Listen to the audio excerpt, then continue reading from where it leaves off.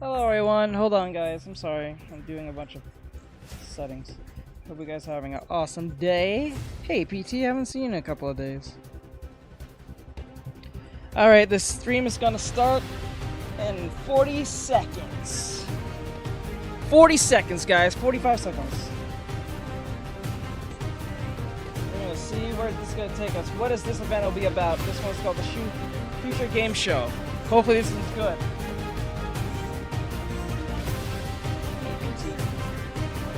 What's up, man? How you doing, man?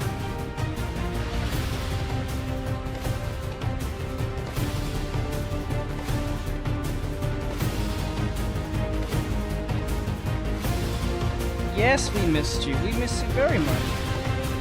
Always miss you. You got Starblade on the mind? I got you, bro. Actually, Starblade 2 makes me want to play Starblade 1 now. Let me turn this down. It's too loud. It's probably echoing. Alright, it has started! Let's see where this takes us. This time I'll be more closer to the mic because I don't think I was loud enough last time.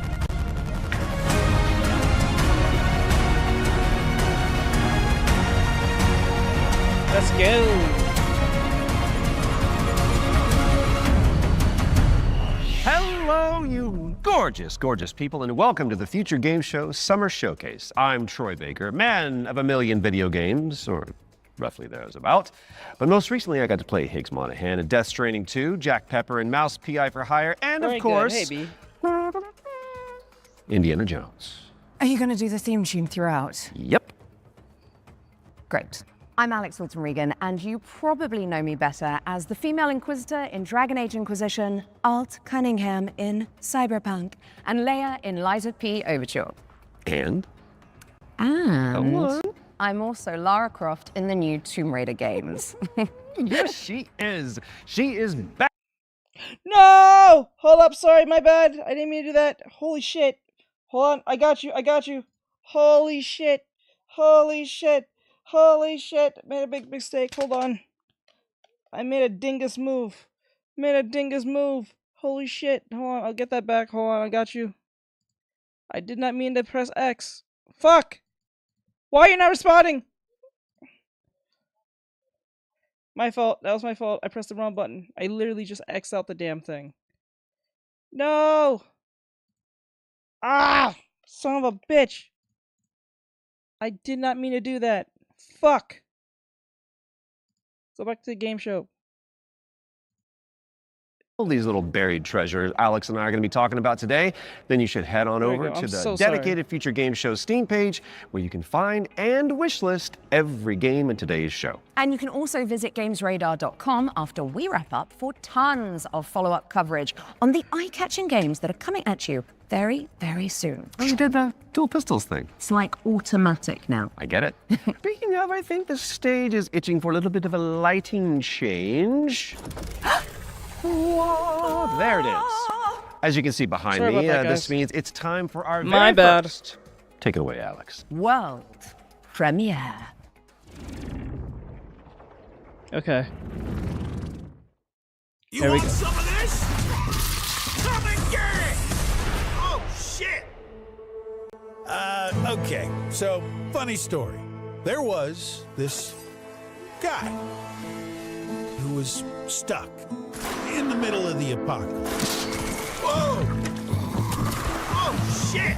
You know, Chop Freddy, barbecue time, baby! Is this Dead Rising? Totally Bro, is this Dead Rising? Freddy here, Freddy there. Fred.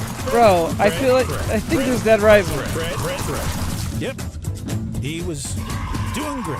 I got you, bro. All he wanted to do was just find one living, breathing human being, for crying out loud. Down here, goddammit! Was that too much to ask? We can solve this problem once and They're for trying to make a vaccine. Hey there, you wanna come? He did find some friends. Yeah, I'm in the chat right now. And then this guy showed up. Great name. I think this is Dead Rising, no shit.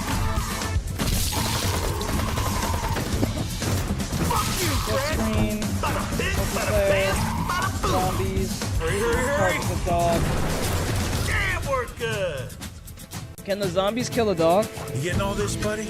Arizona The guy in the story? That's me. Could just call it Dead Rising, honestly.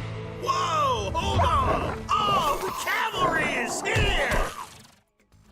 Arizona Sunshine is a flat-screen remake of the beloved VR game of the same name, built from the ground up by its developers. Bro, it's coming I soon so to PC thought it and was Dead consoles. Rising. No And shit, now I'm it is time for a closer look at War Dogs from Team 17. It's a 100-player War tactical Dogs. shooter with a keen Someone in focus the on chat was teamwork, bringing that fortification, up. and destruction. Someone in the chat was bringing up War Dogs. I don't know what this game is. Never played it. Never heard of this. Fight for your one control zone? Okay.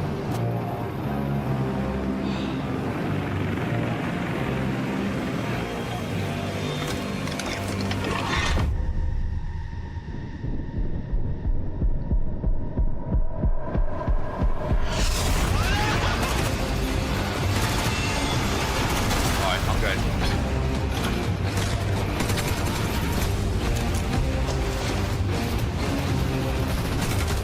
Straight ahead of me, straight ahead of me. Got one. Not a battle royale. I've got deep in, I've got deep in. So isn't this just Battlefield?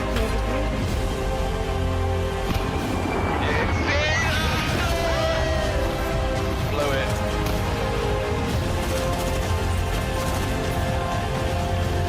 Sniper on top of the tower. Dead.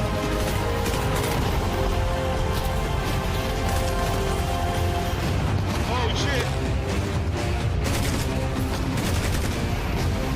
Oh my god!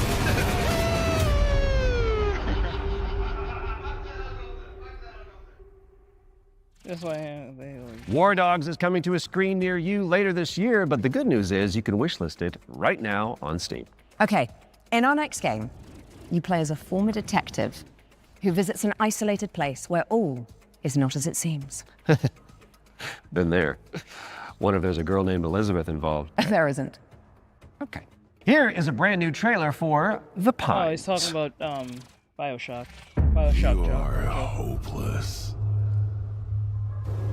helpless, heartless, worthless. Bro got Why chud didn't you face. move faster, think harder, be smarter. Why didn't you help me? Cause he was probably annoying, bitch.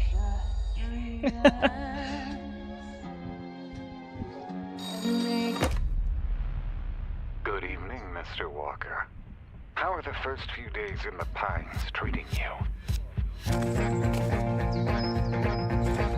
Oh, but you don't want to go into the forest, dearie. Her mouth, bro. What the fuck is happening here? Mark Wahlberg slop, people are saying. It's Mark Wahlberg swap. That's mine, and that also mine, and I won't part with any of it. Including you. People say Alan fake. Making Alan Wake jokes. Alan fake.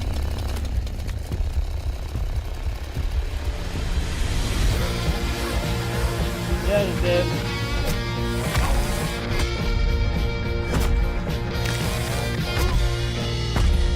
Well, I'm sure you'll fit right in.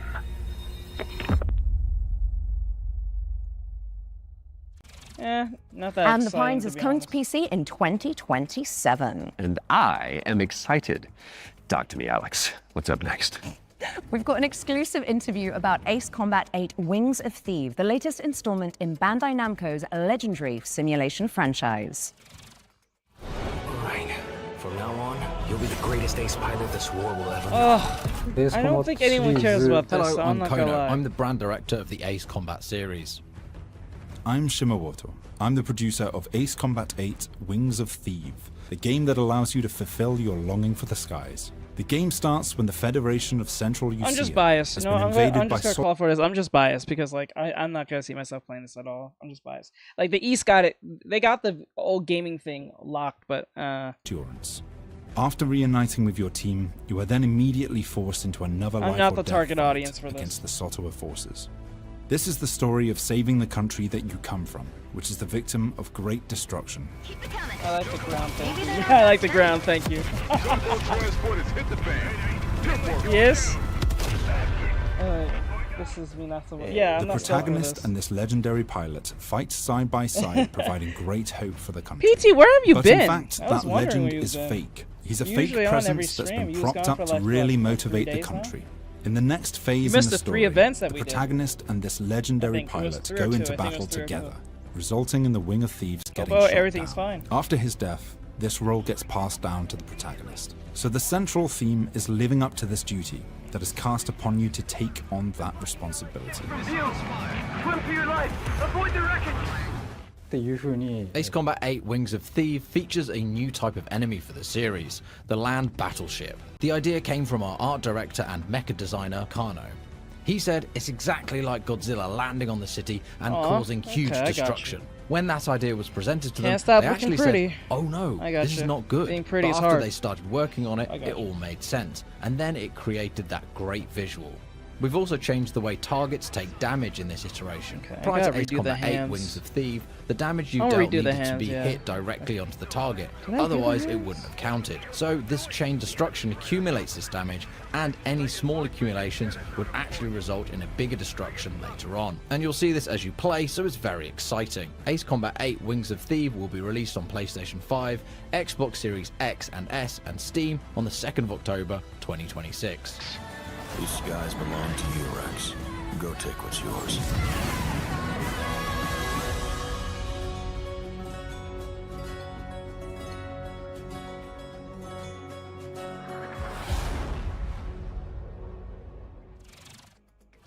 Ace Combat 8 Wings of Thief is coming to PC and consoles later this year. And we are heading backstage now. Oh, good. I could use for a cup of No, coffee. Troy, babe.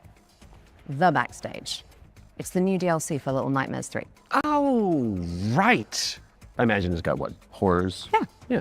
Smiling producers with their clipboards, sweaty cheese plate, craft services. Or an evil puppeteer and an army of shadow monsters would make a bit more sense. I hate when they yeah, try that's to better. do Let's see these that. stupid bits. I hate this. Just tell me the game. I hate when they try to do shit like this. Right? How dare you let your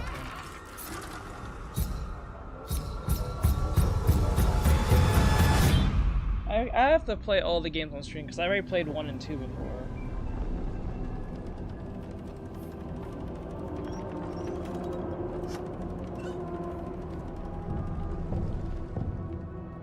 Oh, you don't like it?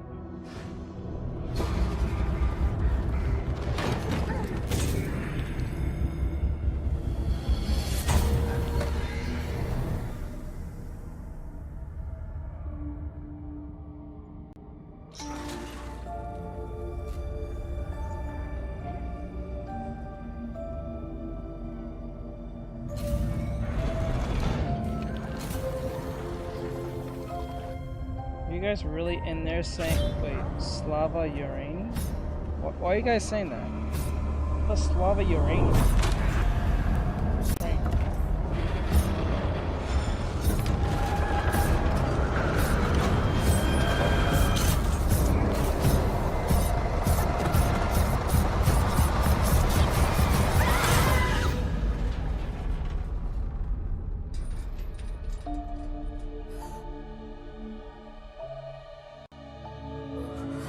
Dead? I guess someone didn't make it. Okay, I'll play this. I'll play it on a stream. I may have to get all the games at once. I'll get the bundle. And the backstage is a brand new DLC for Little Nightmares 3. where you can explore the dark underbelly of the Carnival in solo or co-op. So you really should reach out to your most fearless friend You guys are ASAP still because asking it for is Destiny? launching You on June 12th bitches are for horrible PC and people. consoles. All Stop right, asking. Now it is time to check out Enginefall, a post-apocalyptic extraction shooter set on a series of colossal megatrain. It's like Snowpiercer with crafting. Ah.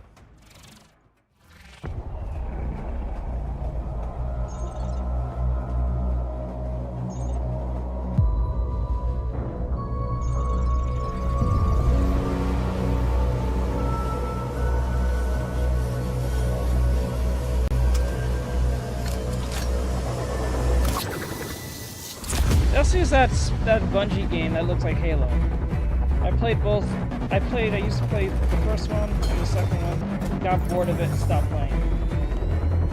After a while playing Destiny, you gotta be pretty rich to play all the games. You gotta be dropping about like $500 to $600 and that should play that game. If you want to play like Destiny 1 all the way to Destiny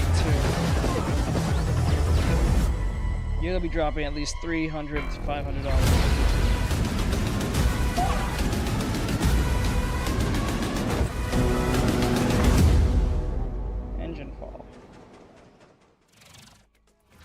Make your way to first class, which is the only way that Troy Baker travels. True.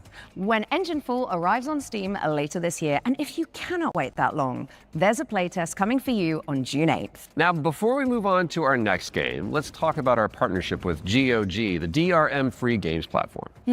We've joined forces so that FGS viewers can get 15% off the entire GOG catalog with our discount code FGS15. You do have to be a new user, and the offer is only valid for the next 7 days. So, get to browsing and fill your boots with some good old games. And don't forget the not so old games that are on there either. Okay, let's check in on the upcoming remake of Gothic, a genre-defining RPG from the early 2000s. Now, if you like medieval adventures like Kingdom Come Deliverance or The Witcher, this next one is definitely for you. We already saw this in the lineup from the, I think, the Sony one, I think.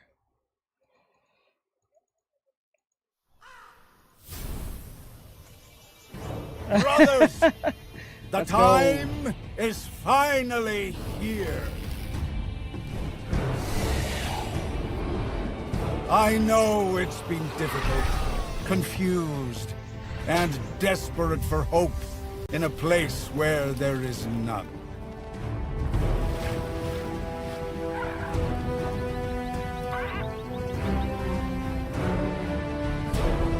All these years, the unbelievers mocked you for your faith. But do you know what I see? I see strength. I see men who live for a higher purpose. Men who, like me, have seen the glorious age the Sleeper will usher into this world once he awakens. Tonight, we shall show everyone how wrong they were. Sleeper, awaken!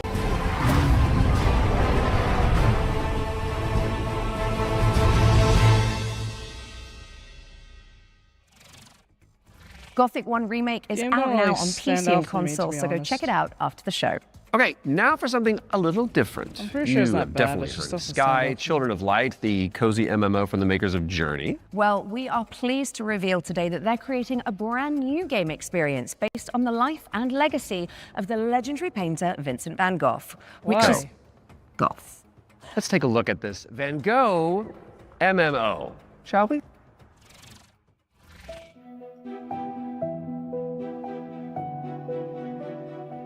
It's one of those artsy things. It's just not for me.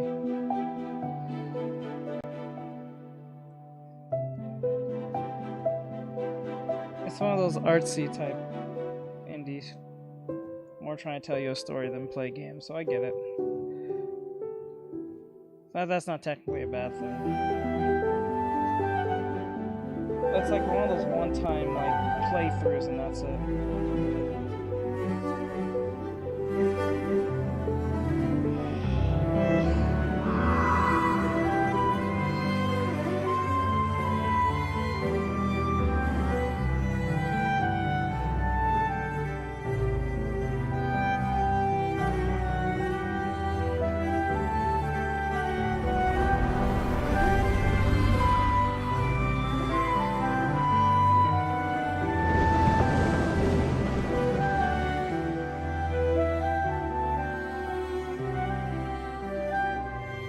music's nice.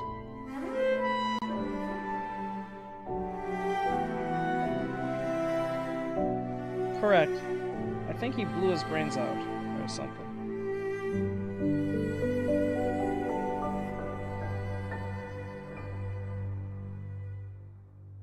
Yes, I think he blew his brains out too. Sky Children of the Light's Vincent van Gogh think he was experience extremely, launches on the 17th of July and includes an disturbed to a in-game degree. gallery Not his featuring some paintings, of the but, like, artist's as a most person. beloved paintings. I learned something today. Okay, it's time to take a peek at Halloween the game. We've got a first look at the single-player campaign where you play as Michael Myers himself. Are you? Oh yeah, baby.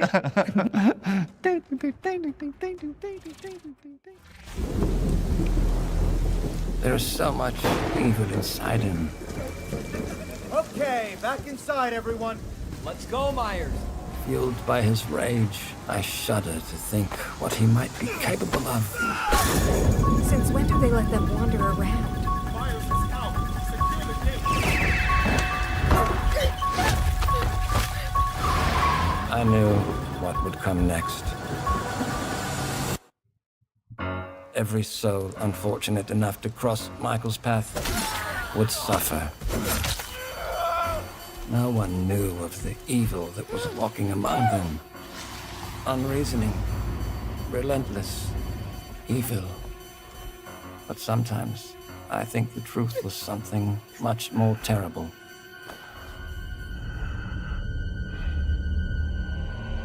I wonder if perhaps Michael is able to actually move through Big- shadows. Big D-Rams. Big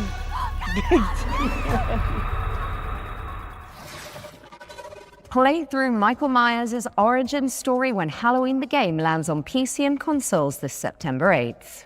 Next up, we've got the launch trailer for Realm of Ink, an indie action roguelite with a brushstroke art style.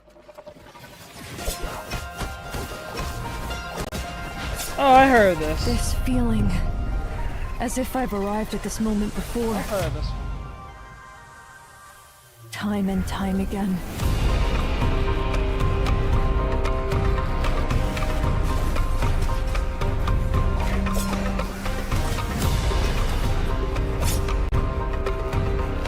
I'll be the one to choose my It's a destiny. roguelike. Thank you very much. My blade needs sharpening. Oh, yeah, Your I skull made- should do the trick. Oh wait, I think you showed him. Didn't you send it with a trailer? Quite a curious little thing. Either clear the path or I'll clear right through you.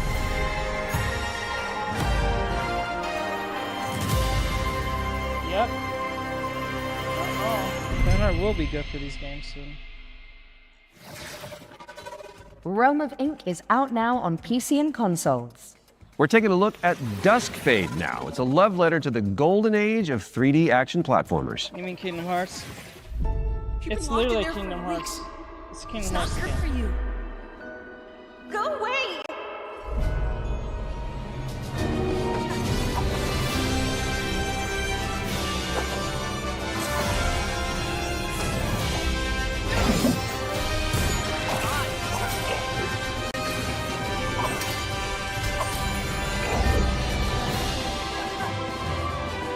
Yep.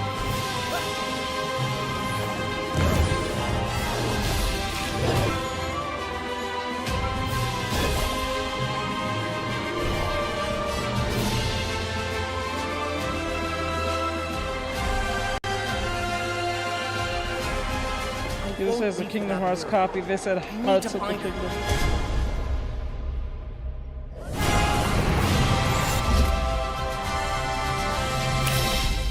Like, look at the weapon.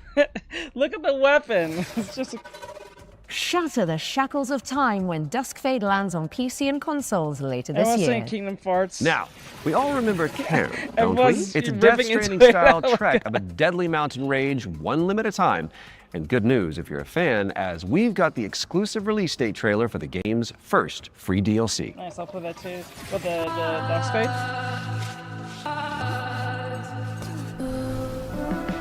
Yeah, I got you.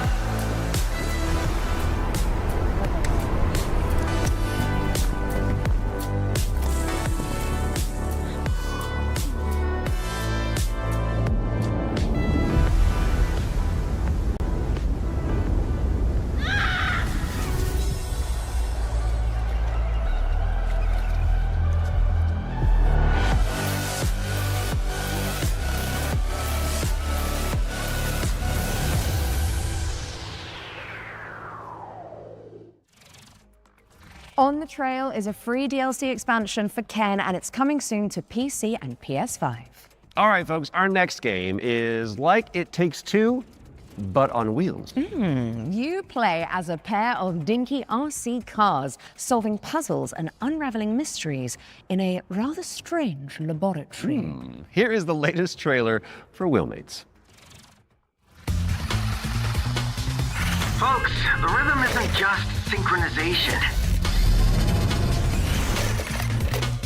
It's the weaving of two minds into one.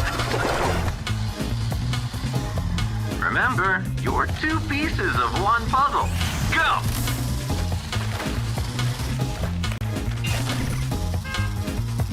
Someone said divorce sloth.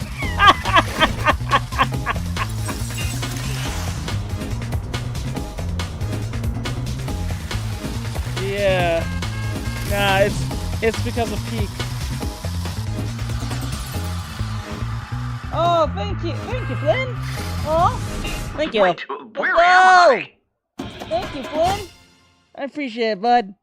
Thank you, Flynn. Yay! Wheelmates is launching later this year, so you can check it out with a friend. I think it's in tow. because of Peak. And now for something completely different. We've got a cinematic trailer for the Thank you anime so much for shooter that. WTF, which stands for Waifu Tactical Force. Oh, don't you just There love we go. acronyms? Everyone's gonna say Gooner Game in the chat. Watch. Everyone in the chat's gonna say Gooner Game. Alright, Gooner Slap instantly as soon as they say waifu. Status green. Oh my god. Don't go dying. You guys are losers, y'all. You can't enjoy anything. You guys like your ugly looking old lady simulator type. Stay still. God of War, I hate Jean Grey this bullshit. data. Seems like I get no days off.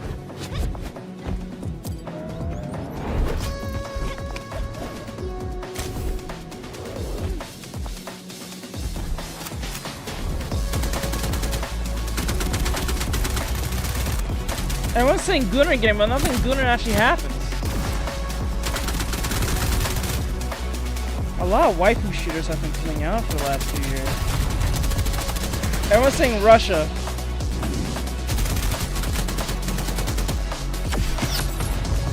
For some reason, I can see this being popular in Russia. What the fuck? Hey, thank you for that, Flynn. You gonna say what the fuck? Yeah, we're doing the showcase feature event. Our future showcase event. We did the other events, the other 2 or 3 events for the last few days I wouldn't now. notice a helicopter in my airspace. I'll let my little friend handle this.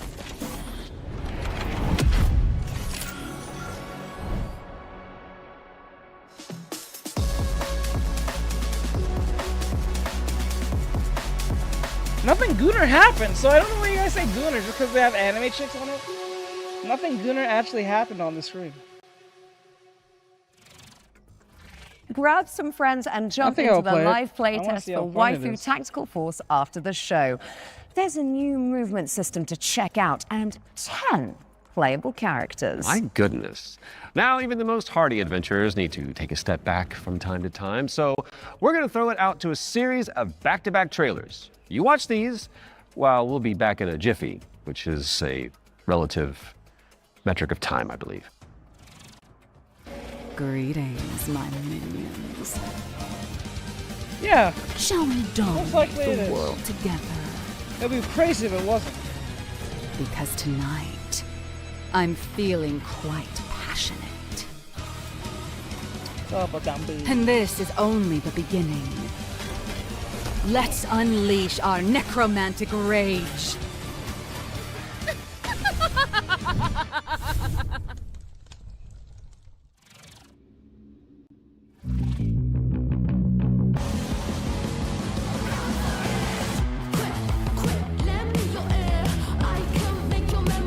They're gonna say wolf. People are gonna be in the chat saying wolf. Watch this.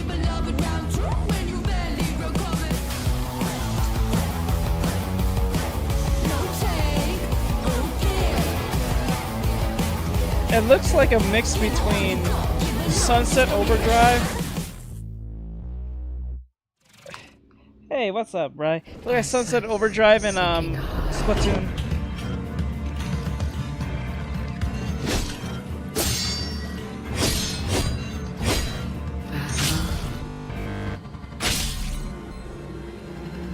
PlayStation 1 graphics. Let's see. PlayStation 2 actually.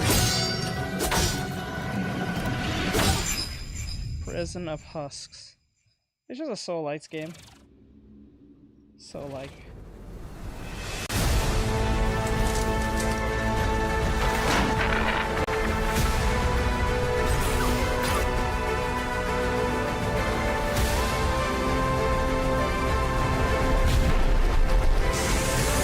Yeah, we're doing awesome, bud. We're doing awesome. Oh.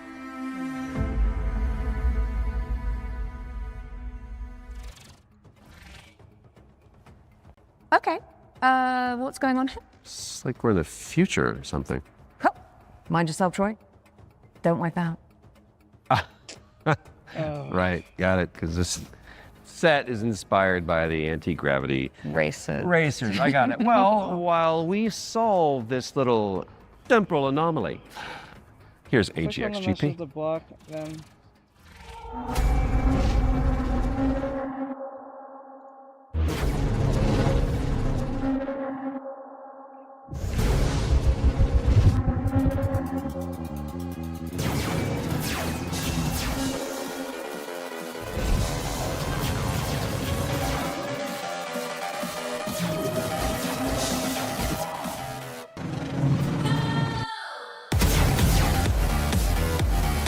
The graphics is nice. The graphics is really good, I think. What do you guys think?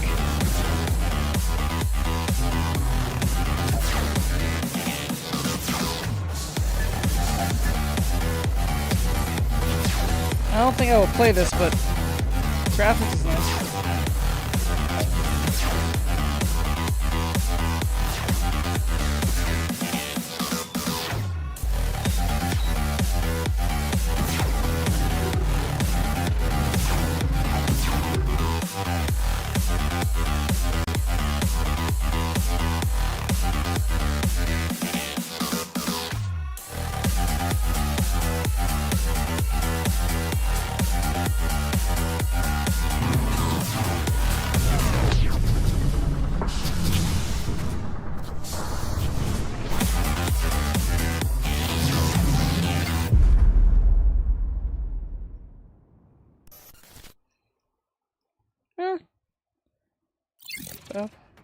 AGXGP is coming soon to PC, so add it to your wish list and Bro, make why sure can't we you get check an out the IGPX demo, game? which is coming on Monday.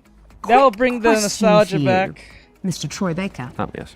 Have you ever wanted to be a sentient guitar? Actually a dream of mine. It's very strange of you to bring that up. Well, I've got good news for you and I've got some bad news as well. So the good news is that the next game that we're going to announce lets you fulfill that fantasy. I'm listening. But you're stuck inside a haunted music school. There it is. And all the teachers are trying to kill you. Oh, don't fret. Classic. Oh yeah, don't fret. I have heard this. Welcome. It was Welcome. supposed to come out We're last year, but never absolutely did. thrilled to have you here at Harmonic Heights. You know what I need? A derby car crash game. I think that exists already. I want you to know, I always loved you.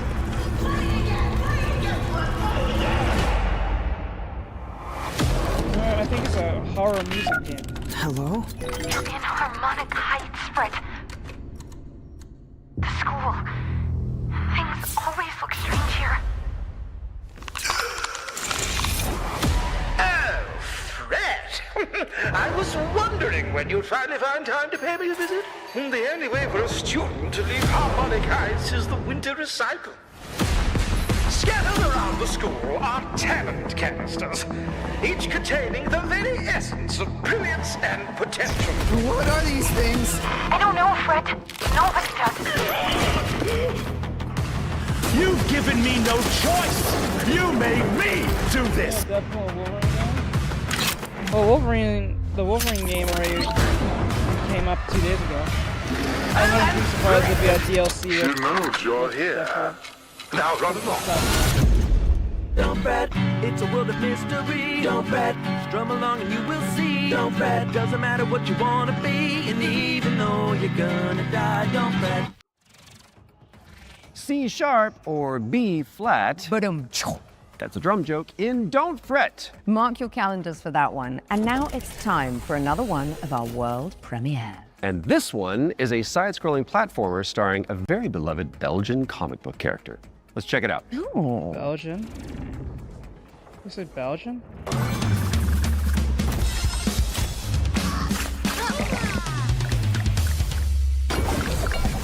Oh wait, I've seen this character at least one time.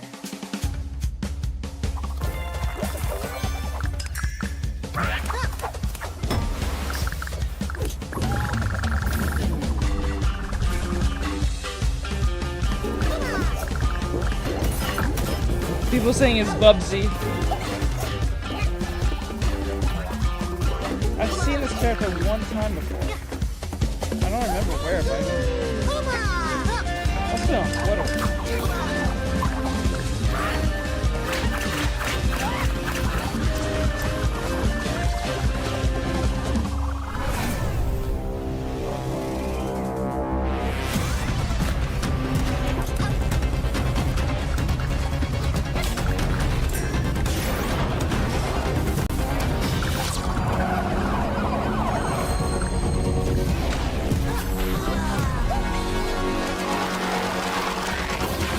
They said Timu Crash Bandicoot. Timu Crash Bandicoot. Marsupilami 2 Salsa Colombia, try saying that one 10 times, is coming soon. So wishlist it now whilst I'm fixing my twisted tongue. And in the meantime, there is a brand new trailer for Dinghai, the Ocean Pillar, an RPG roguelike where you face off against demons and ancient gods. 老君，你这破炉子，这回又整出啥鬼东西啊？此帖将立三主，老道赐名定海神针帖。义父举治水已10年，却突然音讯全无，天穹之水忽又倾泻而下，究竟发生何事？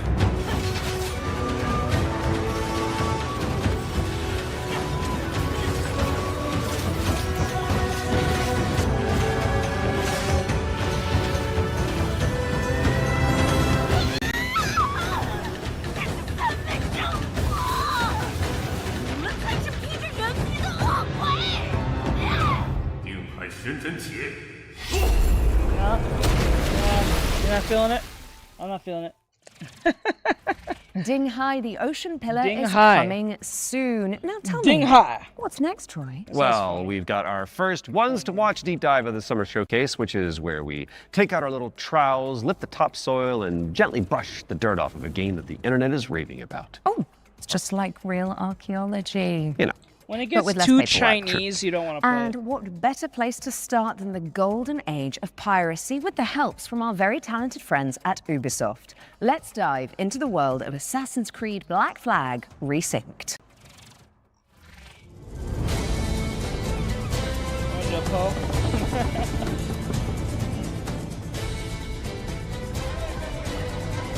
Hi, I'm Richard Knight. I'm the game director for Assassin's Creed Black Flag Resynced with Ubisoft Singapore. Assassin's Creed Black Flag Resynced is the old experience you know and love. Edward and his tales in the Caribbean of assassins and pirates, but modernized with today's technology and gameplay. The latest version of Anvil has helped us a lot, both in terms of visuals. We now have ray tracing and global illumination. But it's also a big deal for us in terms of gameplay too, with night and day affecting your stealth. There's weather that can affect your visibility, both at in the ocean and Black Flag.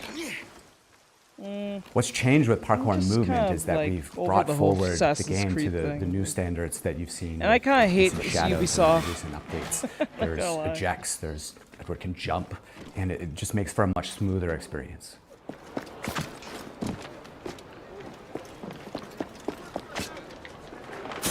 A lot of the new gameplay with Assassin's Creed Black Flag Resynced involves these new officers that you can find and recruit. When you first run into Lucy, she's a wanted criminal, and you'll just hear it as you're walking around Havana that there's money on her head, right? Which is, you know, music to Edward's ears. Ah, here's somebody I can work with. And as you find her, she's got this whole plot line involving her family and the family fortune, and she would love to work with you, but if you can't deal with her problems, she's not gonna help you. You don't mince words, do you? I suppose I could look around, see what needs doing. So each of those characters has a story to tell, and on top of that, we also have a new tale involving Blackbeard, which, you know, for fans of Blackbeard, you know, to learn a little bit more about him and Edward and how things turned out in the game, I think will be really exciting. Were you attacked? Other way round. It were Blackbeard who struck first. Opened fire on a British man-o'-war, the pillock. When we were going to remake Assassin's Creed Black Flag, we had to focus on something, and that focus was Edward's story. If we can't nail Edward's story, you know, there's no room for anything else. And so we put everything possible into nailing that. So we still have a modern day gameplay and story to tell, but it's now kind of in the name. It's Bro, not you just sound nervous as Black Flag shit. remake, I don't it's know Black what Flag it is. Resync, right? So why do you sound we're so the next fucking nervous? modern You're making me AC, and nervous. So our modern day continues from what players I don't know made what us it in is. the You're making me shadows. nervous, buddy. Of course, we brought back the underwater diving sections from the original game, where you take the diving bell and you see know, how it's just beautiful me. the Caribbean can be when you're underwater. But the other thing we've added is now you can swim anywhere, just like in any modern AC game. So sometimes there's treasure to find, certain quests. You know, there could be a certain cave you're looking for, but it's also just about freedom of approach. Sometimes to get to a certain island or a certain location, maybe you can't find the right place to get to with the jackdaw, or you just want to take a shortcut and just go swimming. It's kind of up to you. Captain's gone over! So with combat, we've gone back to the basics, and we've come up with Mermaids? a new system that fits Isn't more this- of a modern is there mermaids in sensibilities. this It's game? more skill-based. It can still quick and brutal if you know how to play, but it's also something that works well for players who learn how to play.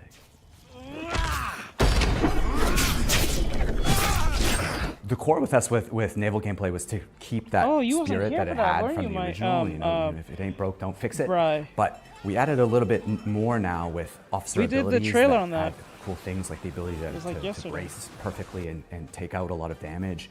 And also the new alternate weapons, which allow you, while you're aiming, to switch between weapon modes with different ranges and damage, so that you can kind of adjust to the fight rather than have to fight everyone the same way. Assassin's Creed Black Flag Resynced is coming out on July 9th for PlayStation, Xbox, and PC. Thanks for watching and enjoy the show.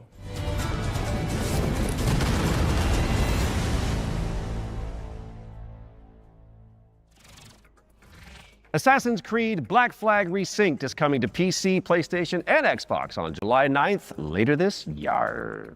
We were doing so well. Yeah, there was That a was at Monster least Hunter trailer tasteful. we did yesterday. Speaking of taste, from the other if your event. appetite I think for it the was seven yesterday or seas is still 2 yet to be days ago. salted, It's called Monster Hunter I'll stop. Wilds. you can find out Sending. even more about that one by checking a- out I the think it's an hands-on preview expansion, over to be on honest. I don't think it's a GamesRadar.com. new game. Now, we've got a very special treat for the blasphemous fans among us. I was thinking Let's about take a buying look. it because it looks fun, and it looks like they fixed all the issues that was causing all the problems.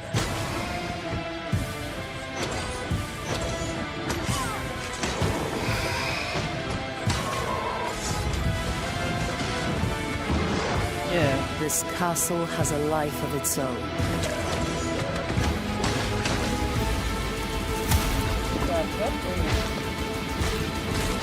Greater than that which still beats in my own heartbroken chest. This is Heretic. I remember, I think it's called Heretic. I think it's called Heretic, I think. Let the curtain fall. Oh, Blasphemous, I'm sorry. Sorry, my bad. That was Heretic. Blasphemous. That's right, Blasphemous 2, The Third Sin, is a free content update that adds an entire area to the game. And it's out now, so you can play it. And let's be honest, with all the new enemies, probably die a lot. Right after the show. Best of luck. Okay, Defender of the Crown, The Legend Returns, was revealed during our spring showcase earlier this year. But we've got a first look at gameplay coming at you right now. Decide a kingdom's fate when Defender of the Crown returns, featuring the original strategic adventure and new ways to play. Retro Mode presents the complete 1986 edition of the game, preserved in all its glory. Classic Mode adds modern refinements, renewed clarity and polish. This will bore the shit out of me, I'm sorry. This might be up some of y'all's alleys, but it's not. This will bore the shit out of me. And introducing Kingdom Mode, a brand new roguelike of dice, decks, and destiny. Forge your battle-ready deck and cast your fate into the fray. Chart your rise to rule all of England as you go on campaign to outwit your rivals. Unlock new tactics and new dice to strengthen your claim to the throne. 3 modes, 1 legendary experience. Defender of the Crown. Wishlist now. Defender of the Crown, The Legend Returns. Lands on PC and consoles later this year. So get it on your wish lists pronto. And I think I'll handle the British accents from now on. Okay, Troy? Aww. Sticking with the historical theme, here's some exciting news about the period shooter Hold Fast, Nations at War. Boring. Boring. Boo. Boring. Tomato, tomato, tomato, tomato, tomato. This is fucking boring. I'm sorry.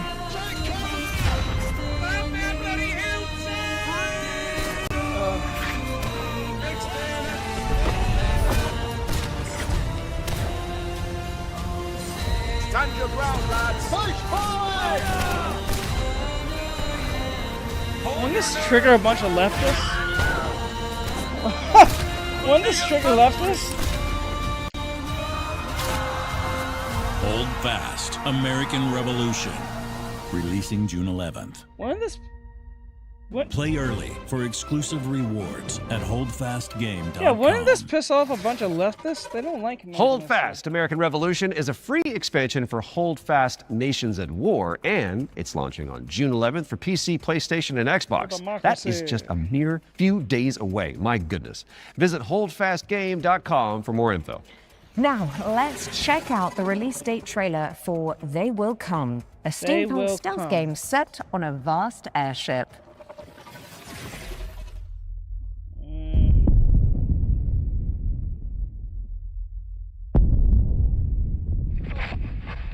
Benjamin, are you there? Yes, I'm scared. I don't even fully understand why I made it. Maybe it was the power of the idea. I guess I pursued it as a failsafe for the future, to be used in fighting enemies of this dark world we now live in. Your mother always said that if I continued making it, they will come. Forgive me, my son. I have doomed us all.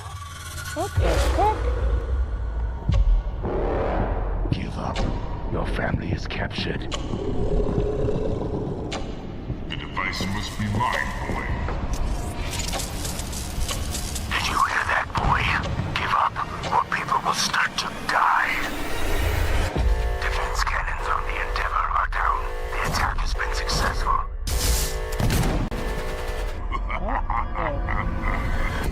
I call this white boy terror simulation. White boy terror, run, white boy, run! No, you should say that. That should be called They Will Come. No, it's called White Boy Run. Right now. What have you got for us next, Alex? Well, it is that time again, Troy. We have another world premiere for a cosmic White city Terror, builder where the you game. craft thriving habitats to funny. rescue long extinct animals. No, White Flight. I'm sorry, that's funny. I'm sorry. Welcome to Bioden, a cozy management No game attack on white people. where you will build a self-sustaining No attack on white network people. of structures. I have no issue all with white working in people. harmony to bring extinct I just thought it was animals funny back with the to little white life. guy just running like that. It's funny. You've been sent on this planet by your guild with one purpose: to restore it. White or flight? No, it's just called Your white flight. arrival on this wounded planet will be one of discovery and exploration. Resources are scattered across the land. Search for them. Everyone's saying, God, as this each shit. one What is the fuck is essential. this? People are saying, what the fuck is this? As your I thought colony they did takes the shape, cozy game your section buildings already. will need power. They and redid the wholesome sometimes event water. already. What the fuck is Connect this? them together. Weave a network across the land. But plan This with is a care. cozy game. Why is this in Every here? structure you place carries a cost, nudging pollution upward, pulling against the very mission you're here to fulfill. People say B planet movie game won't 2. heal through structures alone. Oh wait, is this Spore? Bring species together, help them settle, and let the cycle of life begin again. Is this like Spore? Inside your dome, you'll welcome back dozens of extraordinary species, each one with its own needs. Gather DNA samples, place your cocoons, and carefully tend to the conditions each creature requires. But remember, even within the dome, each decision, even small, has an impact on your planet. This is This Spore, world is waiting to be cleaned, but like restored, nicer and gentler without and the brought back to dick life. monsters running around. Your planet is waiting for your arrival. Wishlist the game and play the demo now on Biodome. Steam. This is Spore. Bring nature back to life in BioEden, which is coming soon to PC. BioEden. Now, those of you in the Biodome. Lovecraftian loop will know that the Sinking City 2 is just over the horizon, looking These all are brooding games and I mysterious. don't have no interest in just so like my far. co-host Troy. There has been Really? There has been a game Absolutely so not, far darling. that No. I'm like Well, super excited. here's a release for, date like, the trailer other where you'll find events out that we when did. you can finally dive I don't into see the it. flooded survival horror adventure. I don't see it so far.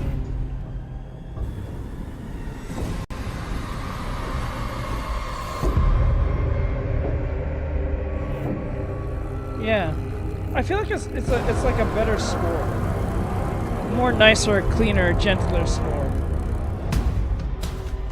Oh my god.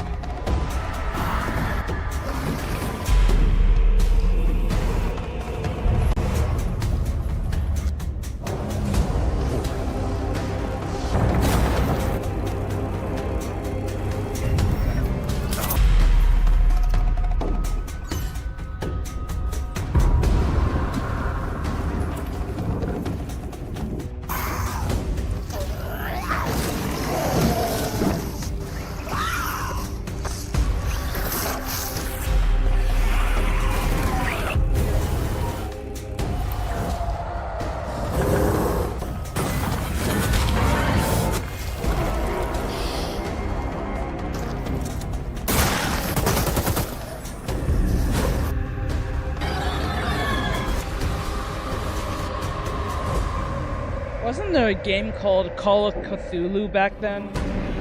It was a game called Call of Cthulhu. It was in the early 2000s. I wonder why that never got a remake. The Sinking City 2 is just a few This short looked like weeks this away, one could've been and that. there's a demo available to play right now on Steam. So go check it out. Just don't listen to the Call of the Void whilst you're in there. Pro tip. Time to lock in, folks, as we get a world premiere up next. Now, If this it is, one like, is an I don't attempt know, I to don't revive consider it that too scary golden when you era fight- of early fight back. skateboard games. You know, when Tony Hawk was at the peak of his powers. And who better to tell you about it than Stair Meyer, one of the world's most talented modern skaters and an Olympic hopeful to boot.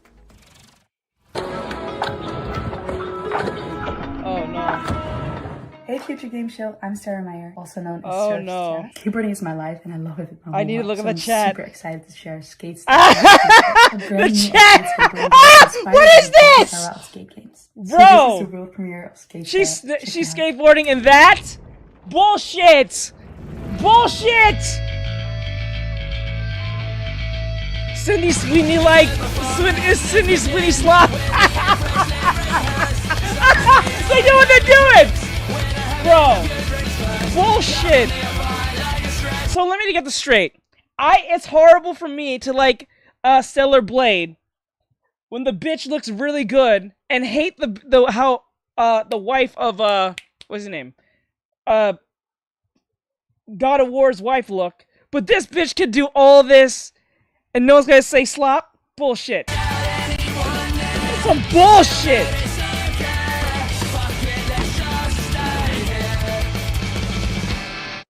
No way. No one's buying this. No one's buying this. Wishlist at the ready because Skate You know what's Stair gonna is happen? coming to PC and They're gonna buy this just to mod it to put her in a bikini. No one's saying gooner shit. That's wild. You motherfuckers don't say gooner shit to the anime game with the guns running around, but you will not say gooner to the chick who's literally titties about to pop out of the fucking brassiere while she's doing a nollie kickflip. Fuck out of my face. I made this expansion of Vampire Survivors called Emerald Diorama that was very expensive to make, but we gave away to the players for free. And so I started for a way to do some spin-offs. No one knows who that bitch is. I tried to get in touch with other teams, indie developers, to see if they were interested into working on some of these spin-offs. One of these we released just a little while ago as Vampire Crawlers. It's a game based on specifically being able to play at your own pace, play your cards effectively as slowly or as fast as you can. I got a lot of other ideas, but there's definitely more a spin-off coming, especially after seeing the success of Vampire Crawlers and that it paid off to effectively try and to do something unusual, but always following the same idea at the end of the day, which is that I am the first player of my own games. So we're just gonna bypass the bitch who was in a brassiere almost in her titties. So I want to make these other games and wanted to find a new name for them effectively. So again, I tried to grab Survivor, think of something stupid, and that's how Survive-a-thon came up, which is short for Survive a Ton. Very soon we're going to see the first game in this lineup, and people should expect a game like Vampire Survivors, that the whole point, with a different spin on it. And this spin can come from a different metagame or different feature that they serve, a fact that doesn't actually fit Vampire Survivors, but would fit different gameplay mechanics. I'm not planning to let go of Vampire Survivors anytime soon. There is still, the community is huge, they want more content. We're going to release a new DLC quite soon. This DLC initially was supposed to be just a little add-on to the Legacy of the Moonspell DLC. And as it's very common for me, I start something really small and it ends up being way too big. And so now it's got its own life.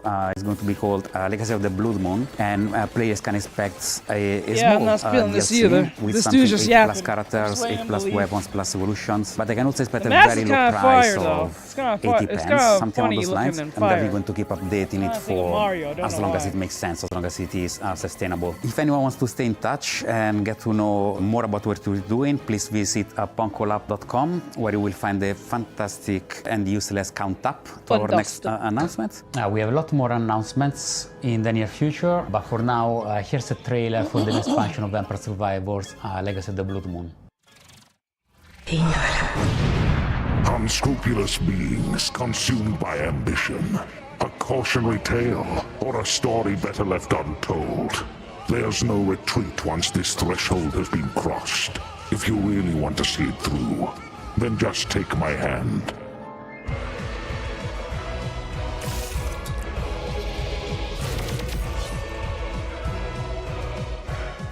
The blood of malice ensnared the night shadows, and by unholy communion a macabre dance began.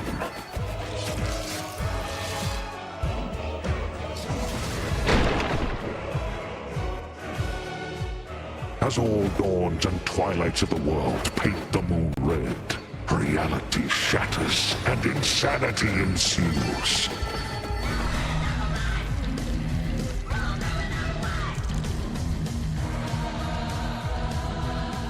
Ashtart found the immortality she sought, but only in the flesh, her soul taken as a toll by the abyss.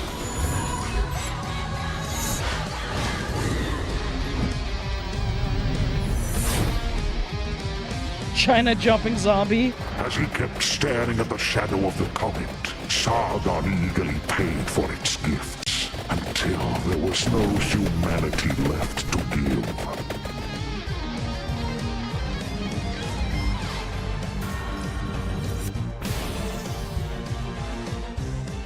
At the top seat of power. Val was so high he couldn't reach anyone anymore. And What's the matter, Sil? solitude turned into eternal madness.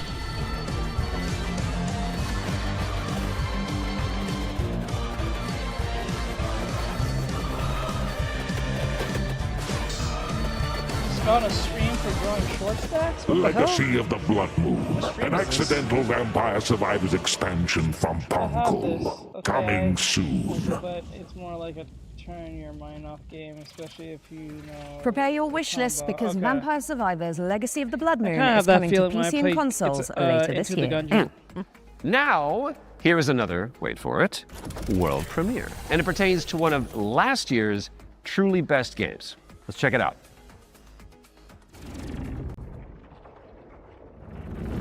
Entry 3452, 2 days until sunrise. Mission scientist, Jan S. Dolsky. If I never wake up again, know this. The Oasis survives, even under the destructive sun. I must go underground. Next entry, another 13 it's a podcast game, you're not wrong. If you're still out there by that time, don't give up. I know it's trying to tell us something. Next cycle, we need to be better. I don't know.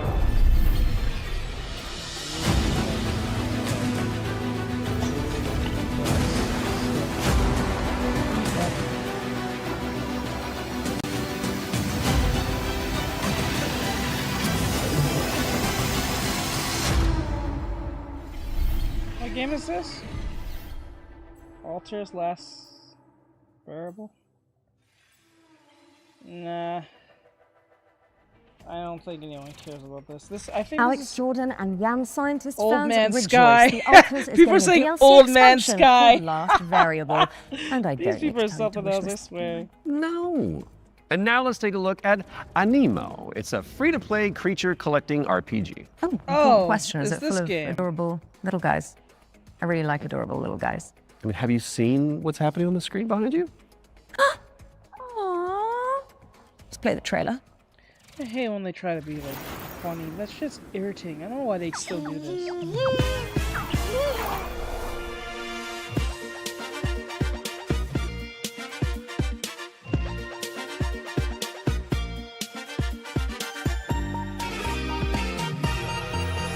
A golden light awakens, a silent ancient call through every shifting season. Where endless Yay, furry game. Timu Pokemon. Palymon Slop. So they put Pal World in the Pokemon called Palymon Slop. Oh my god. Oh, you can play as the Pokemon. Oh, you can play as them.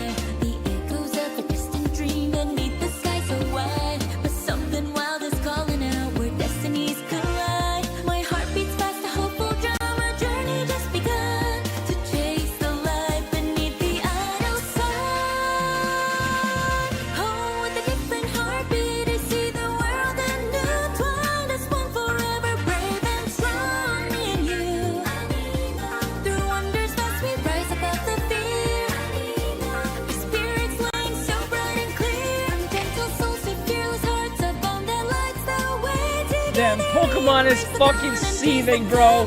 Game Freak is fucking mad, bro. They are fucking mad. Ever since they lost that lawsuit with Pal World, everyone's just taking their time with it. Just slowly giving it from the back. Let's go, Pokemon. Just give it to you from the back. Clapping them cheeks.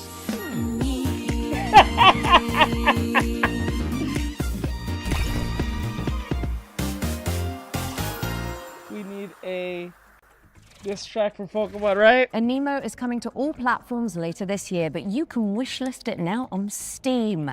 Oh, I can see Gotta you're catch 'em itching all, to explain people. this next one, Lawsuit Troy. 5, it's a little 4. rash. There's You no can get a cream for lawsuit, that. motherfucker. Once they So lost this from is Cordora. from It is Pal the World, four-player psychological nothing they can horror do. game that opened the Spring Showcase back in March. Cool thing is, it's got enemies they'll that sue, but they mimic won't your win. friends I might play just to this. freak you out. And the developers are back with a closer look. The Amano right. game? Amano, I think it's How did you know that? called? Amano? Maybe you're not Alex after all. Tell me something that only Alex would know. You can't prove that. Okay, she's real. Roll the trailer. Now. Really cute. It's a simple job. What is this game again? It's like an Among Us type game, if I remember right. It's an Among Us type They game. may be your crew, but inside the maze, don't trust anything they say. Hello? Harry? Where are you? I'm here. Harry? Mike? Wait, there are roses. Mike, I found the radio. Cool. I'm here with Harry. What? Harry? Dead. Mike? The night will twist your words All right. Keep straight. Yeah, they're using the whole like and it's a take your body. Where are you? Mike, is it you? There are roses. Are you alright? Joe? I'm here with Harry. Oh, crap. To hunt you down. yeah, they're doing the whole like it's a mimic type shit. For you see, And that got real popular real fast. I won't let you go.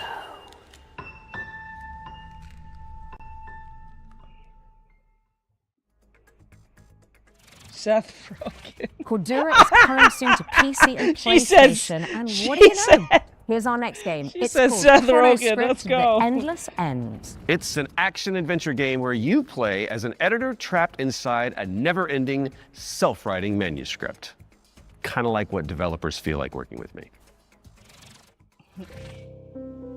Yeah, you gotta get it right. Too many games are now doing the whole you mimic arrived thing, and you earlier can't than tell. expected. Like, Welcome this just to my ruins the whole writing room. experience. Usually, the mimic is not that good. You must forgive me for breaking our promise. The manuscript is still incomplete.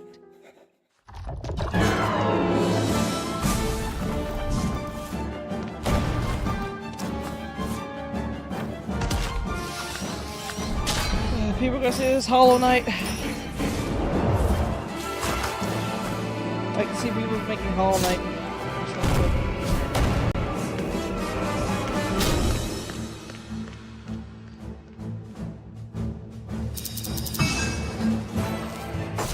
My dear editor, I must return to my scripts. I do hope you enjoy what lies beyond the end of this endless story.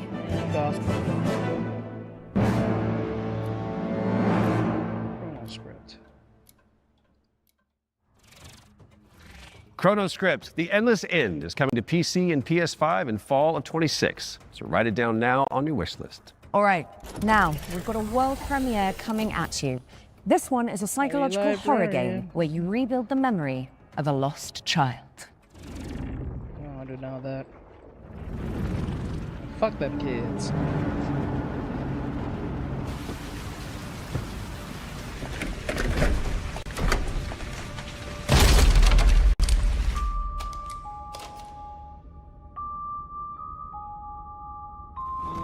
Told you I was gonna fix it.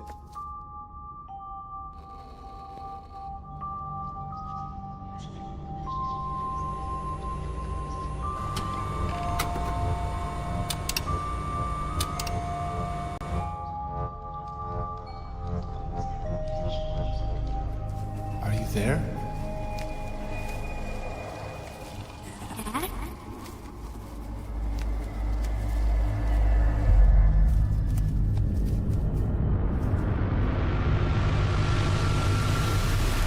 People know when you try to contact the dead, that always goes wrong. That never goes right.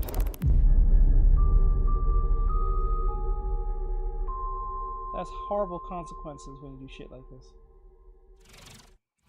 That was your first look at Impermanence, coming to PC in 2027. And if you're 9 hungry times for out of more 10, amazing the games thing that just you're like that talking one, to for 9 stay be- tuned after the Exodus extended probably not gameplay even reveal at the end of the failing show for the return of FGS Live from Los Angeles. Our hosts are in the City of Angels to bring you all the latest news from the summer gaming events, as well as some of those wonderful world premiere trailers you love so much. Fuck 'em In fact, off. here's a little teaser of what you can look forward to.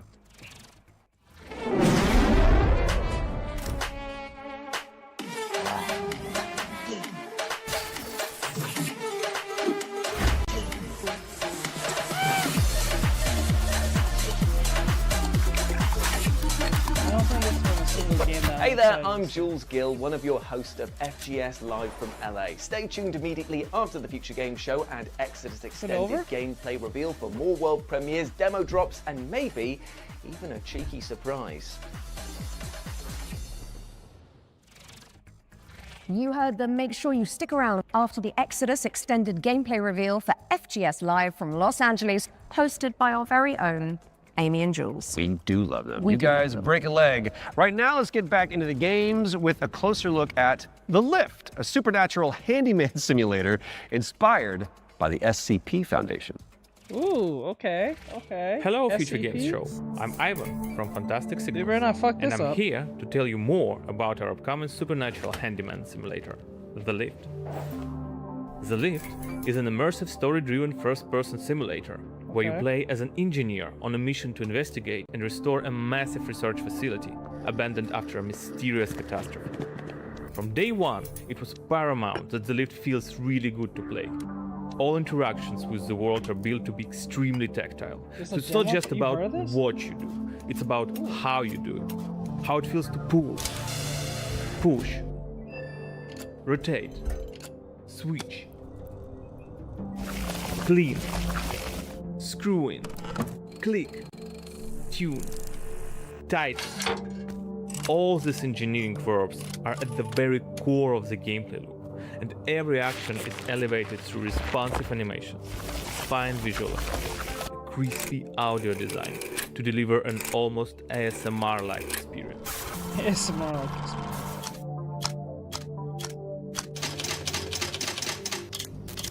Well, what do you remember, bud?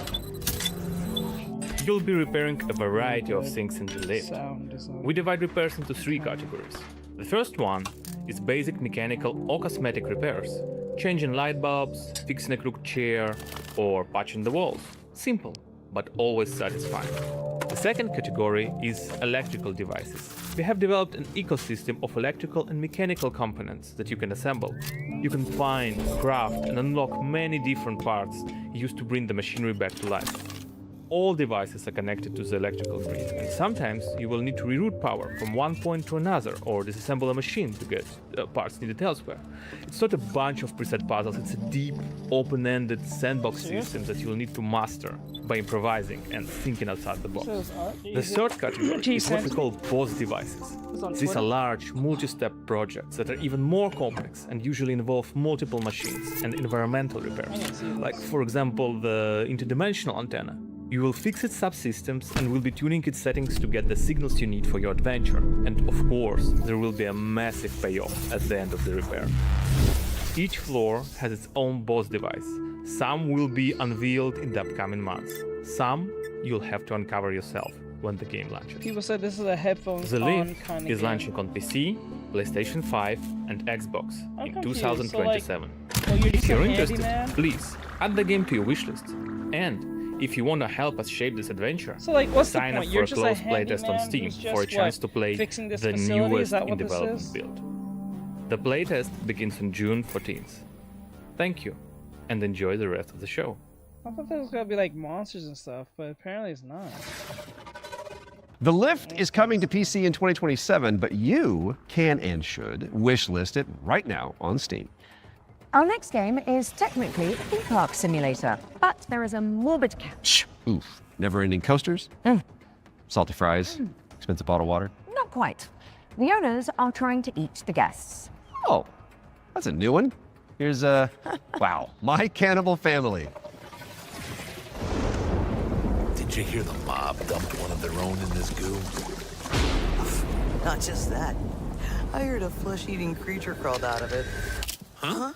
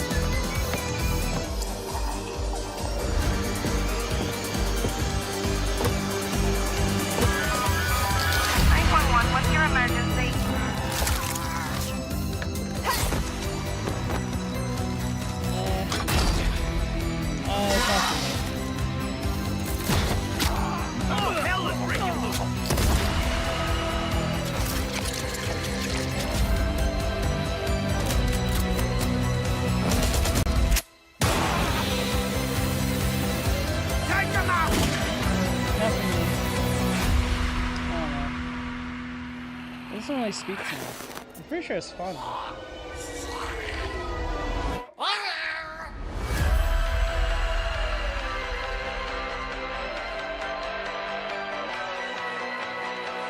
Alright, bud. Be safe. My Cannibal Family is a cooperative theme park simulator with a terrifying twist, and it's coming to PC, PlayStation, and Xbox in 2027. And here's a dark fantasy extraction game where you team up or go solo to take down enemies corrupted by the blood of the gods. This is Mistfall Hunter. You gotta be like pretty prolific not to be caught eating people.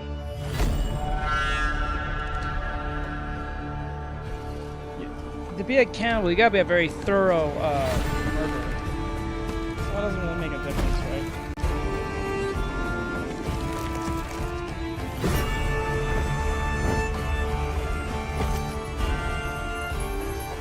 Oh, she got some heavies.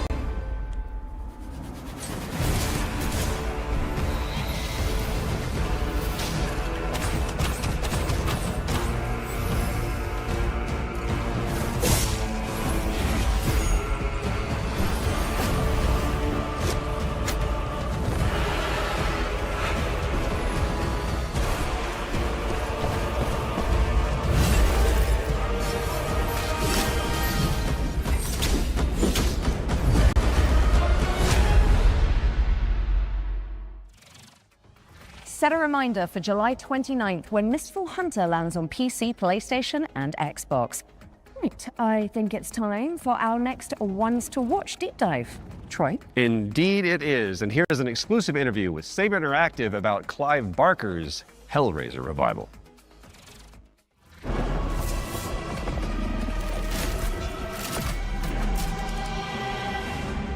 Hi, I'm Anthony Default from Saber Interactive, and I'm the narrative director on Hellraiser Revival. The backstory for the player character Aiden is that he's this guy who has his entire life been consumed with yearning. From an early age, he's sought out crime, drugs, sex, danger in order to feel more, to experience more. By the time we meet him, he's met a kindred spirit, his girlfriend Sunny, and the two of them— You should find Jesus, get some God. —have entered this infernal spiral into depravity. You crave what we offer, your desires so plentiful. In the game, you'll use this mysterious puzzle box artifact called a configuration to wield the powers of hell, to burn, penetrate, slash, rip apart your enemies. And also, it's a puzzle box, so you can manipulate it yourself to solve puzzles and ultimately save yourself and your girlfriend from the powers of hell. It is done. It was incredibly dear to us to stay true to the Hellraiser franchise when doing this work. So we went back to the first and second movie and to the novella that he initially wrote that it was all based on, The Hellbound Heart. Tried to kind of blinker other influences out, and we just studied those until we found what really resonated with us. Follow her, for we have such sights to show you. So in the game, the force of opposition that you'll be fighting is broadly on two sides. So on the first side, you have this cult that's obsessed with the Cenobites and with trying to create their own Cenobites on Earth, ones that they can control and use in order to essentially grant themselves infinite pleasure. So this cult, they're trying to find a way to advance their goals, and to do so, they need this Genesis configuration that you're wielding. You need the Genesis configuration to complete your bargain and try and get Sunny's soul back. The second category of enemy is what we call the unworthy. So these are beings who have used configurations themselves in the past, and in most cases have been like interred into the labyrinth where they've been tortured for some sort of eternity, and who are now released by the actions of the Genesis configuration and are seeking you, thinking that you're their way out, you're their way to freedom. So they're these depraved, decrepit souls who are desperately trying to kill you and take what's yours. Clive Barker's Hellraiser Revival is coming to PC and consoles in 2026. We've got plenty more to show you throughout the year, so stay tuned. You can wishlist the game now to join in, or you can follow us on social media, where Pinhead himself will often be in the replies. Thanks for watching, and take pleasure in the rest of the show. It calls to you. Make your devotion known. Is he talking about the voice actor? Clive Barker's Hellraiser Revival is coming to PC, PlayStation, and Xbox later this year, so go pin it onto your wish list. Because of the pin, got it. Yeah. Well, it is time for another world premiere, and this one is a medieval Metroidvania starring a plucky little snail. And most of these games are not all that appealing to me at all.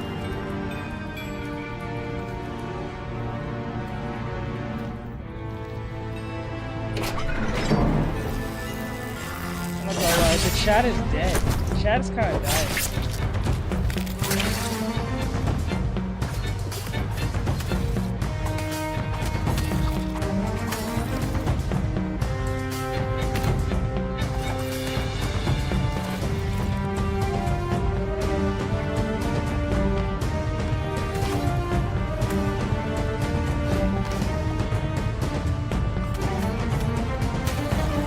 When I look at this, okay.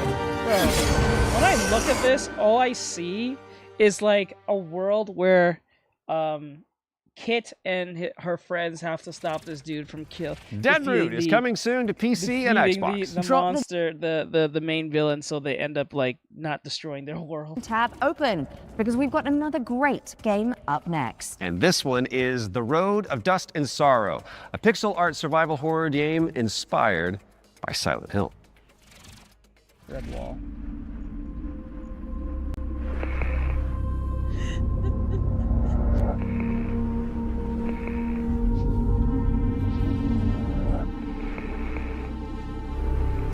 Right?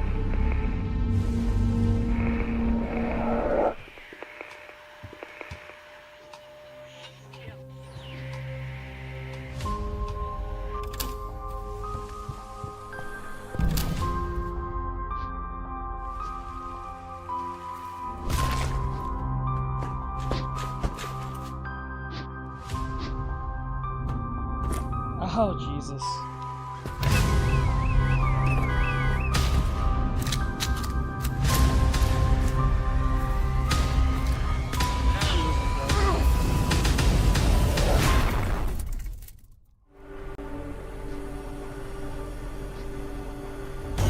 I don't think she'll be able to survive that.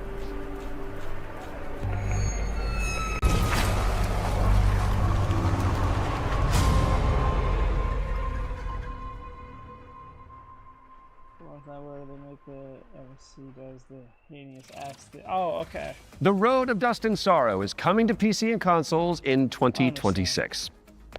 Okay.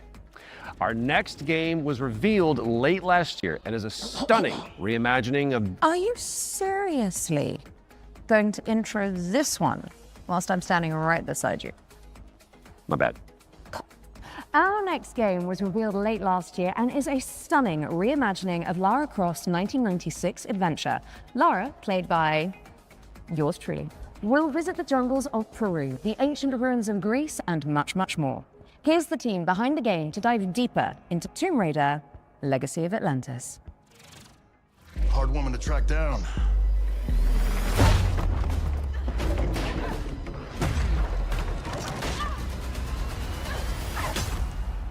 Well, you found me. Hi, I'm Hao Cicada, game director at Crystal Dynamics. Tomb Raider: Legacy of Atlantis is a stunning reimagining of Lara Croft's debut adventure. We've taken the legendary 1996 game and completely reimagined it from the ground up, with jaw-dropping visuals, modern gameplay, and a few new surprises. All while honoring the spirit of the original. Players will explore these extraordinarily dangerous worlds that have been lost to time. We're talking jungles of Peru, crumbling ruins of Greece, and the deserts of Egypt. Every location is packed with ancient artifacts and hidden secrets. Whether you are a longtime fan or someone picking up a Tomb Raider game for the very first time, this is the definitive way to experience the adventure that started it all. like this. I like it. We're not trying to say sorry to back in 1996. some bullshit. With Legacy of Atlantis, we really wanted Laura's traversal to feel distinctively for tomb raiding. I It's ain't saying sorry precise, for it's shit. athletic, and deeply connected to the environments she's exploring. This is Laura at the top of her game. She's come through the Survivor era, emerged as a confident, accomplished adventurer, and you will see that in how she moves. The swan dives, the handstands, the acrobatic flourishes, they're all connected to the expressions of her character. 2013 version? And it's a lot of fun to watch it, but it's even more fun to play. It's important for us to distinguish that this isn't a remake. A remake rebuilds what already exists with modern technology. Tomb Raider Legacy of Atlantis goes further than that and truly reimagines the debut game, all while keeping its soul intact. Environments are larger, iconic moments like Laura's battle against the T-Rex are transformed into epic gameplay encounters on a cinematic scale. The puzzles in Legacy of Atlantis are really satisfying. You're manipulating water flow, redirecting light beams, you're activating pressure plates, deciphering ancient symbols, all of it to unseal secrets that have been locked away for centuries. Every solution requires you to piece together what you've uncovered and think creatively in how to do it. And then obviously there's combat, which you've got Laura's iconic dual pistols, plus some other weapons that you can unlock along the way. This is the legendary adventure fans remember, reimagined in ways that weren't possible 30 years ago, with some new surprises.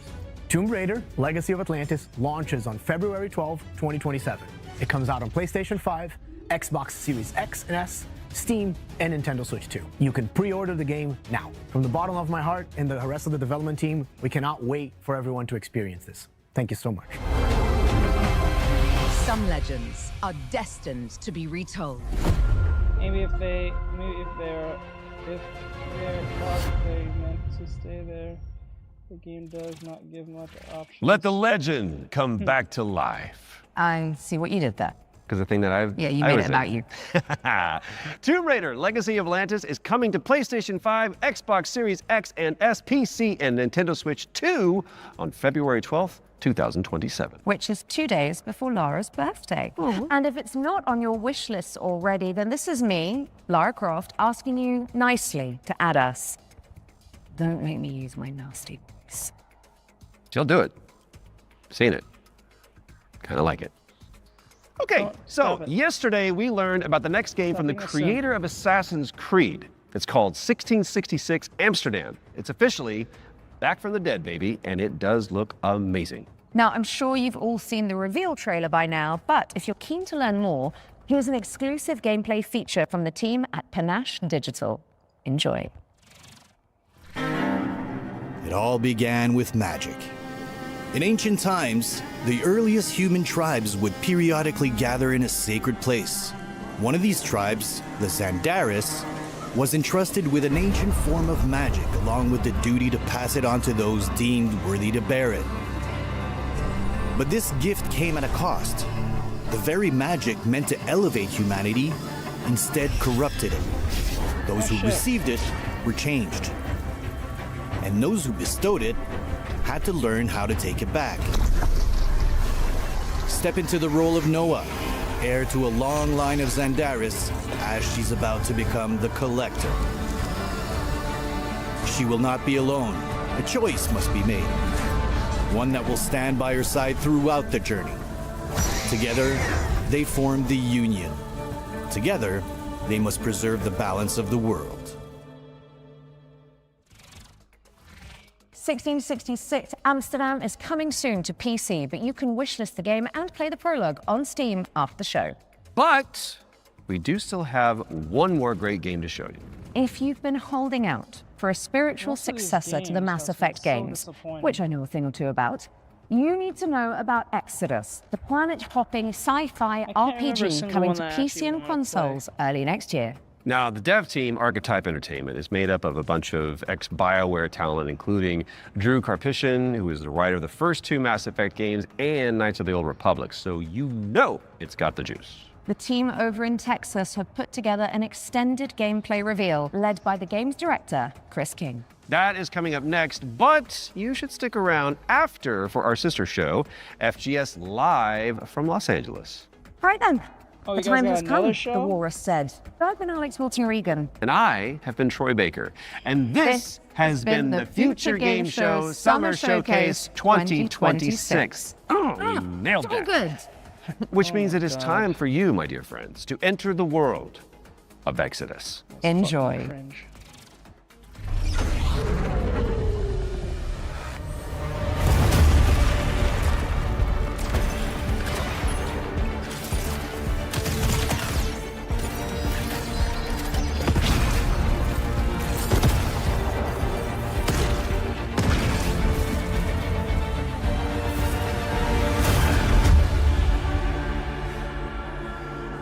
Oh, so we stopped acting for Destiny? Hey Let's everyone, go. I'm Chris King, game director on Exodus. In Exodus, you play as a traveler, venturing on dangerous missions deep into space, in search of powerful alien remnants that can save your dying homeworld. You'll journey to deadly planets, derelict ships, and the remains of lost worlds, while using your wits and teamwork to survive the terrifying creatures that try to stop you. Along the way, you'll choose who to fight beside, who to fall for, and who to leave behind. Who to fall for? Oh, You play as June Aslan, a lowly salvager living on the outskirts of Leiden. This is where his story begins, alongside his awakened friend Houston. June, hey, come on. Houston? I'm here. Are you? Yeah. How do you Yeah, I guys think feel so. about this show? I feel disappointed. June was orphaned from a once powerful family. He has a unique and mysterious genetic trait that lets him interact with ancient celestial technology. And it's this trait which might be the key to saving your home planet. Shit. It really works. Salvager's dream. You'll be able to customize your June as a male or female, with several options to adjust your appearance. At the start of the game, you'll also choose your character's initial alignment, either a virtuous paladin or an ambitious immortal. Drop your weapons. Get on the ground. Lev, don't be stupid. They've got a So it's combat just mech. Mass Effect. Drop your weapons now. These choices will shape your character and change how the world responds to you. Listen to your friend and let this go. No. Not gonna happen, you mercenary scum. I'm not happy with it. I'm pretty disappointed. Let's check out some work-in-progress gameplay so you can get a feel thought for the this was gonna be a little systems, different. storytelling, This is just Mass choices, Effect. and characters that make up Exodus. Bro, it's just Mass Effect. The first two companions you meet are Elise and Tom. Elise is an impatient mech pilot that loves to blow stuff up and leans into brute force. Tom is an experienced traveler who helps teach June the ropes. He tends to be more cautious and provides June with moral perspective. Let's join them as they start a new salvage mission. All loaded up? Oh, I can see the Here's the shippers just storage. salivating Suit. looking at this. Good to go. Where's Tom? Last minute prep. Or drinking. Probably both. Does he do that often? Drinking right before a job? Man's got his vices, but he gets shit done, okay? Oh no. Nothing else to say. I forgot. This is not the early Mass Effect back in the day where you can actually Good. punch a bitch in the face. You made it. Let's hop on. Throughout your journey, So you'll when team you up pick with a the diverse thing, it's crew of gonna be companions, super, like like, Salt, an sanitized. awakened octopus. So if you have like 3 options, it's You gonna be too, so Salt. sanitized now. Not necessary. If you die, I leave. Contract void. Wow. You don't mince words, do you? It's an octo thing. You'll get used to it. All right. Time to move out. You'll also meet other interesting characters, like the mysterious CC Orlev, voiced by Matthew McConaughey. Howdy, friend. Strange times we find ourselves in. Named CC Orlev. In this scene, CC helps out June by giving him a recycler upgrade. With the new modification added, let's see how we can put it to good use in combat. Jim, what's it look like in there? A lot of mercs. But I think I can thin a few of them out without being seen. We got your back, June. Things go bad, we'll kick in that door and come running. How you engage the enemy is up to you. In this encounter, Is that June seriously? has to Wait, deal wait, with wait. a deadly turret, along with Lycan, the leader of the Fire Eaters. He's heavily protected, and things could get out of hand quick. Let's use this Mass new Effect, recycler mod to stealthily take out It some even looks like enemies Mass and Effect. make things a bit easier. About the way I'm running things now. You whining bandits better fall in line, or I'll start taking fingers. Next, let's use the scramble cloak to sneak up on some enemies. Lothar was a shit leader. No vision, no discipline. We're going to do Just to be clear, just because I call it Mass Effect doesn't make this game bad. Mass Effect is a pretty good game. It was Mass Effect 3, or no, it was Mass This Effect turret is Andromeda protected that with fucked heavy everything. armor. Let's toss a thruster grenade to deal massive damage.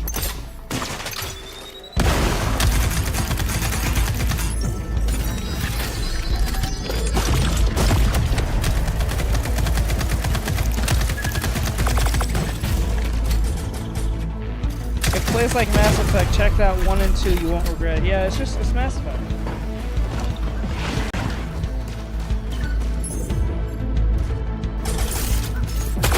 Yeah, nothing. Yeah, even.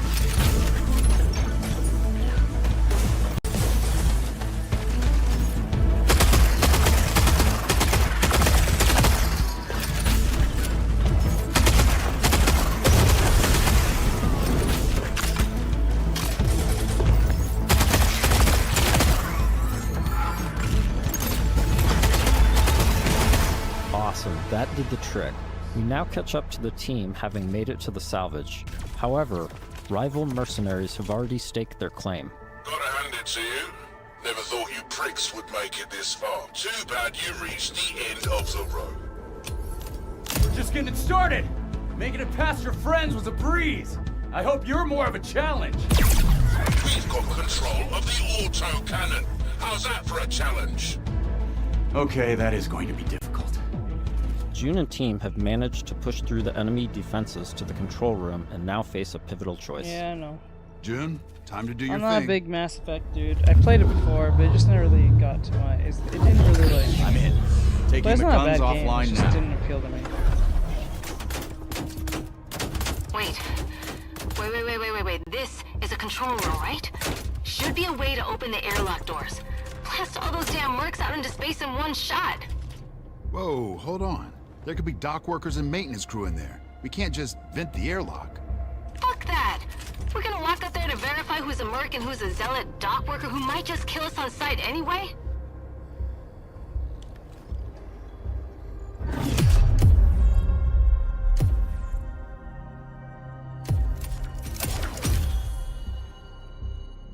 Tom's right. We can't be reckless when lives are at stake. But you don't mind putting our lives at risk? I'd rather die in a fair fight than risk killing a single innocent bystander. Whatever. I could use some more target practice anyway.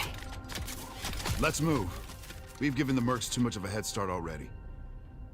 I like how the chick As in you the travel across in the the armored cluster, mech suit you will hear is telling stories us of to those kill a who bunch have of been people when affected you're by in the mech time, suit. like You're in Tom's the mech account suit. of why he can never go Anything, home. you're more safe in there than us. You know the strangest part of being out You here? you're saying let the latch open, let these people get air pressured into Years space. have That's already crazy. passed on Leiden. But you're in the mech suit. The fuck? Exactly. Spend a few hours on this world, a few days, a few weeks. It's all the same for the people back home.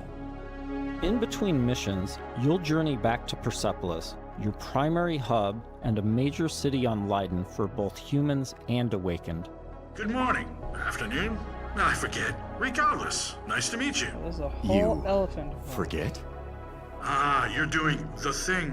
The elephant forgot something. Is it better or worse if I notice or not? Here, you'll embark on new missions, experience how your choices shape the world around you, and meet new companions, like Phaedra Nath, a genius scientist and technician who's eager to help. Oh, I'm sorry. The lights, you need them, don't you?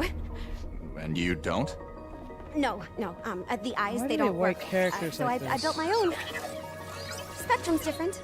External light sources are irrelevant, but it's close enough to what you God, would this call is some Marvel-esque sight. shit. I've seen this character archetype The thousands rot's of grown times. vicious, and it's only getting The worse. super nervous but super People call smart, it radiation, very decay, but it's plucky so but much yet more than that. very nervous It rewrites individual. celestial I've seen this programming. 10 times. Intelligently, adaptively, Jesus Christ, intelligently. I'm so tired of Like this. it's alive. Your homeworld of Leiden is facing Stop extinction using this due to a archetype. celestial virus called the Rot. Someone said this game is for You'll femboys. need to travel across the Centauri cluster. I don't think it's for in fanboys. It just search feels of like it's a possible Mass cure. Effect love letter. Vader's grandfather was a legendary traveler named Elijah Nath. He left Leiden to investigate the Rot before disappearing decades ago. You travel with Phaedra to a planet called Sang, hoping to find some trace of his discoveries. I must thank you for this opportunity, June. For allowing me to be part of this. No Yes, point in right? waiting around. You gotta be a lot more Stop. competent than that. You Sang. can't be just doing all that flaring around. Sang That's is just a very rocky annoying. exoplanet covered in a sulfurous I blame atmosphere. Marvel for that. You'll need to traverse across That the type of deadly character is terrain to fucking discover annoying the after a ancient while. ruins where Elijah's ship Or just crashed. overused way too much. Oh, wow. Not a dead moon at all. Okay, there were Celestials here once. Bry's laughing. He's Along like, with he's Phaedra, escaping we've fanboys. decided to bring Salt. Her long-range sniper rifle and abilities that specialize in confusing enemies. Nothing's should wrong with come the in game. handy. I think it's just a love letter to Limestone like people who deposits like on those some, rocks in the Mass center of the Effect. lake. If I can get there, I should be able to make a I don't path think nothing's across. necessarily wrong with this game. I suppose we'll just, wait, here. Particles and graphics is pretty nice, huh? But, Sang has always been extremely volatile. Completely unideal for civilization, even during the age of the Detoneer. Incredible! Your induction clearly shapes the limestone itself, but what dictates the extent? Oh, so many questions and possibilities. Oh my god. This is already shaping up to be a most fortuitous partnership. Early travelers explored this moon, but they never reported anything of interest. The ones that survived, anyway. Of course, there have always been rumors in certain circles that one of the Detoneer factions may have hidden caches of treasure here. What kind of ghost is that? I don't know, but I'd wager it's not friendly.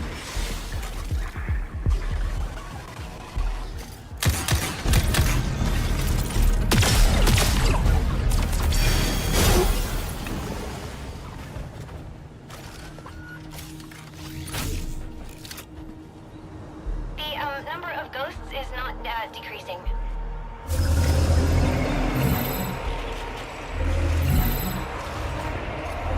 I think this game would have been a lot better if you just call it Mass Effect. This is a Mass Effect game, bro.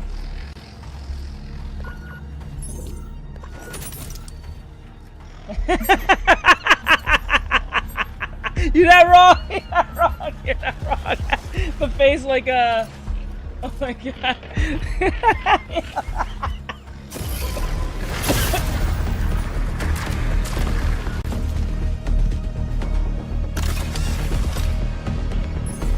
That's the one when they're mentioning Excalibur, right? When they make that face like, oh my god, I can't motherfucker. Excalibur. Excalibur. Interesting. That door is also celestial. It looks like...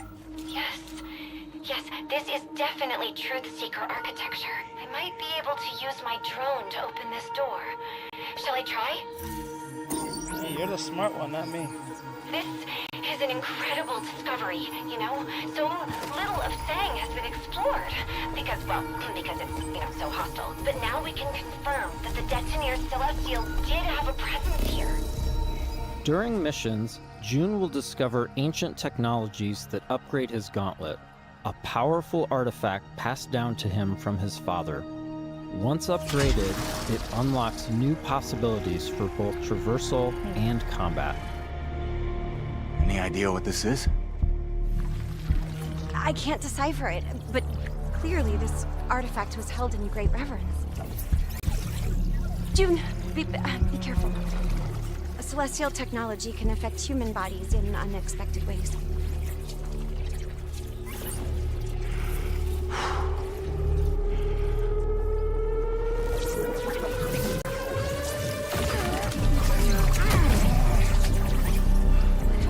Are you all right? Fine. It took me by surprise. I've never felt anything so powerful.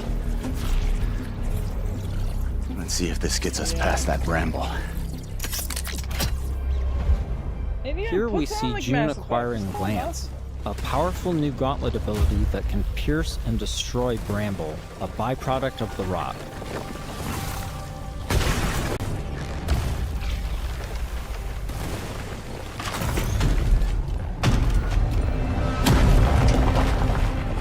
After pushing deeper into Sang, they learn a shocking truth.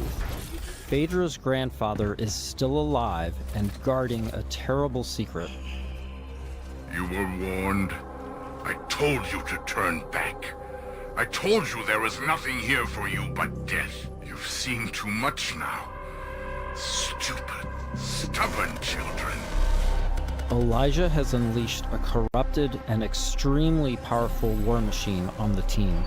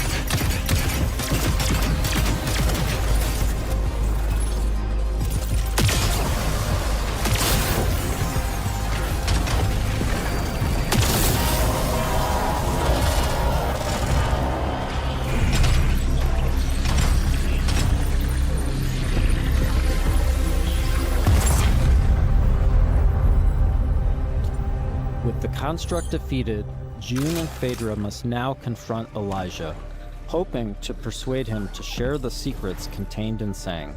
Without this information, Leiden will be destroyed by the rot. This place is forbidden. I warned you not to come here. Throw away your legacy.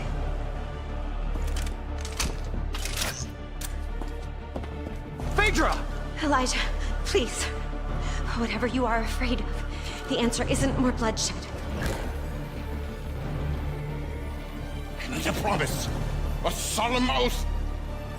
I cannot stop you from claiming the secrets of this world. But my dynasty will be no part of this.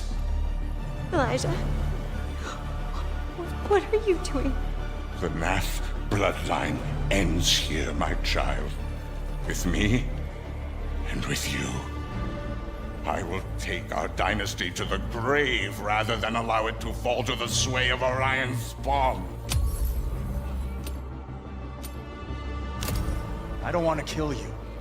Drop your weapon and this doesn't have to end in bloodshed. But my dynasty ends here.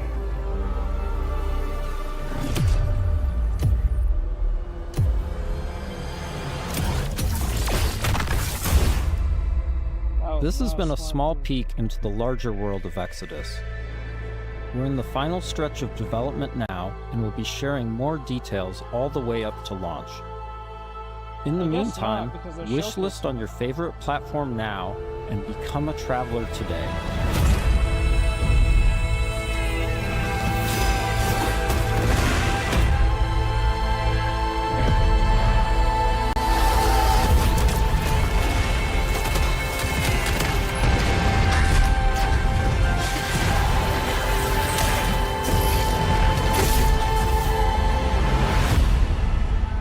I don't think it's much of a spoiler if they're showcasing it.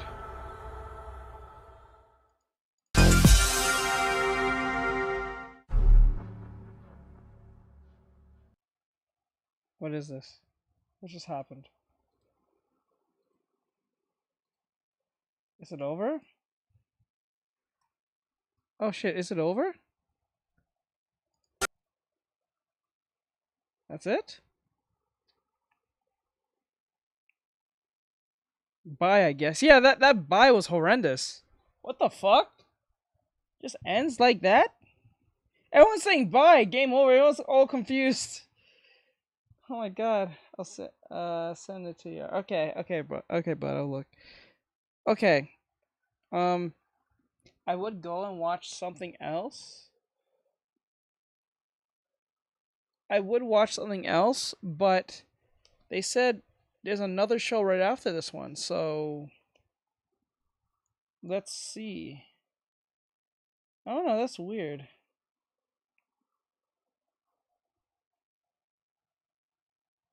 There's a second one, right?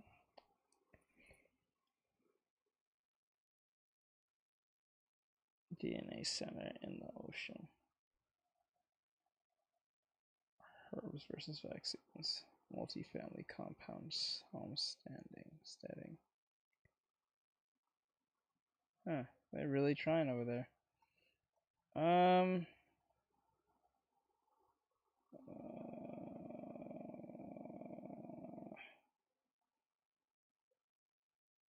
Okay, hold on. They said there was another one right after this one. So, because last time I missed the last one because the last event, because I thought that was it for the day. Apparently it wasn't. So I'm going to see if I'm on the right track. I'll just go to IGN, fuck it. Hey, Allison, how are you? How are you doing? Hope you're having an awesome day. You just missed, we just did the event, day 1 live stream, Jackass something. So what is this? What is this? Talk about their best and last movie. Then we've got a live episode of our PlayStation show, Beyond. All that here and more at IGN Live, and a shout out to the sponsors for making this show possible.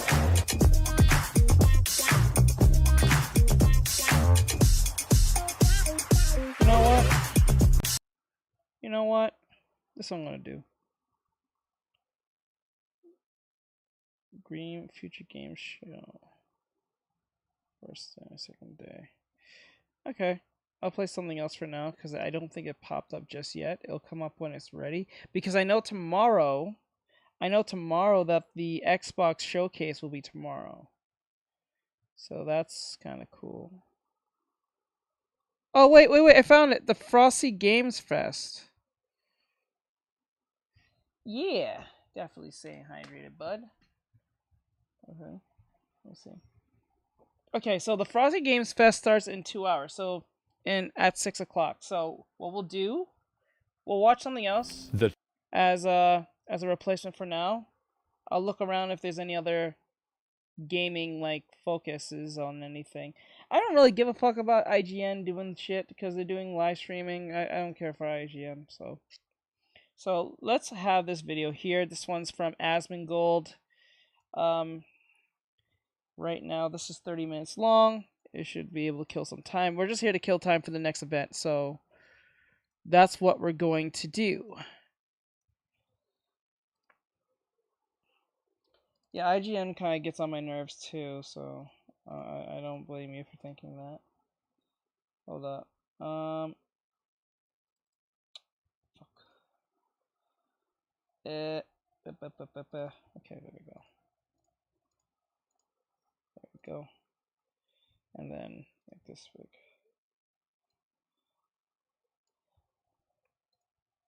Yeah. Alright, so this is from Asmongold. It says, she ruined his life. So I don't know. I know that's a streamer. I don't know his name. I think he's related to another big streamer. I don't think it's Tyler One, but somebody. I think he's related to somebody. I forgot. But we'll get into it. Fuck it. Let's see. The truth about my divorce. Now, from the background, I've been hearing about this for a while. I didn't know it was over until like 2 days ago. So, oh boy. Ooh, it's not going good. The divorce arc? Yep, that's right. All right. It's time. let's talk about the divorce. So I've been away for quite a while. Let me tell you why. At this point, the case is over. I've been trying to get this divorce settled. It was a lot longer process than I thought, and I haven't talked about it in any official way up until this point. There's two different courts. There's the court of public opinion.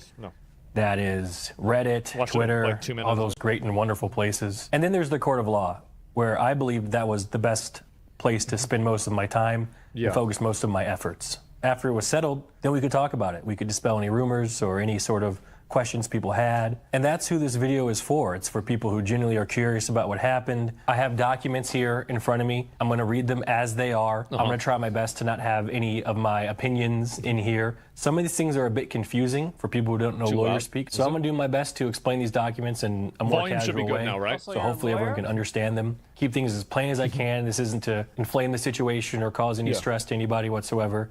I just want to speak the truth, finally. So I want to do my best to provide an accurate timeline of what happened. The divorce was filed by Milena in January of 2025. We had split up the previous year. It was amicable. We tweeted about it on Twitter. Everyone saw that. And the divorce ended up being officially filed by her in, like I said, January. I sent Milena a 50-50 offer down the middle in April of that year. She did not accept it. I did not know what she wanted out of this divorce until mediation. Yeah, this is what made it take so long, is like Milena didn't want to take the 50-50, which is what was crazy. I don't know why that didn't happen.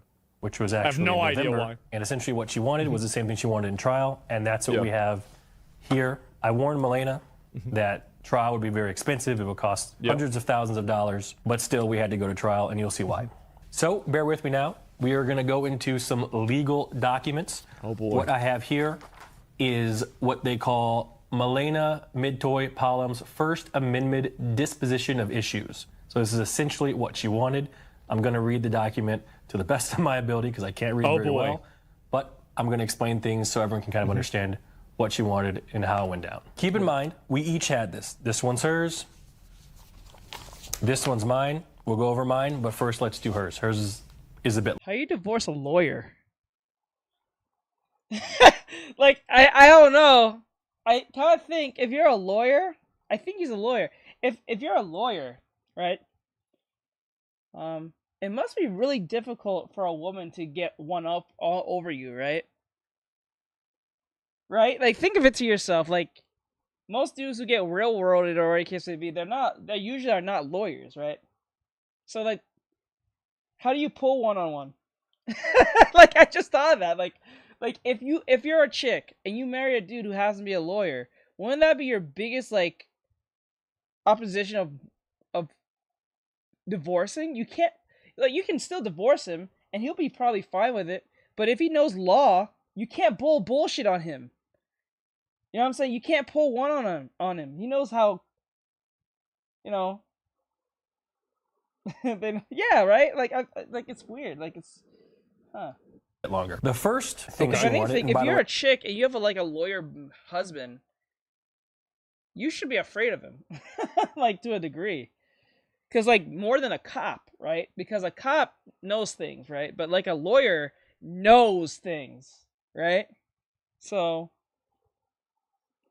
yeah, especially, educated man will not go down easy. Yeah, I just thought of that, like I can see a cop still getting railroaded to a degree because he's a cop, but, like, he knows law. Yeah, they know psychology, right? I think, if I remember right, most lawyers have to take psychology, right? They have to take a psychology or have some form of degree in it, right? The way this works is it's essentially a line with for a check mark and then the thing that they wanted. So the first thing that she wanted was to grant the divorce between the parties on the grounds of insupportability. This is very important, and I'm explaining exactly what that means right now. In Texas, a divorce can be granted on the grounds of insupportability, which is the state's no-fault divorce ground. The Texas Family Code defines insupportability as a conflict or discord of personalities between the spouses that destroys legitimate ends of the marriage relationship and prevents any reasonable expectation of reconciliation. In practical terms, it means neither spouse has to prove wrongdoing. Okay. No evidence of adultery, cruelty, abandonment, or other fault is required. The court only needs to find that the marriage has become unworkable and that reconciliation is not reasonably expected. Yeah, I mean, that's pretty obvious. Obviously, So it happens. you Yeah, sure. can file divorce on other grounds, and I'll explain what those are. Cruelty. You can file for adultery, which didn't happen. Cruelty. Conviction of a felony, abandonment, living apart, etc. She filed on the grounds of insupportability.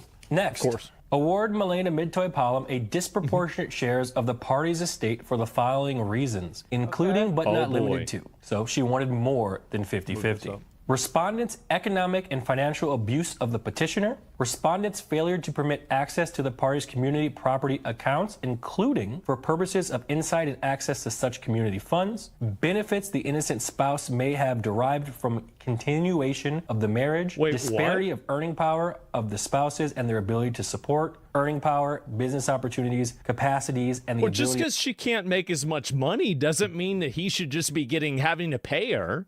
I feel like that's kind of unfair. No, they do that. spouses, They do nature- that. Sometimes in some states, I don't think that's all. If you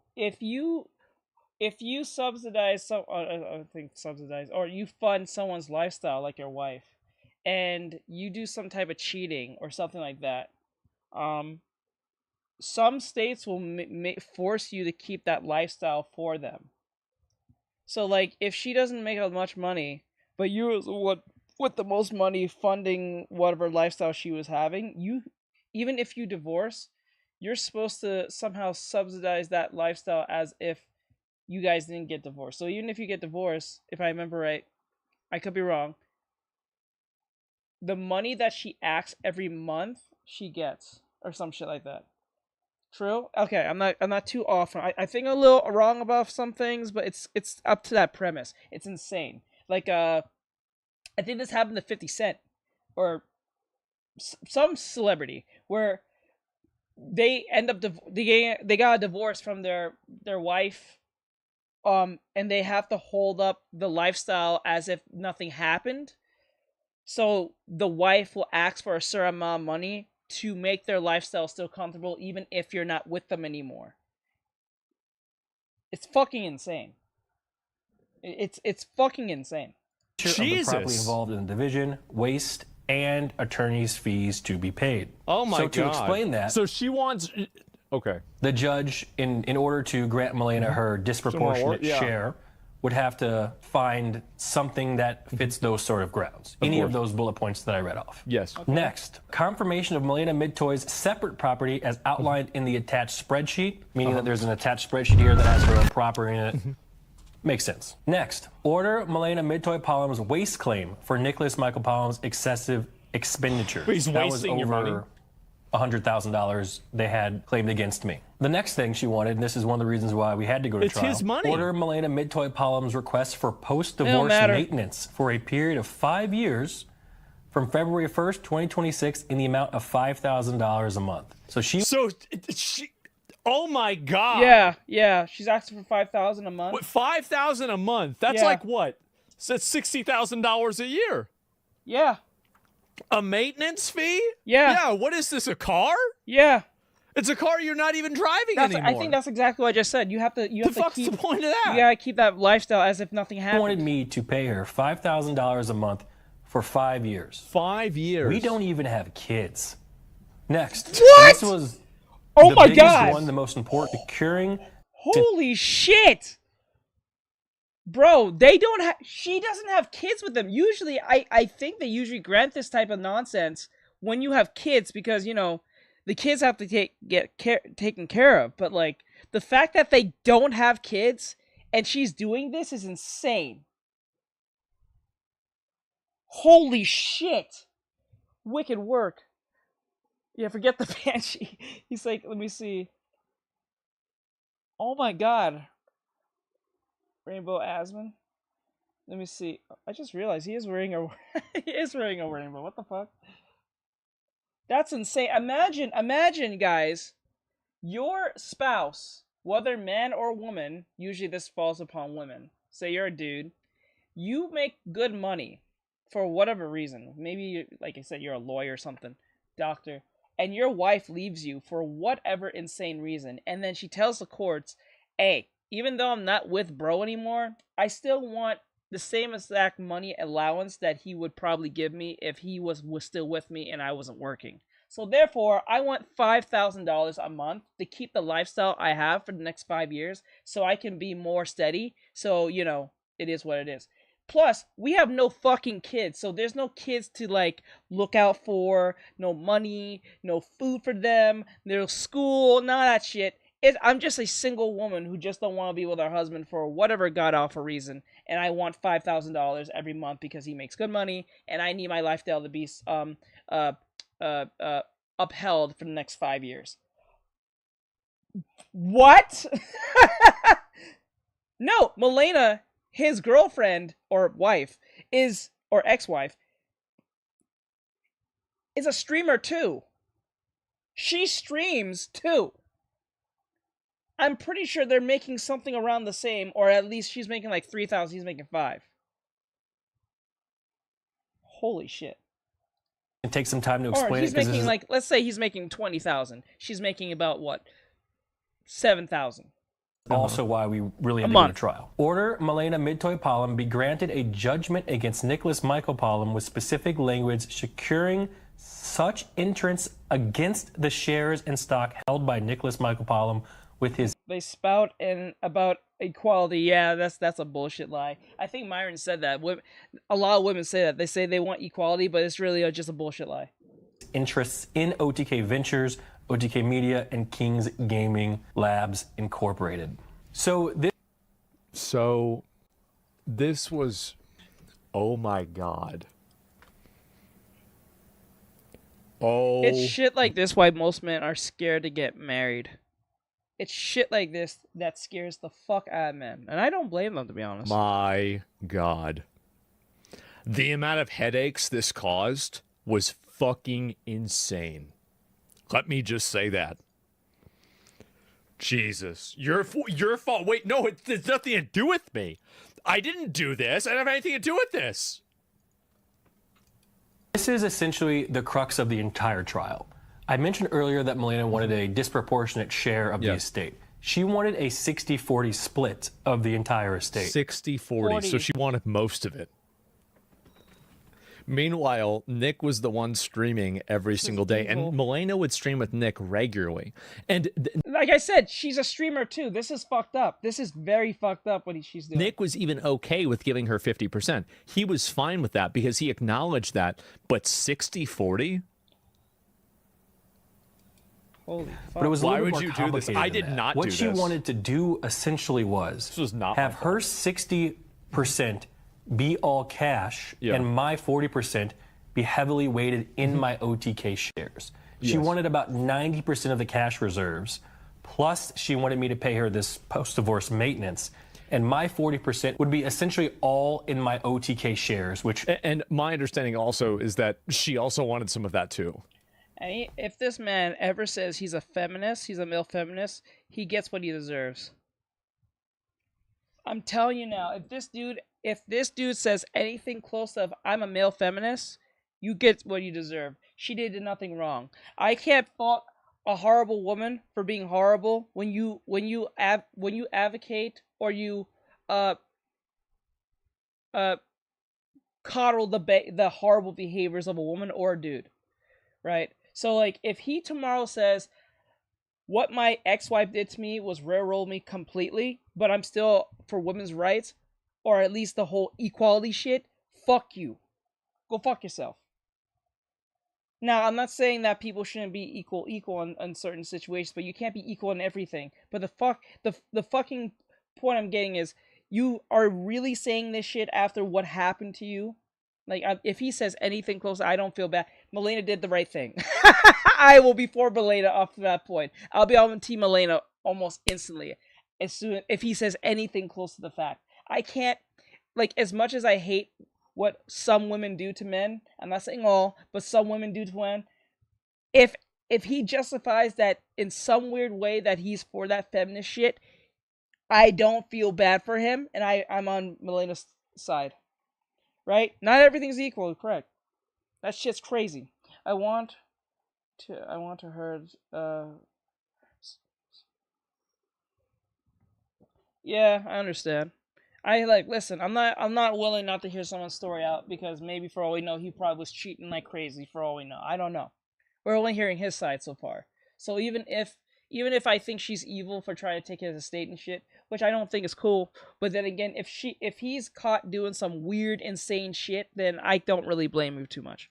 No one really knows. The only way to convince me of this is if he was like crazily, obsessively cheating and she never cheated once, or he did something to he has no children. He did something to some kid or something like that. You know what I'm saying? What those are worth. This was the biggest point of contention in the trial for me.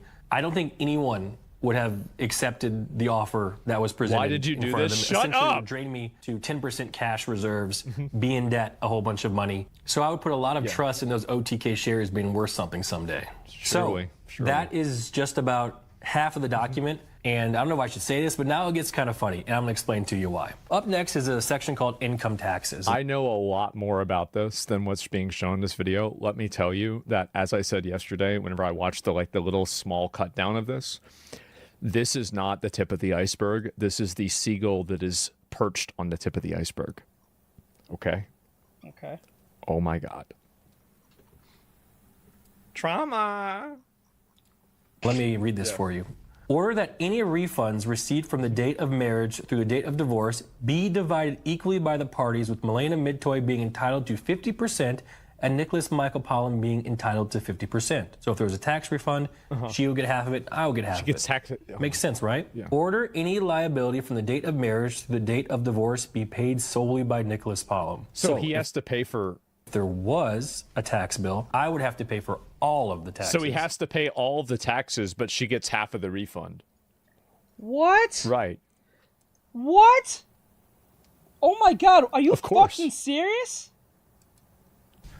But if there's a refund, Milena would get half of it. Yeah. This is good. Order that the parties file separate tax returns and partitions as January 1st, 2026, and each party be liable for their own respective taxes for 2026 and each awarded respective returns for 2026. Makes sense to me.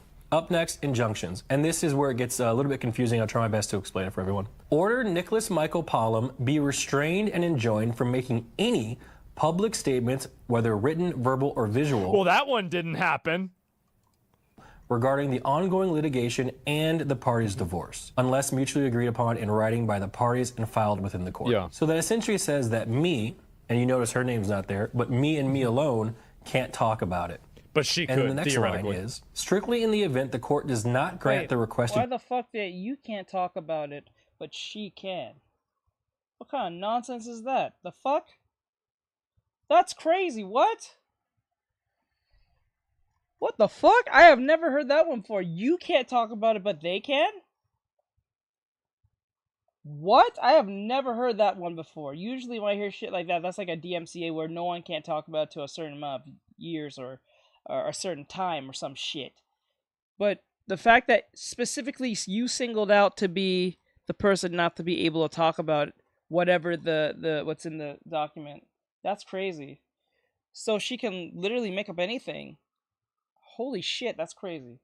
Bullshit, he can't talk about it. Yeah, that's crazy. That's crazy. Permanent I have injunction. never heard that before. Permanent What the injunction. fuck?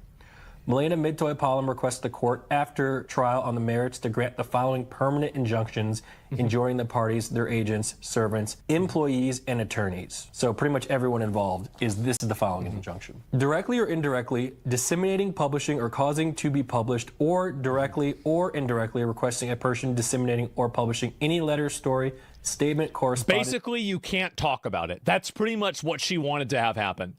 She wanted to try to finesse him out of a ton of this money, and then nobody could talk about it or bring it up or say anything. Is a gag order? Yes, basically.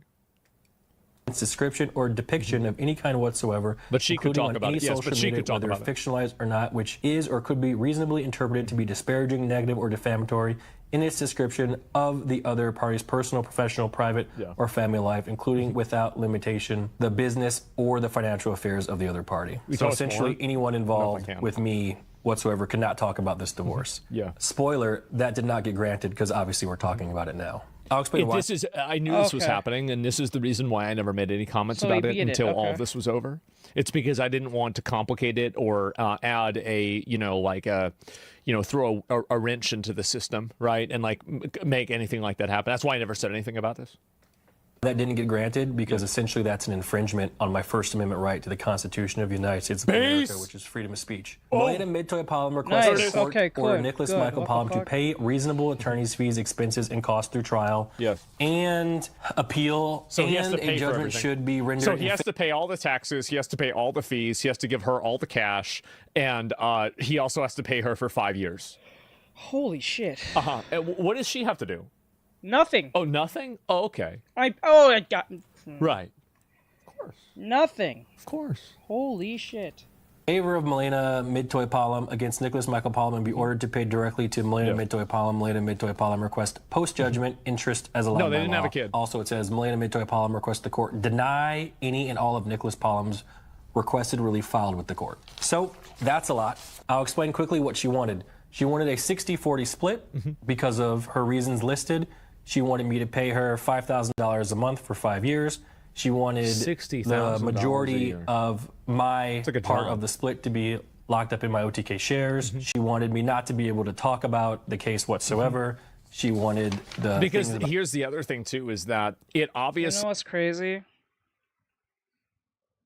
The crazy thing about any of this for any man, no matter what your economic situation is, where you're from, who you live, I'm saying the most horrendous thing about this, and this goes for women too. I'm even talking to you women out there too.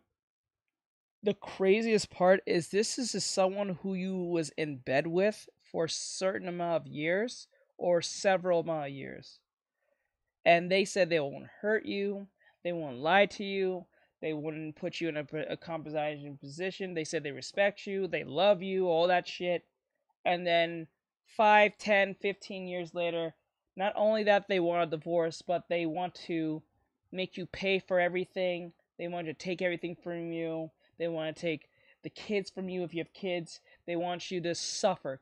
Pretty much hit ground zero living in an apartment in probably a shitty neighborhood where there's a lot of bullshit going on. And then, depending on your economic situation, if was someone of value or had some type of value or resources, all of that is given to her for free. Yeah, that is crazy, dude. Now, I'm saying not all women do this, so if you're a woman hearing this, I'm not attacking y'all. If you know, I'm only attacking the ones who do this maliciously with no real reason to do it other than to maim, hurt, or leave a disdain, a stain on the person who they originally with. Now, I will take nuance in the sense if the person cheated or has a history of cheating or they did something to the children, right? I think those are the two liable reasons, or they was doing some type of big crime thing, like a big, syndicate crime thing with drugs or something that involves children again.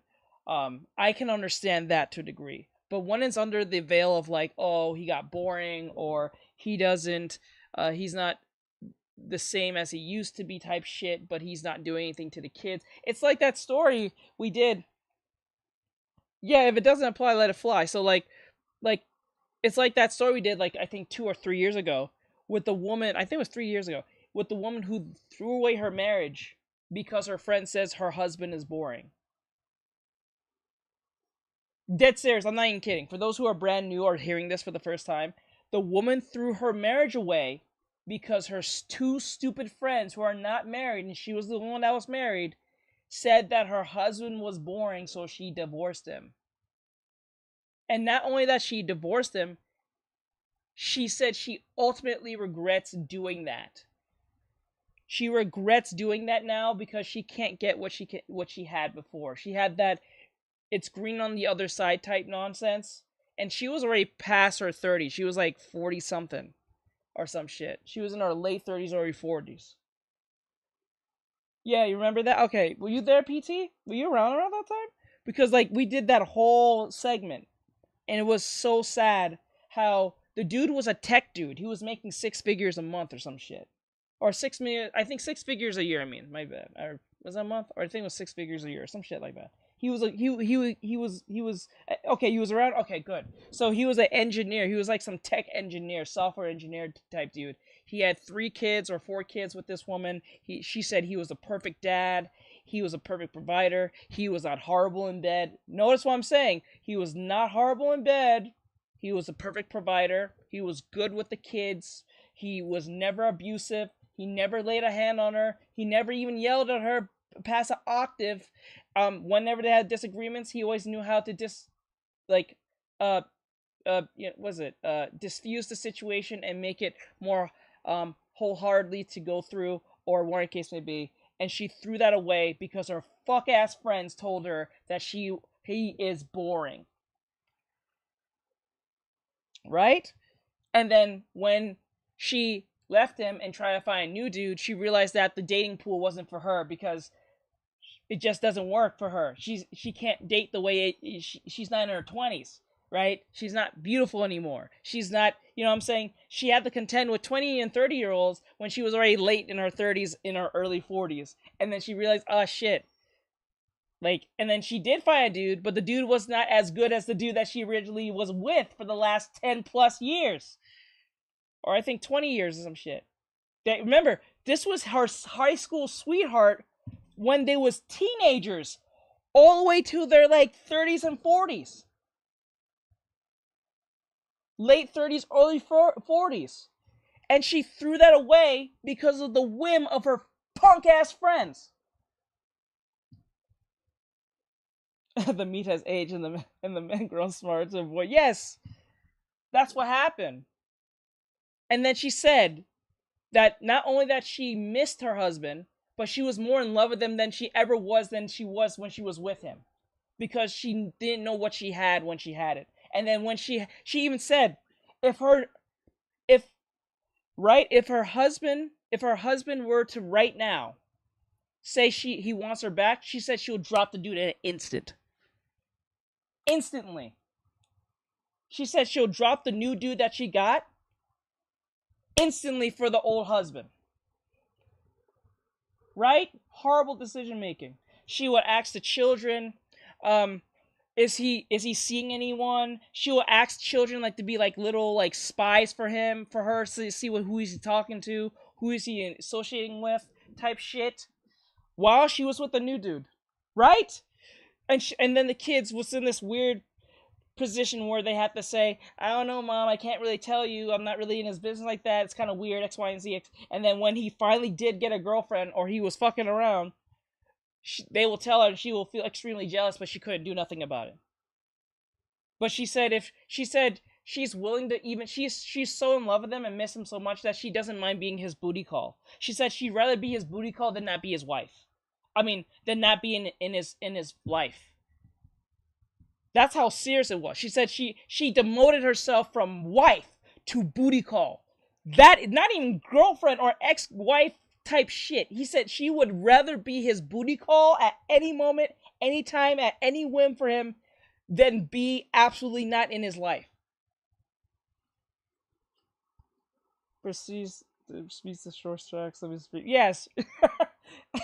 And she said, no matter what happens, she said, if he started cheating on his girl for his current or new wife, I'll be the one who cheats with him. If she dies, I'll try to be with him. Everything she can probably think of, she degrades herself to the point where she's not even a worthy candidate of any romance. She threw everything away. Oh, help. They said after a while, Mom, it's not worth it anymore. It's over. They had to tell her, the older one, she had 3 kids. She had each of them trying to do some type of see what he's doing, see who he's talking to, which is very inappropriate. How dare you have your kids be spying on their father and his romantic endeavors? That's really inappropriate. That is horrible. You are not a mother. Leave. I'm saying, don't put the kids in your bullshit. You caused this. At least get a private eye doing that. Why are you putting your kids through that? That's some bullshit. You are a horrible mom. You know what that does to your children? The fuck? Horrible bitch. You know what I'm saying? There's a lot of women who do this very thing, thinking that when they hit a certain age or they pass like 35 or up, they think they're still like in their 20s. Some dude's gonna take them.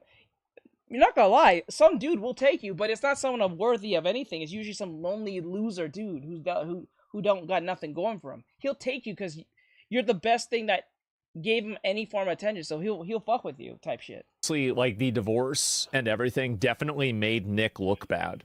Like it 100% made Nick look bad, and people had like, because obviously some of this stuff was made public prior to this and he couldn't make any comments on it, and people had come to conclusions that were wrong, basically. I mean, just literally wrong conclusions, and in the process of that, it made him look bad and it made Milena look good, and so she wanted to set it up to where he could never correct the record, which is crazy, especially as somebody who is a public figure, right?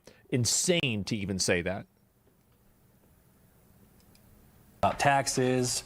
She also wanted me to pay her lawyer fees. So I know you're what did I talking about the want? meme. Let's get into it. It's not going to be as long as what she wanted. On the so shoulder. we'll keep it plain as possible. I'll read it as is, just like I did with hers. Number 1, grounds of divorce.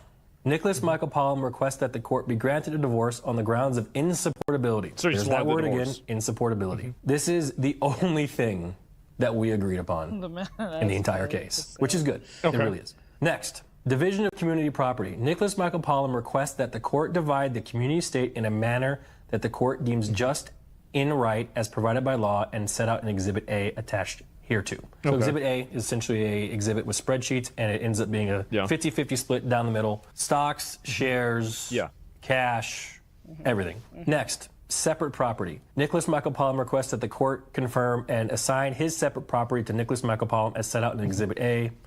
Attached Were these here the too. So my Pokemon stuff cards? is my stuff. Milena also had her stuff. Her stuff is her stuff, which makes sense to me.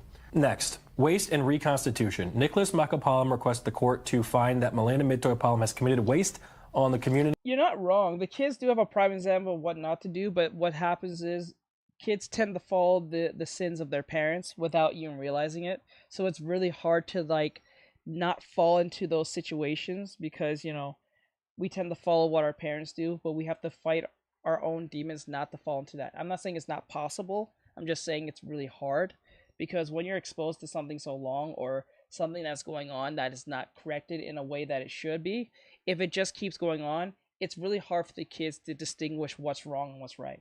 After a while, they just kind of like accept it for what it is and think that's part of life. And then when it happens to them, they really don't know what to do because their parents didn't show them the right tools of how to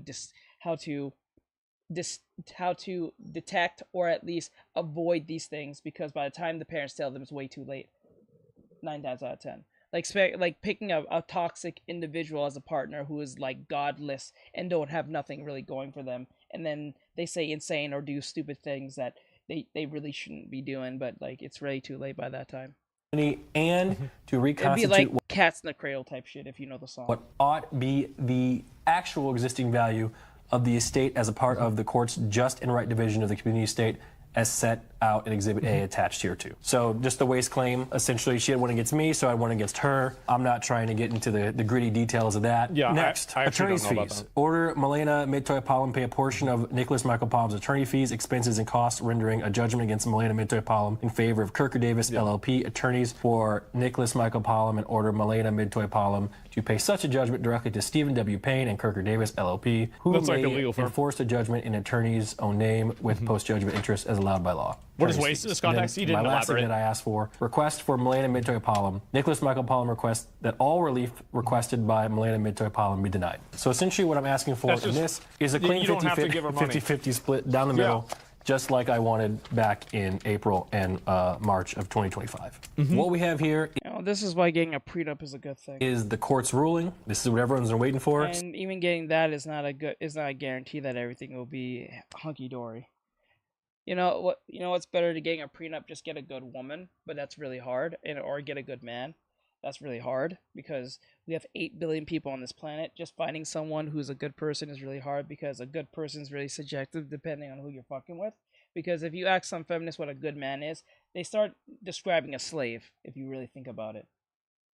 So let's just go ahead and get right into it. All right. Dear counsel. Especially if they're not raised from their father or they have horrible relationship with their dads. From January 12th, 2026 to January 13th, 2026, the court presided over this case and took it under advisement. The ruling of the court is as follows. Divorce is granted on the grounds of insupportability. It's good. Done. That's what I wanted. That's what Milena wanted. It's a no-fault divorce. Next, division of community property. 50% to Mr. Palm and 50% to Miss Palm, with the exception of King's Gaming Lab, Starforge. Yes. Ordered to be split 55% to Is that like a company that own or something? Miss Palm and 45% to Mr. Palm. The court finds that the disproportionate share of those funds are warranted due, number one, the disparity of the earning power, number two, nature of the property involved, and three, waste. So let me explain before everyone gets all excited what. I think that was complete bullshit, by the way. Milena didn't have anything to do with Starforge. Oh my god, she's asking for funds of a thing that she didn't even take part of? Holy shit. So your wife can take part of your business even if she has nothing to do with the business? I didn't know that. I thought she had to have some form of hand in it. Holy shit, she can do that? That's some bullshit. So if I start a gaming company and the gaming company becomes successful and all of a sudden my wife just goes rogue and wants to like leave me, she can take half of the proceeds of whatever I make or royalties of what I make from my company? It's one thing she directly asked for money because I funded that, but it's different when you take money from my company. Are you directly from my company? Is that a thing? Oh my god, no. That is horrible. She didn't have anything to do with him. And how's she getting 55% of his stocks? Right? How? How is that possible? Someone please explain to me how the fuck is that possible? How do you get 55% of my stocks that I made this company for you to be even getting anything from me? Like, it's one thing if I'm paying out of my own pocket. It's another thing when you take it from my fucking company. Are you fucking serious? Imagine you're a woman and you have a Tupperware like company or some shit, or you're doing like stickers or whatever, right? You're married. Your husband leaves you for whatever reason. And all of a sudden, this motherfucker says, I want 55% of the company that my wife made that I have no inkling in. I have not helped with the name. I didn't do no taxes. I didn't do no sales. I didn't do shit. I just married to the bitch. Imagine your husband did some shit like this. See, I'm flipping it. The reason I'm flipping the genders is because I'm not trying to always attack women. So you see how I'm flipping it? I'm putting the same thing? Because this is equal in this situation. This is not even like a man-woman thing. This is just a horrible person type thing. So, like, the point is like, imagine that. You're a woman, you work from home, your husband used to work, whatever case may be, whatever the fuck he does, and then you become successful in your business. You make good money, whether you have kids to help with whatever house in the household. Your husband leaves you for whatever reason. Maybe you got too old, some shit he says, and then he says, I want 55% of the stocks of your company that makes this much money. What? He had no hands of making this fucking business in the slightest. He didn't help with the name. He didn't do no sales. He didn't do no taxes. No nothing. No nothing. He just exists because he connected to me. That's it. You can do that? Oh my god, that's scary. Holy shit, that's crazy. Does a prenup help against that? I wonder. I should have looked that up. It's very odd. Like, I mean, how many videos was Nick in for Starforge? How many videos was Milena in for Starforge? 0. Probably 0. I mean, it's outrageous. Like, really, it's crazy. What the hell is that? The fuck? Hold on. What is that? Oh, that's the Frosty thing. Okay. That's the, that means. I have a very small ownership in Starforge. Okay. She gets 5% more than I do. I didn't know what that was. And if you do the math, it ends up being about 15K. If you remember during Milena's disposition of issues, she had asked for a 60-40 split because of things like economic and financial abuse of the petitioner. She did not get that. The community estate was essentially just 50-50 split down the middle. With yeah, my it's the understanding gaming is event. like, It's the Frosty thing. That's I guess I can reveal this. Nick told me that like she had access to all their accounts the whole time during the divorce. What? Like, so, not only is this not true, but it wasn't even true during the divorce. Oh my god. So, like, I don't even know the fuck. Yeah. I mean, I don't know. Maybe I'm misunderstanding it, or I don't remember exactly the way that Nick said it. But like that was my understanding. So like that's not even true. And also, like, she wasn't doing anything really bad. Like, I mean, I don't hate Milena. She's a nice girl, right? I mean, I honestly, I think the whole thing is just really sad. You know, they were together for like 10, 11 years. I'm sorry, you can't call someone a nice girl when they're doing malicious things to their husband. But then again, if, like I said, if he was doing insane things in the background to get him in this position, then she's a nice girl. But if she's just doing this because she can, then that's kind of fucked up. Because remember, even though you're not with the person anymore, where is the decorum? Where is the maturity? Where is the human element where, yes, I guess we didn't work out for whatever the reason may be on a very I hopefully reasonable level, but I'm not going to make their lives any more harder than I need to make it to be, right? So if we're going to divorce under the gaze of equality, that's what's happened. 50-50 here, 50-50 there, depending on what we're our hands in together as a couple, right? But for you to like take shit at a 60-40 split, that is crazy as fuck, because one, that's not equal, and two, that is just that's not equal, and that's just evil in itself. Because if you have no inkling or have no hands in the thing I built in the slightest, but you just benefit from it because you just happen to be fucking me, that's insane. That is insane. To have them get divorced is really sad You know, to see that. some of these laws apply to girlfriends too. So even if you're not married and you're living with a girlfriend, this can apply to them too in certain states. Not every state, but in certain states. If you're living with a chick and she's not your wife, some of these rules can apply to her, that she can get shit from you even if you're not married. That's a thing. Happen. But all that being said, that's why you should be very careful when you live with people or do shit with someone. Look at the state you live in and look at what is okay and what's not, what can happen, what not, before you start shacking up with somebody. Actually, quite frank, I would not recommend anyone shacking up anyway at a young age. I think you should just get married off rip. But then again, you know, that's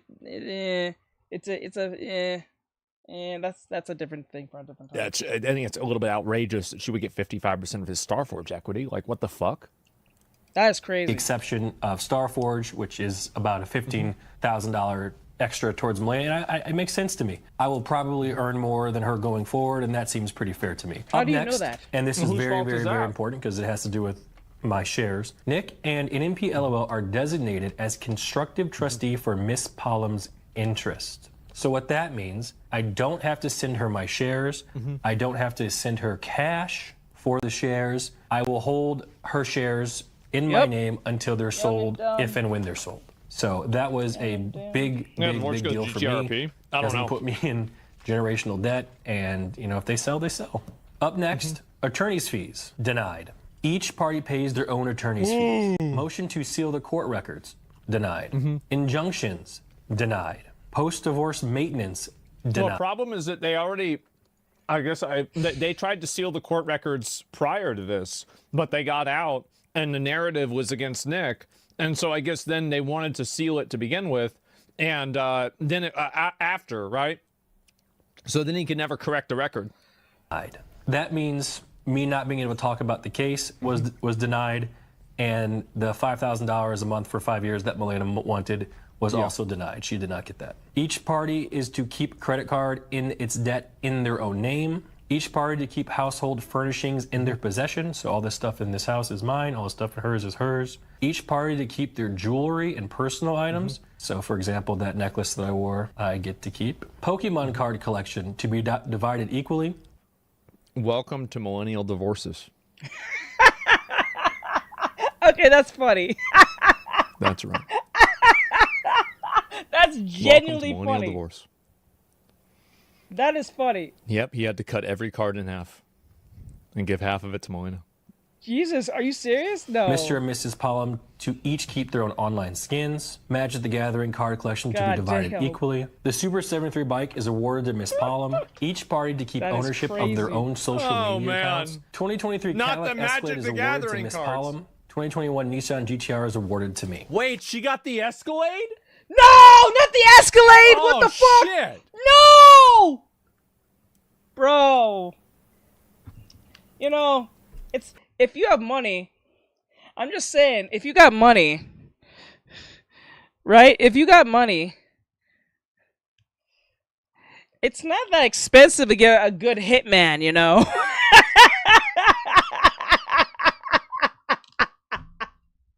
She got me cutting the Pokemon cards in half. She took the Escalade. Bro, like, listen, you can take the kids, you can take the dog, shit, you can take the Escalade, but when you start cutting my Pokemon cards, you know, when you make it like a certain amount of money, getting a hitman ain't that, you know, that expensive.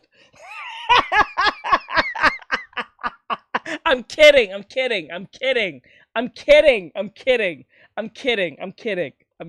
a joke. It's a joke. YouTube, don't get mad at me. It's a joke. It's a joke. To any feminists in here or any simps in here, I'm just making a joke. It's a dark joke, whatever. It doesn't land. Fuck you. So that was the court's ruling. To summarize, it was essentially the same exact offer that I had offered her back in March and April of 2025, with the exception of the extra $15K. No, it was a this nice car. court case lasted well over a year. It cost over $400,000 in lawyer fees, expert fees, and in my opinion, most of it was unnecessary. But I said this yesterday, I'll say it again. It cost actually millions of dollars because of all the lost revenue. Like, this massively damaged Nick's career. He wasn't able to work for an entire year. And now that he is able to work again, like, he's working on the back foot after, you know, the partial leaks of this information was framing him in a negative light. So really, you're not even thinking about, like, if you're only talking about the fees, you're not thinking about the opportunity cost of the time. And also, like, I mean, let's be real, right? Emotional damage, too. Funny. So, yeah, it was completely unnecessary. Can't he sue her for all that lost income? No, he can't. No, he can't. We talked about that before, and so no, that's not going to happen. Go. I had no choice. If I was to continue to stream through everything, people would have been harassing me about it the entire time. And she also would have gotten half of all the money that of during the streams, and that was another reason why I didn't want to do it. Did when I first started, and I do believe that me not streaming was the quickest way to come to a conclusion with this divorce. So there was a lot of... Remember, gentlemen, hell hath no fury like a woman scorned. Mm-hmm. There's a reason for that. There's a reason that's a real thing. Listen, nursery rhymes, old sayings have their place, and there's a reason why they last since the test of time for so long. This is why wisdom should not be free, but when wisdom is given you for free, you should heed it. Wisdom should not be free, but if you get it for free, heed that shit. Don't ever, disregard it. Whether you like the wisdom or not, listen to it, take it in, understand it, and why it applies to you and why is it given to you. There's a reason why wisdom is given to you at a time. Take it for serious. Yeah, Greece openly talks about it well as the Bible. You see what I'm saying? Like, there's a reason for this. This goes for both men and women. I'm saying this to women and men at the same time. If you're getting metaphors, listen to the metaphor and see how it applies to you and to your life and the people around you, and see how you can implement it or at least avoid what it's trying to tell you. It may not apply to you right now, but it might apply to you 10 years from now. Right? So always take wisdom as like gold nuggets for the future, because it may not apply to you right now, but it can apply to you 10 years from now. You know, right? We all have had that feeling that, oh, it's not going to happen to me type shit. You know what I'm saying? We all been through that. We've been teenagers at one point. And then some bullshit happens that is so unforeseen that you cannot see from now. And some shit similar happened to someone you know, happened to you. You should have been like, ah, fuck. You know what I'm saying? Like, wisdom is not something you should just take for free. You should heed it if it's given for free. Be careful, fellas. Whether it's coming from your uncle, your aunt, your uncle, aunt, mom, dad, your sister, your brother, your coach, your teacher, the dog, it don't matter. It's either one. There's a reason why that piece of information is given to you at the time you're at now. Take it for what it is and understand it and see how you can avoid and or apply it. How did he scorn her? If he's not, like, I know some of the things that happened. Like, I'm not going to reveal any of that if he's not going to reveal any of that. But I will tell you that none of it is particularly scandalous or exciting. The highest on a scale of exciting would be like maybe a 6. The dog's probably Rumors and morality. things that kind of spawned from this And case survival. because documents were leaked and people made up their own theories only a and ran 6. with them. I could sit here and diffuse all of them. It'd be pretty easy because none of them were true. But honestly, I got the ruling that I wanted, and I'm not going to do that. I might mention them on the podcast with Chance where we can do it in a less informal environment. But that's essentially kind of what happened. That's the story. That's where I've been. You know, it really just Will he sucked marry that Katchi things after ended up this? this way. Well, yeah, of course he's going to marry Katchi after this. I mean, he's got the other half of his stuff left. So what's he going to do with that? He probably might as well just go give that to her too. Sure, yeah, I think that's just what makes sense. Yeah, that way he can lose everything. With me and Melina, we spent well over 10 years together. It just ended up being that way. It's the road that we had to walk, and it's over. There was a whole bunch of different dramas and things that happened behind the scenes that people would find really interesting, but I'm not trying to throw any shade at anybody or at this point. If I don't have to talk about that, I won't. Speaking for me emotionally, this whole thing has been quite stressful. There's been so many things said about me that just aren't true. It was somewhat exhausting, and once I got this ruling, I literally broke down and cried. Like I was like sobbing tears, you know. That I remember I've been asking Nick for like the last year. I was like, when's it going to be over? He's like, it's about to be over. And this was like, like 8 months ago, right? Oh, it's about to be over. We just need to do one more thing. And then it's like, well, wait, it's not over. Well, no, there's like a reevaluation that needs to be done. Or, well, they're trying to see how much my Pokemon cards are worth or something else, right? Like, it was just insane how long this took. It is. Like, this is the true fucking, this is the quintessential, the process is the punishment. If this happened to you, how would you have reacted during all this? I think that something like this is so personal and so unique to the individual and the situation that I can't really say. Men kill themselves over things like this. They take their own lives over things like this. Because they know they can't recoup everything they lost. And I think the ultimate loss isn't even the stuff that they built. It's when you lose the person you love the most and they're doing this to you. It's that ultimate betrayal, like what Bryce said. It's that ultimate betrayal you have to deal with for the rest of for your life.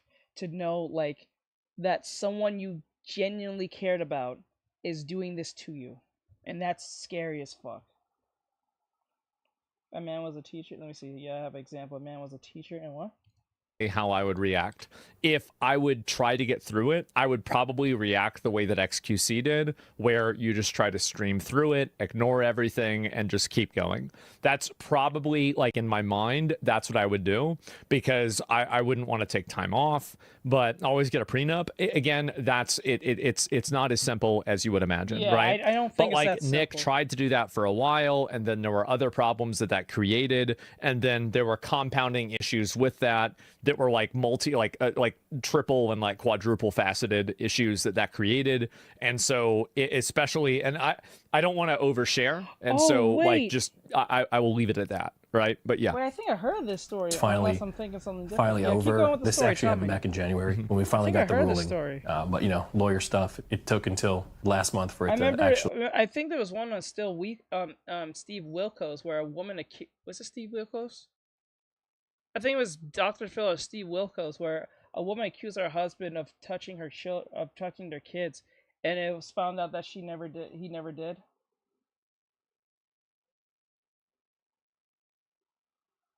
Oh wait, wasn't there a movie on that? There was a movie on that. It was like it had Oh my god, what's his name?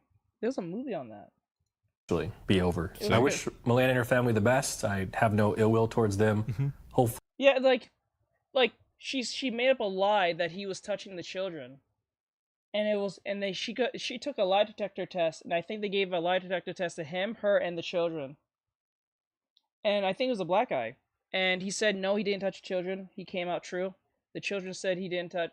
If the children said no, they didn't touch him. Holy shit, that's crazy. Yeah, and then it was his wife who accused him of this, and then the wife took the poly test, and it was proven that she was lying. She made up the whole entire thing to make him look bad, and she kept on. She even after the fact, she was proven that she was lying. She kept on trying to keep the lie going, even when everyone was looking at her like crazy. The dude lost his like job and everything. He was crying and everything. It was insane. She was so adamant that he did do it. But even when it was proven that he didn't do it, he didn't touch the kids, she still kept on going on the show. Even when it was proven and said that she lied. It was insane. Like, I don't know what this bitch was on, but she was on some vendetta shit. It was insane, dude. I think it was on Dr. Phil or, like, Steve Wilkos. It was one of those two. It was fucking crazy. The bitch looked him in the face, even though when she knew she was lying, she kept on going with it. That was insane. Never saw that show. What, Steve Wilkos? I don't think Steve Wilkos really played a lot in those, like, afternoon times. It's more like, I don't know, I think it depends on the region. But he's usually was like Jerry, Maury, and shit like that. Hopefully things go well for them, and I'm just like, ready to get back to work. I Oprah and want to give this another try, see if I can still do it. So that's the summary. Yeah. Again, if you have any questions, you know where to find me. Incredible. Thanks for watching. And that specific one. Fuck Oh, you. that specific one? Yeah, you can look up on YouTube. We can There's look up only later. one winner when it comes to divorce court. The It's legal lawyers. teams. Because they're walking Yeah. away with $400,000 of Yeah. me and Melena's money, and they could not give two fucks about us. Well, that's the end of that. All right. Well, there it is. And True Omegle, I guess so. I have no business knowing any of this, but thank you for sharing. Trust me, this video could have been a 1 hour and 17-minute video, not 17-minute video. I'll link it to you guys. I mean, I've known Nick, I've said before, right? I've known Nick for, I don't know, like 10 years now, right? Like, I've also known Milena for the same amount of time. I think that ultimately it's really sad. I mean, like, I think that, again, it's kind of unfair. Like, divorces, I mean, there's a lot of facets to it. I don't want to send hate to anybody. I think that I think as a man, I think the scariest thing, I think there are two things I think three or two things I'm really scared of. I think the number one thing I'm mostly scared of is the fact that of just being a failure in general, like failing. It doesn't matter what I'm failing at, it's just failing. I don't like failing. It's not a good feeling. And I think the worst feeling is you're putting your best foot forward and you still lose. I think that hurts the most. I think the second thing is like getting divorced. I think that's one of my scariest things, getting divorced. That's why I'm extremely picky on who I pick. Like, that's very scary because, like, I'm just scared of getting divorced. That shit scares the shit out of me. I don't like the idea of, like, I give my life to somebody and then they just take it away.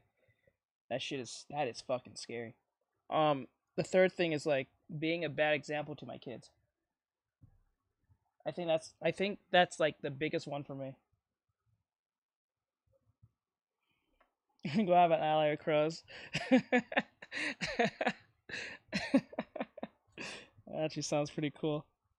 I think being a big letdown to my kids, if I ever have one, or have some. Yeah, major one. I think that's for me, like being a big disappointment to my kids.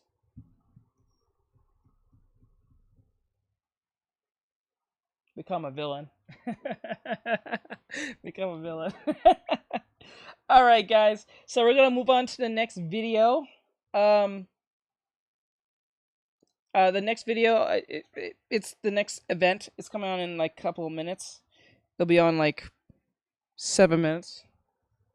Oh, I don't know if I'm going to make this into a video. So I'm going to say like, subscribe, share, follow, comment. Hope you guys enjoy this and all that great stuff. If you guys enjoy this, I might put this on the reaction channel, this part with the Asmongold thing, so we'll see. So we'll see you in the next time. I'll see you guys in the next one. Thank you, and I appreciate it. Bye. All right, guys. So I just wanted to put that part in just in case I make that into an actual video. Because like I think my latest video just came out. The third video comes out again on the reacting channel. So the third video will be out today or tomorrow. In a couple of minutes. I put them at like one at 12, one at 3, and one at 6.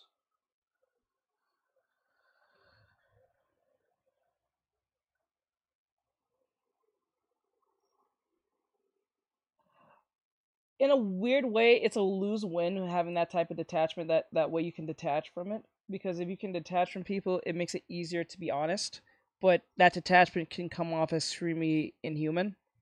So that's where that you need to be self-aware with those dualities when being honest can, I want to say, do worse, because I think being honest does a way better job of getting results, but that can lead to situations where you can get hurt because some people really can't handle it, and some people can take it to a level where you don't expect it to, even if it's under the gaze of help, because, you know, a lot of people who are getting help don't realize that help comes in, or at least truth comes in more of a harsh tone than it is pleasant. You know what I'm saying?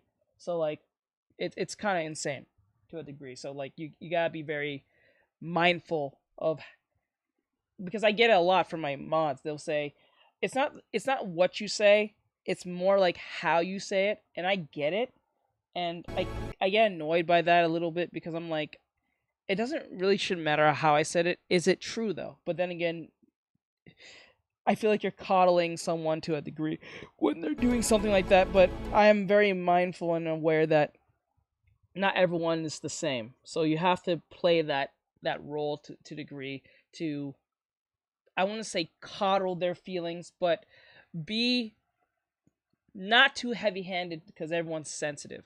But don't hold back at the same time. So don't hold back your words, just hold back the punch. Does that make sense? So like, say for instance, you're saying to your homeboy, and you call him, you say, hey bro, you gotta hit the gym, bro. You're getting a little chubby there, and I don't want you getting chubby, because like, you know, you was a lot more lively when you was not, or something like that, right? Some people say that harsh, but it's under the tone of help. And I don't think we teach enough people, or at least Americans specifically in the West, that critical thinking comes not with the idea of being happy. Sometimes it comes with just a harsh cut to the throat, and you just you have to take it for what it is. You know what I'm saying? But a lot of people want they want the package to look as pretty as possible before they open it, instead of just knowing what's in it. You know what I'm saying? Does that make sense? Right? Or you can't go up a flight of stairs. Right? If you can't go up a flight of stairs, you start huffing and puffing. About to blow this house down.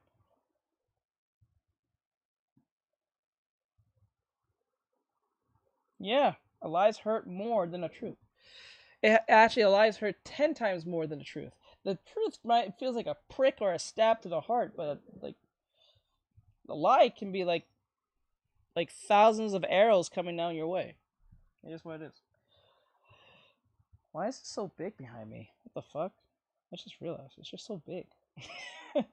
Why is it? The screen is just. Maybe I should make it like that. Part of me feel like I should keep it like that.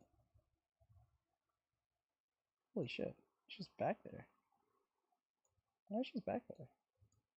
Kind of like it back there, but I feel like it'll be too much. I'll be just in the way.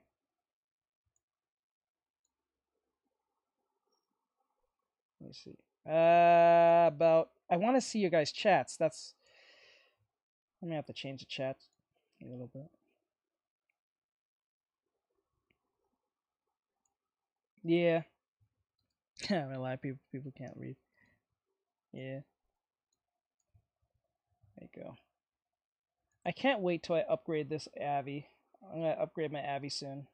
As soon as I'm done with Beans, what we're working on. Just to let you guys know, we actually are near done. We're like 80% done.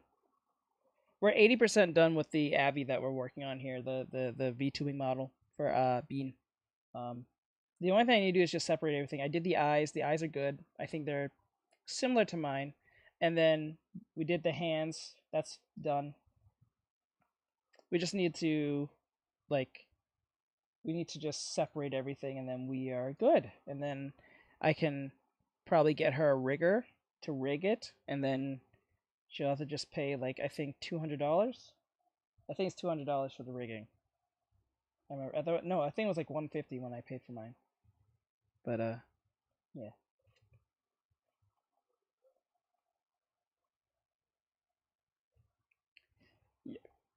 People are complaining about it left and right. I can see it. Oh, guys, it's starting. We got 54 seconds. 54 seconds, guys. 54 seconds.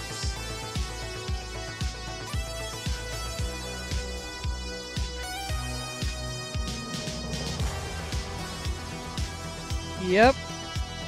Most of them are just complaining because it's based on how the character looks. But the irony in this is like, the irony in the whole Stella Blade thing, the character looks like a K-pop star.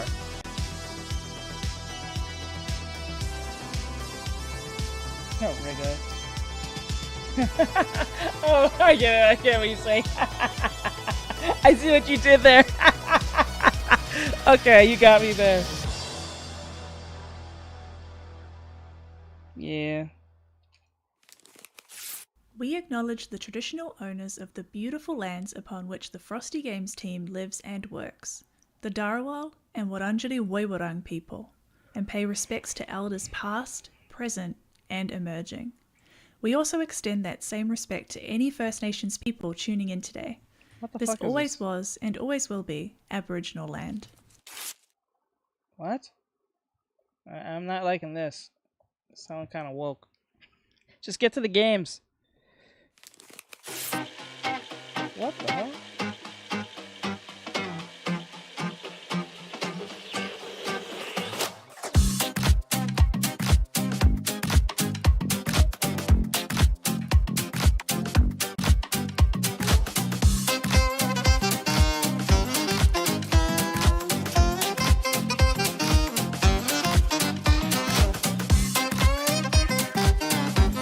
Can't wait to see another female pro tag girl boss, right?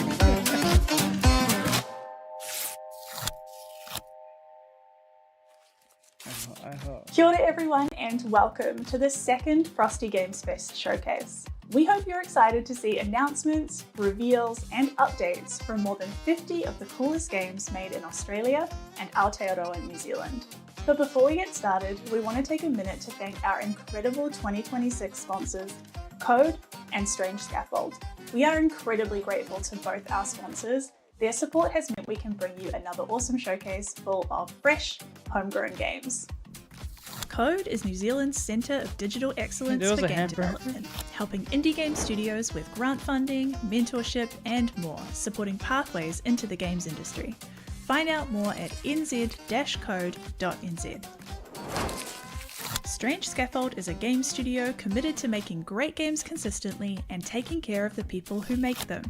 Check out their latest project, Space Warlord Baby Trading Simulator, and make sure to wishlist. Truck-kun is supporting me from another world on Steam now. Truck-kun is a support? Alright, as you watch the showcase today, you'll see this icon pop up, letting you know there's a demo that you can play on Steam right now.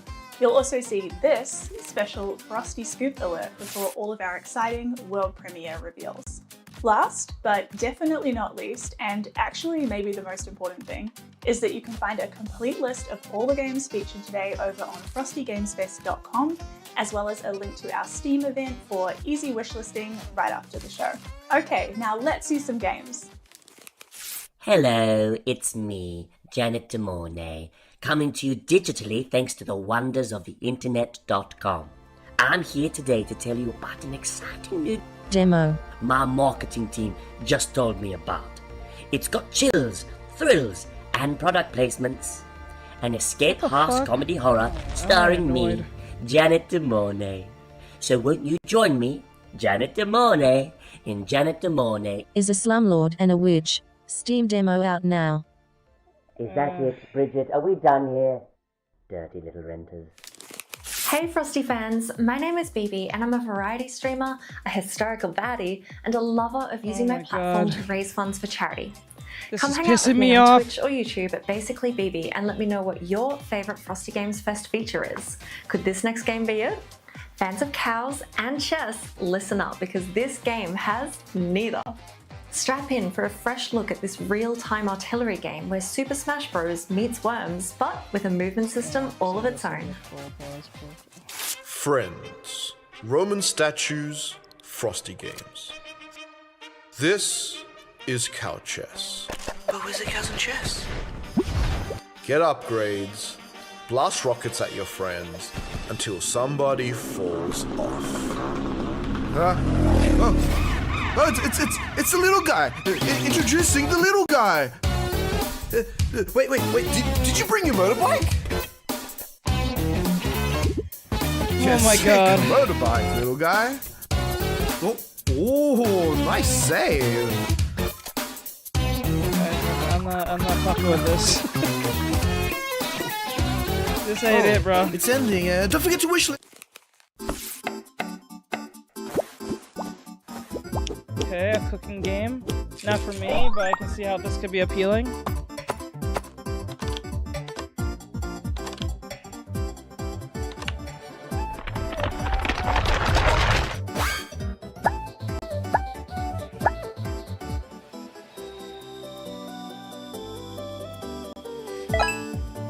What the fuck?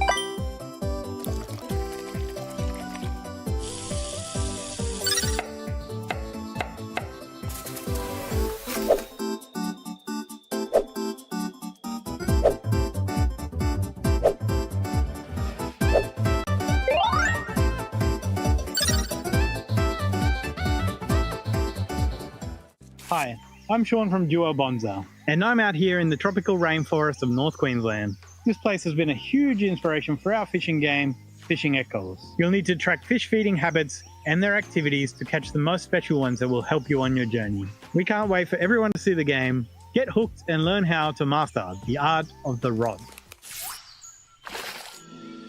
Welcome to the picturesque banks of the Mystic Grove, Humble-Angler. It is here, where the enchanted waters flow lazily beneath a tangled canopy, that you'll learn how to tackle the art of the rod. These games don't feel like games. Like many hopefuls before you that sought to harness great power, you'll need to learn how to control the elemental abilities that these creatures possess.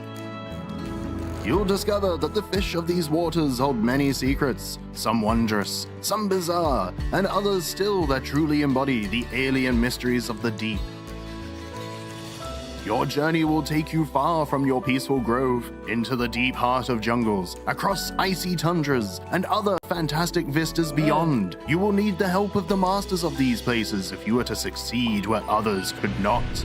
Will you be the angler of legend to stop the maelstrom that threatens our oceans by catching the fabled Fishing Echoes?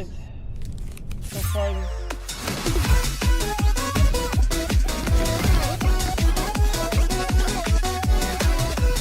wow, let me see the chat. What does people say in the chat? I need to see this. I'm about to leave.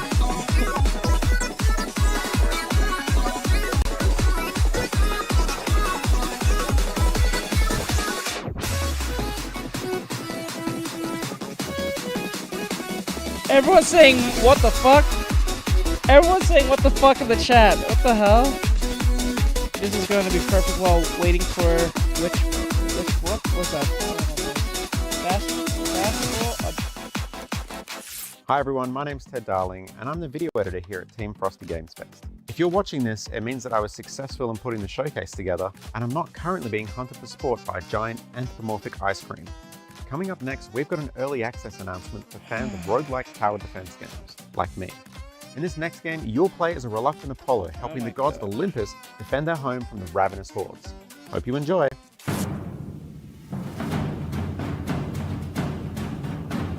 Yeah, these games are not it, bro. I'm trying to be optimistic. But it's not, like, so far I have not seen anything that's worth a damn. Everything I've seen so far is, like, really mid at best horrible. Oh, you saw the Majora's Mask shirt? Yeah. I'm trying to be optimistic, but it's getting me kind of angry. I'm getting kind of mad. And like, I feel bad saying that to a degree because I'm like, these are developers who are working really hard on their game, and making a game is not easy. But these games are just not it, bruh. like, come on, man. Like, a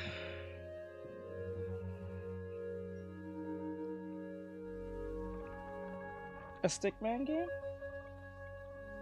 Oh, that'd be cool. I don't know, man. I'm trying not to be that guy.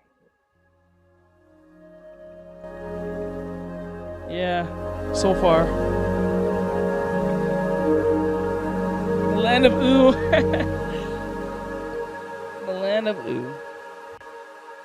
I'm surprised that Adventure Time never got their own video game. Hey there, my name is Bradley, and I'm the developer of Verbal Void, an upcoming adventure game that explores neurodiversity through 3 unique characters. Bro, what happened to your what happened to your nose? A long-forgotten mining town with a tragic fate. I've been working on this game for over 8 years, and it's been a labor of love. Someone punched you in the nose. You enjoy this upcoming trailer and a couple of the new mechanics in the game, and you enjoy the rest of the Frosty Game Fest.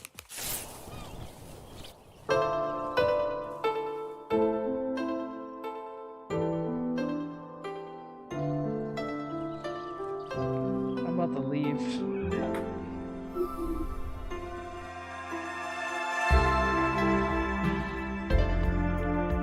I'm trying to hoping they're just pointing the shit stuff at the beginning so we get all the good stuff at the end. But I don't want to sift through all this if I'm going to see most of this shit.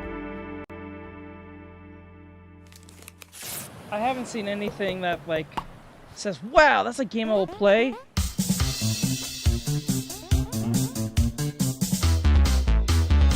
Watch it. Garbage is a key.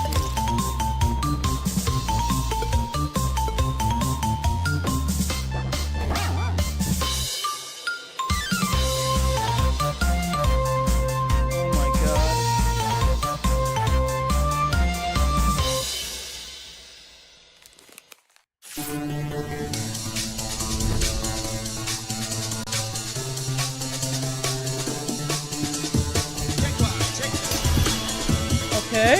Okay, wait. This might be something, I think. A Jet Set Radio type furry game? It's a parkour furry game. The fuck? I don't know. I'm saying out loud sounds horrendous.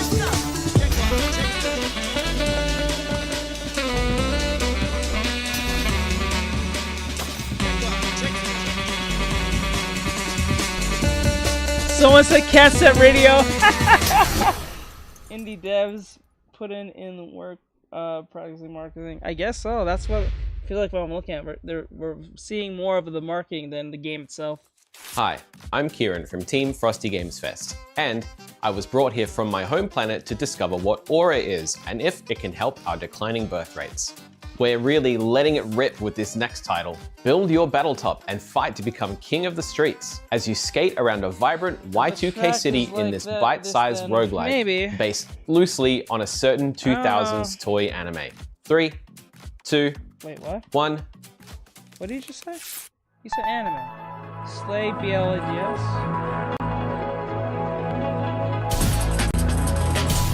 Wait.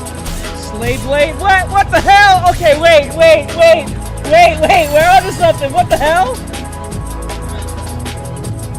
This is Beyblade? What the hell? Okay.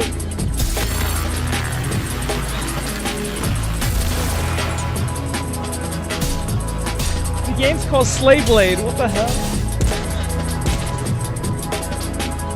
I'm not sure if this is a copyright problem. Finally something. See, I had to weigh it out. If we just wait, we get something cool.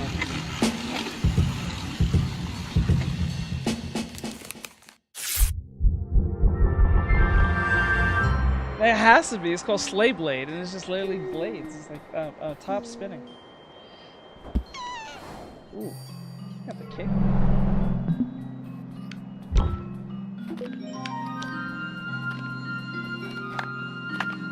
Yeah, it's the best one so far I've seen on the lineup.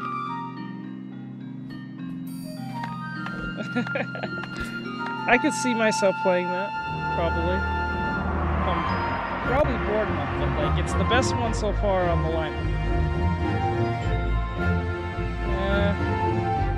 This is one of those cozy type games. I can see Mikey playing this for some reason.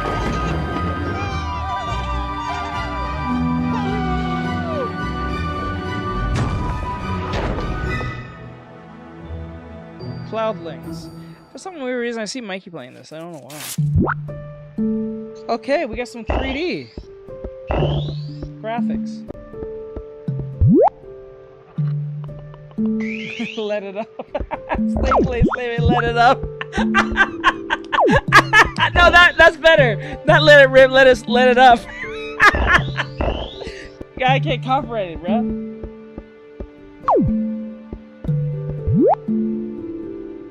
One of those puzzle games. Toya. Hi, Frosty fans. My name's Qualbert, and I'm the creator of Qualbert.com, an independent gaming website where our reviews are more than just a number. Our team love locally made indie games, and if you do too, check out Qualbert.com, join our Discord, and find us on socials. Now, get ready for a turn-based tactics RPG of Rebellion on roller skates. In this next game, you'll lead a crew of skaters and street artists rising up against an oppressive regime with brand new gameplay ready to roll out right now.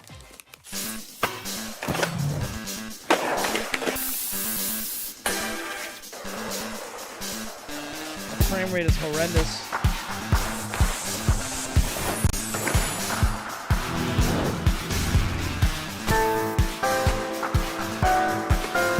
Yeah, the jacket was kind of cool. His spit was dripping. His spit was dripping. I'm not gonna lie.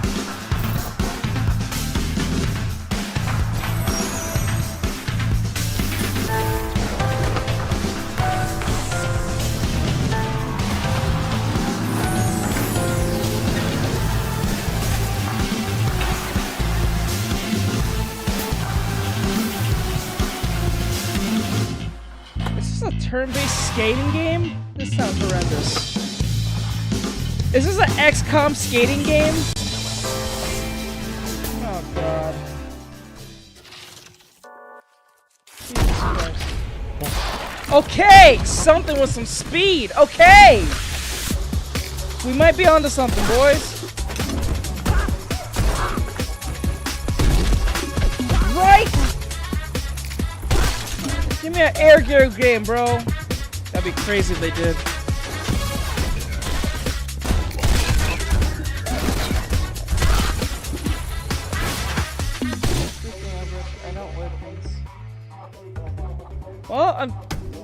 Well, then again, the pins was working for that outfit. The pins was really working for that outfit, not gonna lie.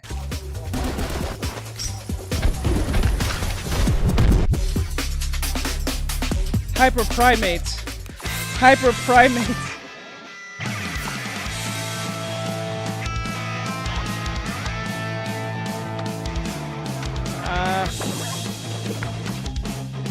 Fast-paced 19 inspired. Oh no. I'm sorry.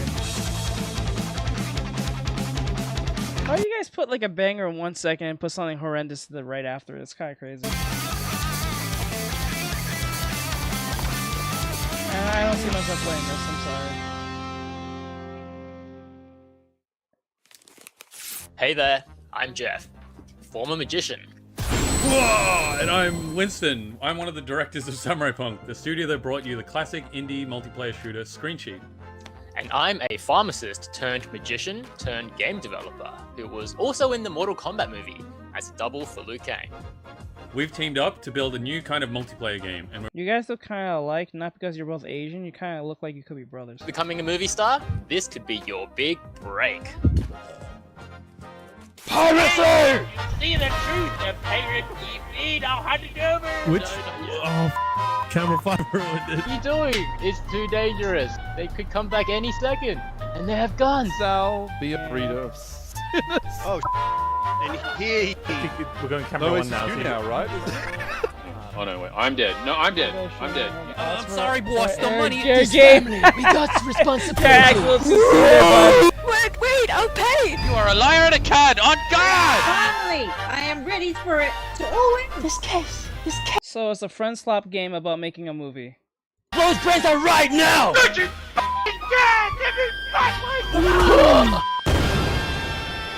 Okay, it's a friend slap game about making a movie. This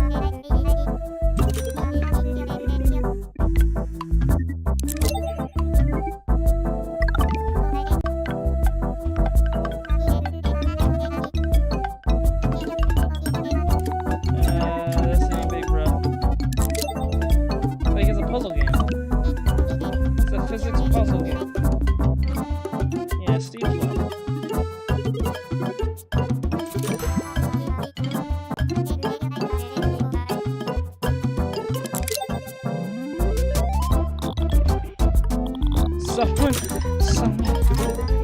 Someone said in the chat, they said, I'd rather play with my grandpa's sack rash than this game. I don't know what a sack rash is, but I hope that's something that's... What the hell?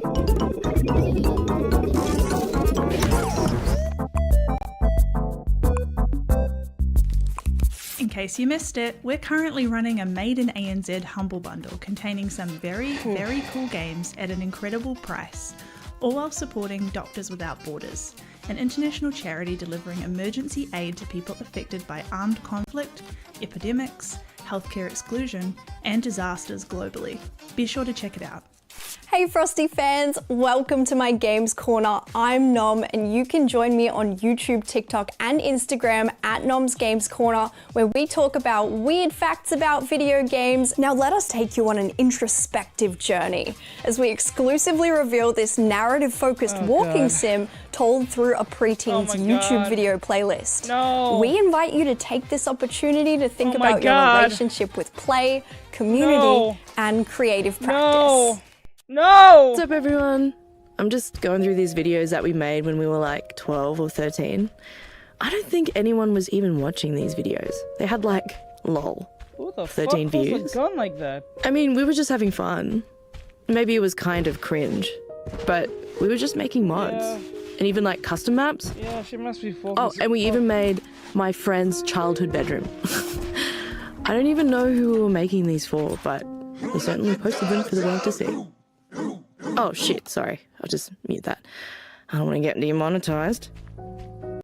I don't know. What is this? I'm not even friends with these people anymore. What the fuck is this? You guys, you want me to depart my money giving you shit for things like this? What the fuck is this? But, whatever. I'm gonna show you what we made together. Oh, and like and subscribe. Oh my god. What is happening?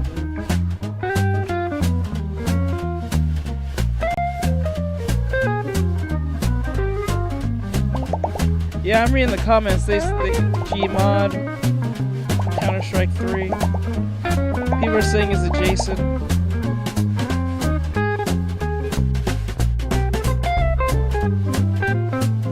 Support the indie dev. I would like to support them, but their games are just horrendous. Hey all you frosty freaks, I'm Ruby. I'm Peter. I'm Gus. And we're Back Pocket, the only Aussie gaming talk show to have a dog called Scotty as our boss. We create a talk show on YouTube and Twitch that goes live every Thursday. We've been making this silly show for a long time. That's a cute doggy. I want that dog. Devs, and it's a joy to be part of the wonderful Australian games industry. And that's why it's our pleasure to introduce the next Frosty game in this fest. Now, grab your ball. I'm telling you, once I'm on my own, I'm gonna buy a dog. His name will be Knives. At the enemy horde in a unique blend of pinball, pachinko, and bubble shooter in a game where no two runs are the same. Oh yeah, the pirates. That's pirate stuff. Oh yeah. You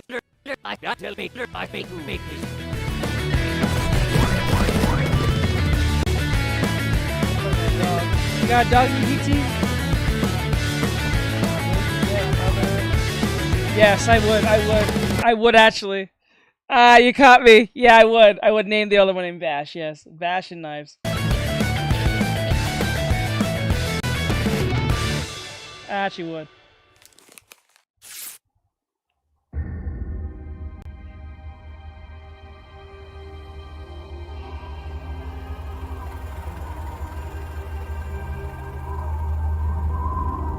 Thank you. Thank you, Mighty. At least you understand what I'm saying.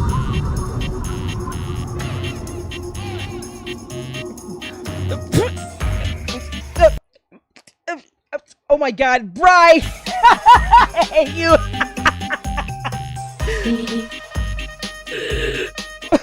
I hate you right now! Fuck you! I knew you! I hate you! God damn you! Jesus. Why not Rover? I hate you right now. Thanks, Coda. Aw, that's so cute. Coda! God, I hate you, bro. He got me.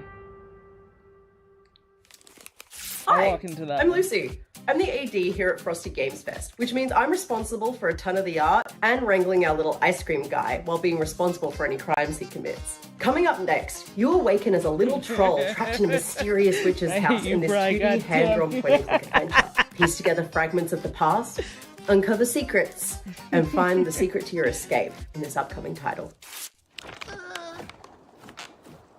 Okay.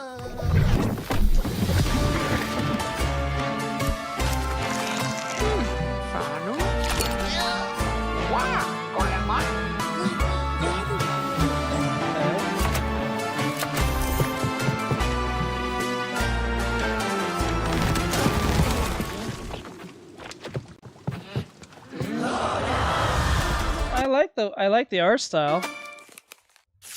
I like the art style. Are you hearing something?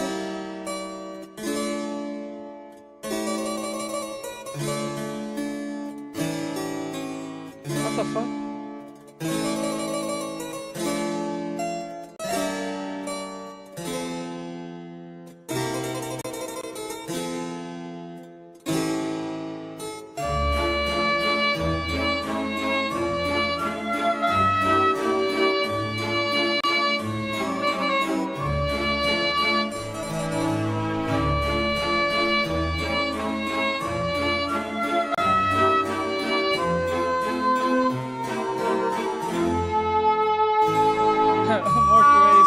I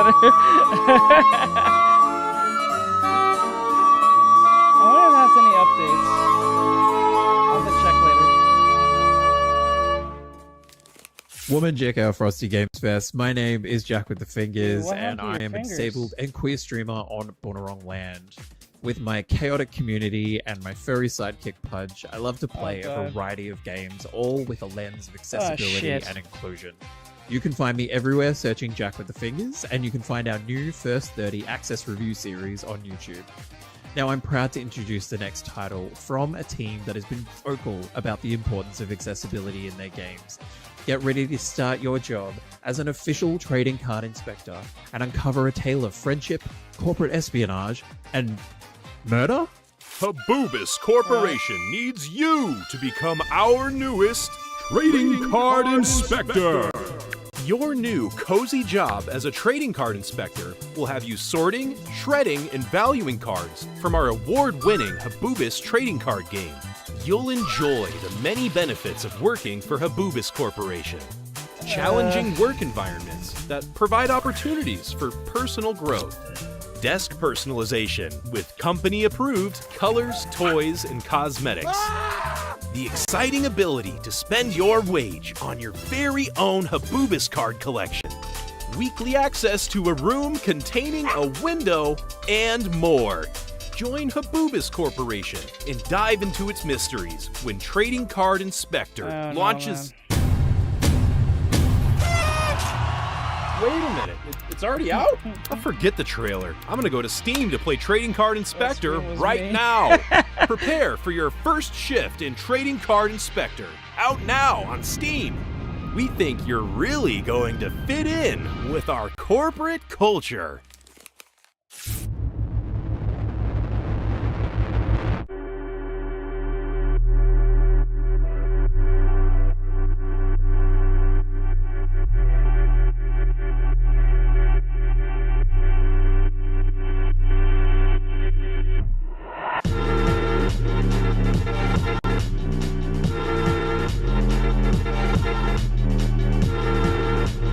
Jesus Christ, what is this?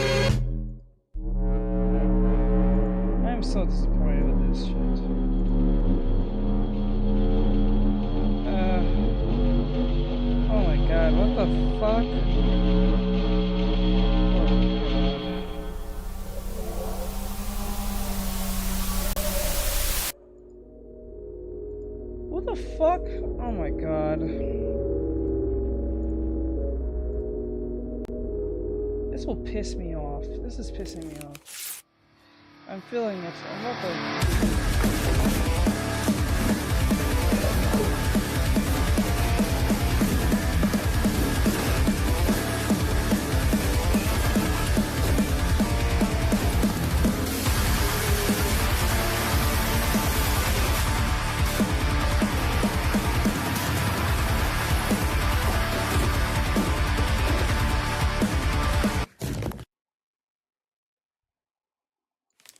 Penguin Colony is one of those stories which I'm really happy we are making. They don't get made often.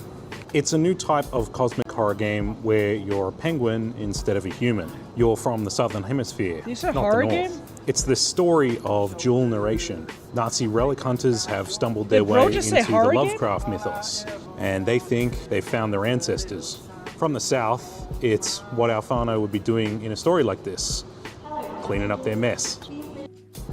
My niece is voicing the Kaitiaki entirely in Te Reo Māori. Ko tahi rautou, ka puta anō te kāranga. Me tū ngā pāne no ngā iwi maha o Aotearoa ki te whakahe. Oh Tim did the Kiratui and placed it digitally. I think about Kiratui a lot. It's one of those recent Māori inventions made by Māori, but it's for everyone. That's the joy of this new way of storytelling. Anything's possible.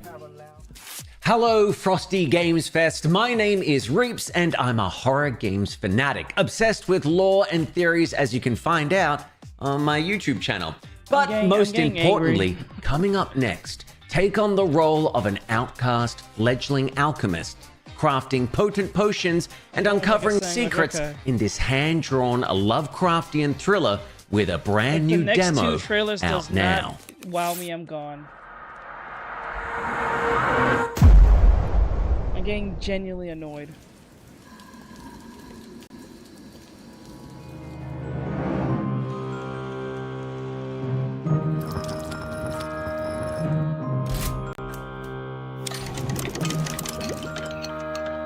Yeah, we need heavies to recover.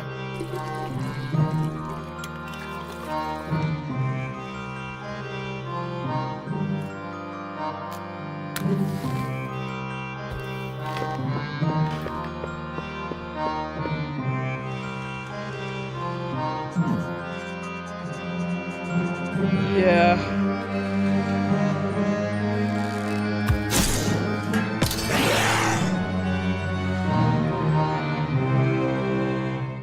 I'm about to leave.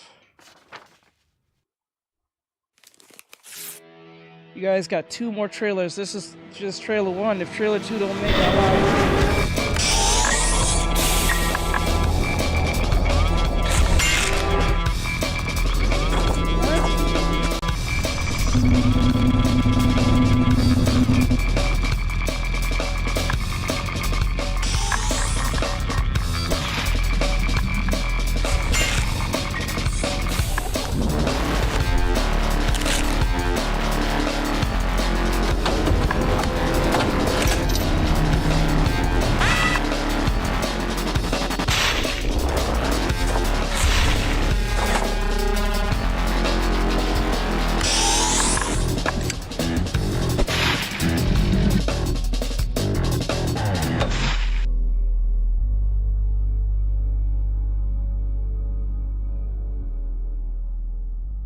this one? Hey folks, I'm Maddie, the solo dev at Silver Stitch Productions. I'm here to introduce my game Management in Space, a retro sci-fi management roguelite where you build space stations to pay off a massive debt. It's still an alpha with a ways to go, but I'm excited to share where it's at, plus a special surprise for you all at the end. Enjoy!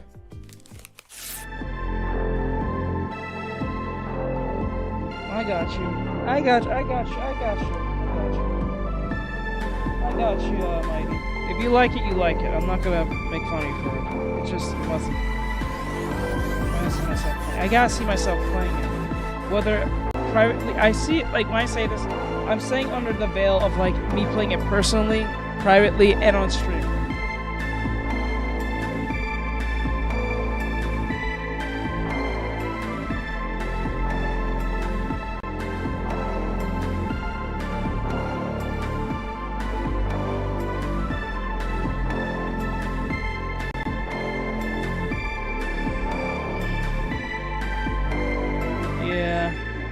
this is a management sim type game. I couldn't play this if I wanted to.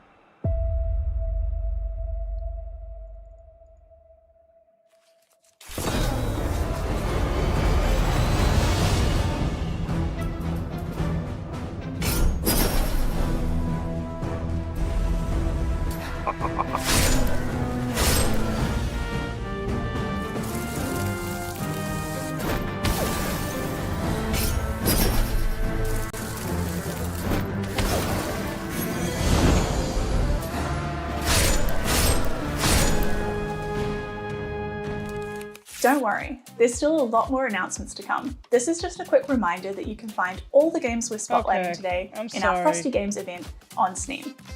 One of the best ways you can show support is to head over and give your favourite games a wishlist right after the show.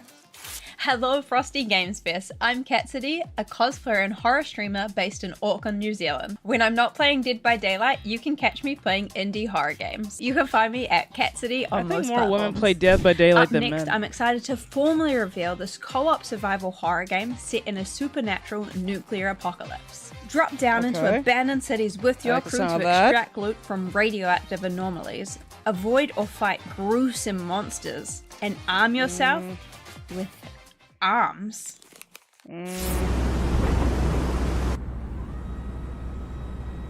Okay, you guys, I'm gonna. Okay, you know what?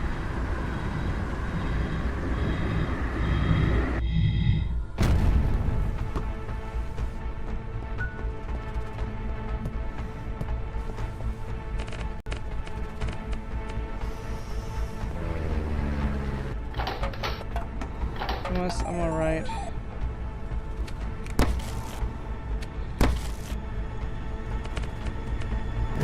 Ooh, that sounds yummy. What the fuck? Oh my god, what the fuck?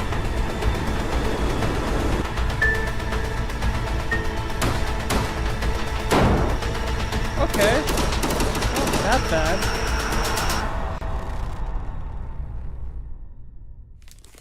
Yeah, the Lethal Company clone.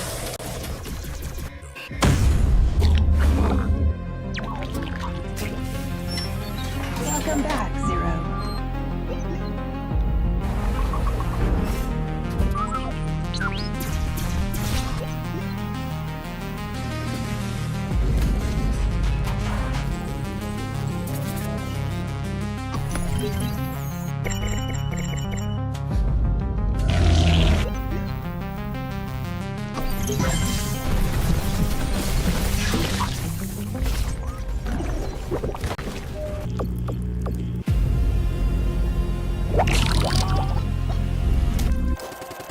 Alright, there you go, guys. You guys can vote. You guys can vote. You guys can vote.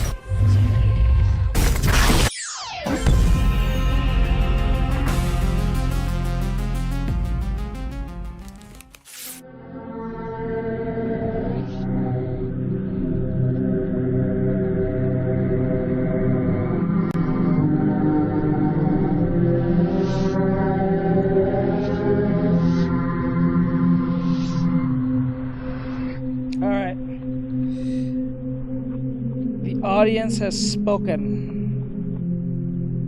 The audience has spoken.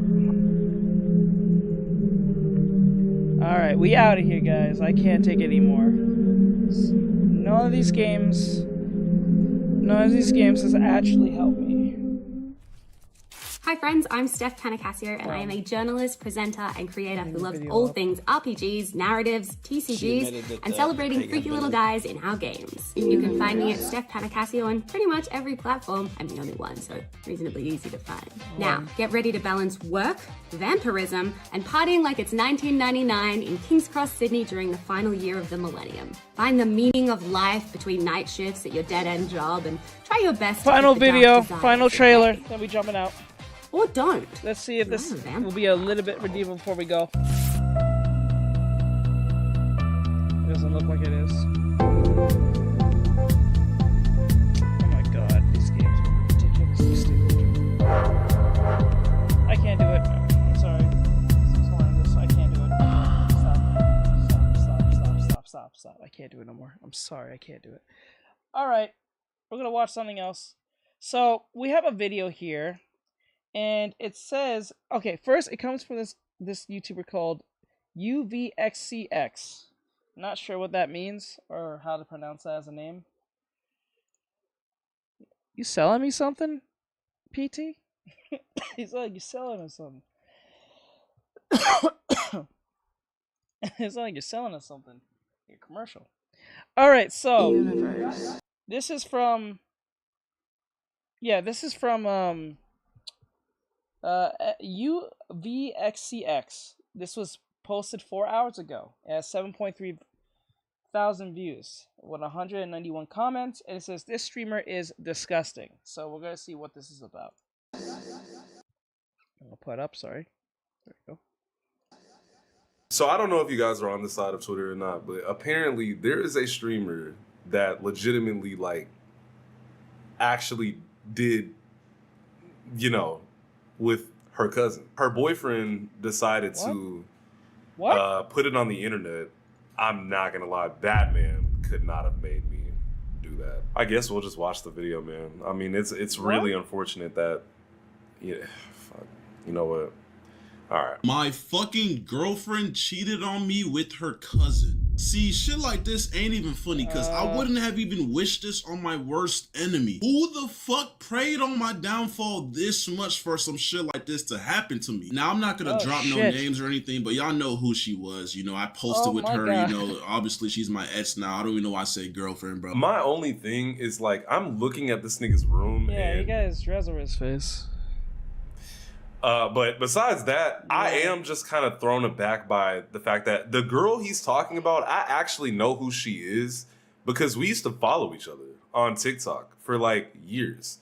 Unfortunately, she got bigger and whatnot, and I got fucking egoed. But I do know who I know who the girl is. This is very off topic, but I actually used to want to. This is crack insane. her. I thought she was kind of cute at one point. But this was years and years and years ago. This is 2022 or 3. This is a while ago. She cracked her cousin. I actually know the girl. She cracked her cousin. That's insane. About. What the hell? It's just kind of interesting that.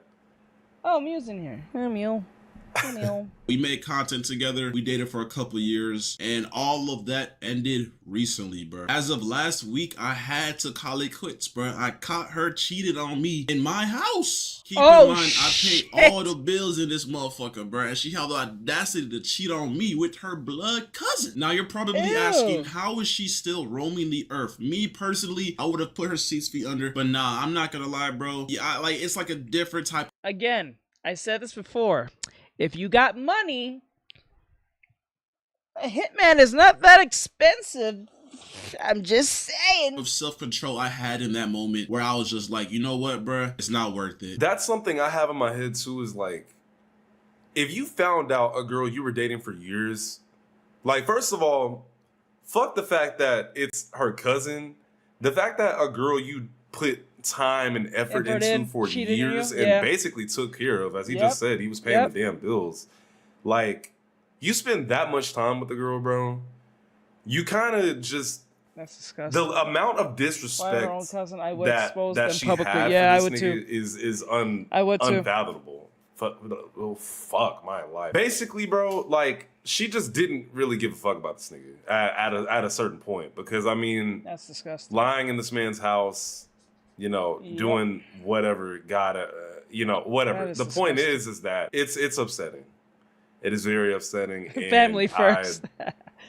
I feel bad for this nigga. Like, how do you even heal from that? Like, you can't. How do you heal from that, bro? I think this was just my canon event. You know, it was bound to happen. Everyone tried to warn me about these light skins, but I tried to take on the challenge. Now look at me, my nigga. You're probably wondering, how did I catch her cheating? What exactly happened? Well, this is what the fuck I did. So it was like last week or maybe like last week and a half, bro. I was like literally in the crib. She was taking a shower or whatever, bro. Really quick though, here's some filler information, bro. So lately, bro, I've been noticing she's always on FaceTime with this nigga, bro. I'm not saying that like my girlfriend or my ex did this to me, but you'll know when a girl is not fucking with you no more, especially if you live with her, if she's on the phone all the time. That's the first sign. He's not wrong. Look, not gonna lie, personal experience, my ex was like on the phone with the nigga she's dating now, like on the phone with that nigga like all the time while we're under the same roof. Like, that's crazy. That's how it starts, bro. The phone calls, bro. Then they start lying about where they are, and then oh my god.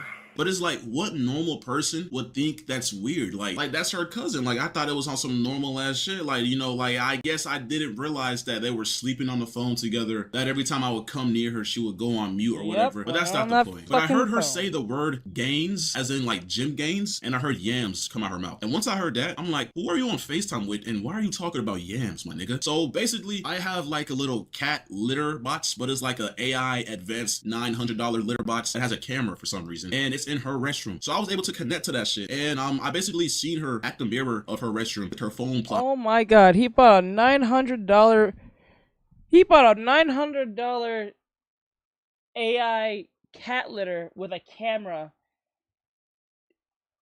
He paid $900 just to see her infidelities. Oh my god!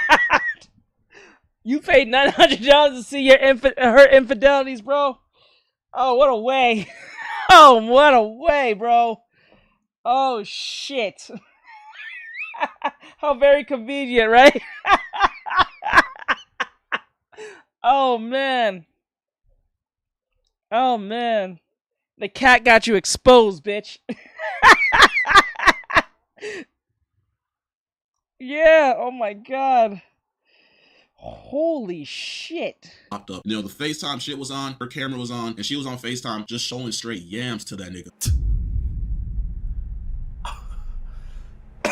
Oh my god. 360s in the camera, grabbing yams, just everything, bro. Just butt ass naked, bro. And at that moment, bro, my heart sunk, bro. I was like, damn, it's GG. She just cheated on me. But that's not how it ended, though. I'm not gonna lie, bro. Because I didn't want to make it seem like I knew and I caught her and she was gonna try to play victim. So I walked up to her room. I knocked on the door. I was like, let me see your phone real quick. I grabbed her phone and I noticed her like grabbing that shit, like, but like not really grabbing it in like a way where like she made it obvious she was hiding something. So I just grabbed it and sped walked to my room and then I locked my door. Kenneth, the one thing you never do is when you suspect something, bro, just go with your gut, bro. I'm not gonna lie. Right. If you're looking for something, there is something. That's how I look at it. If you're looking for something, you already know it's there. Right? You know it's there. Right? You don't have to do all that shit. If you already expect and feel that she's doing some shit, even if she's not doing no shit, if you have to think that of the other person, then it's already over, bro. It's already over. Because even if they prove they didn't do anything, just the fact that you thought they would do this, it's already, you know what I'm saying? Just leave, yeah. I would just get the fuck up out of there. You don't have to do all that shit. You don't have to do all that shit, trust me. You gotta just go with your gut at that point because you didn't already seen it on the damn AI cat cam or whatever you were talking about. Like, there's no point in really further investigating. Like, you seen her showing her body, as you just said, butt booty naked. Butt ass naked, bro. At that point, you know, you might as well just cut it off. You already said it was GG's. At that point, I get it though. Like, he put years into this relationship. He just wanted to see how bad it was. And you never want to see how bad it is because what you think in your head, I promise you, it's going to be worse than what you think it actually is. That's how it is every time. Like, it's going to be worse than you think. I swear to God. That's the canon event, is you think it's bad until you actually find out how fucking bad it is. Banging on my door saying, Ken, open the door, give me my phone.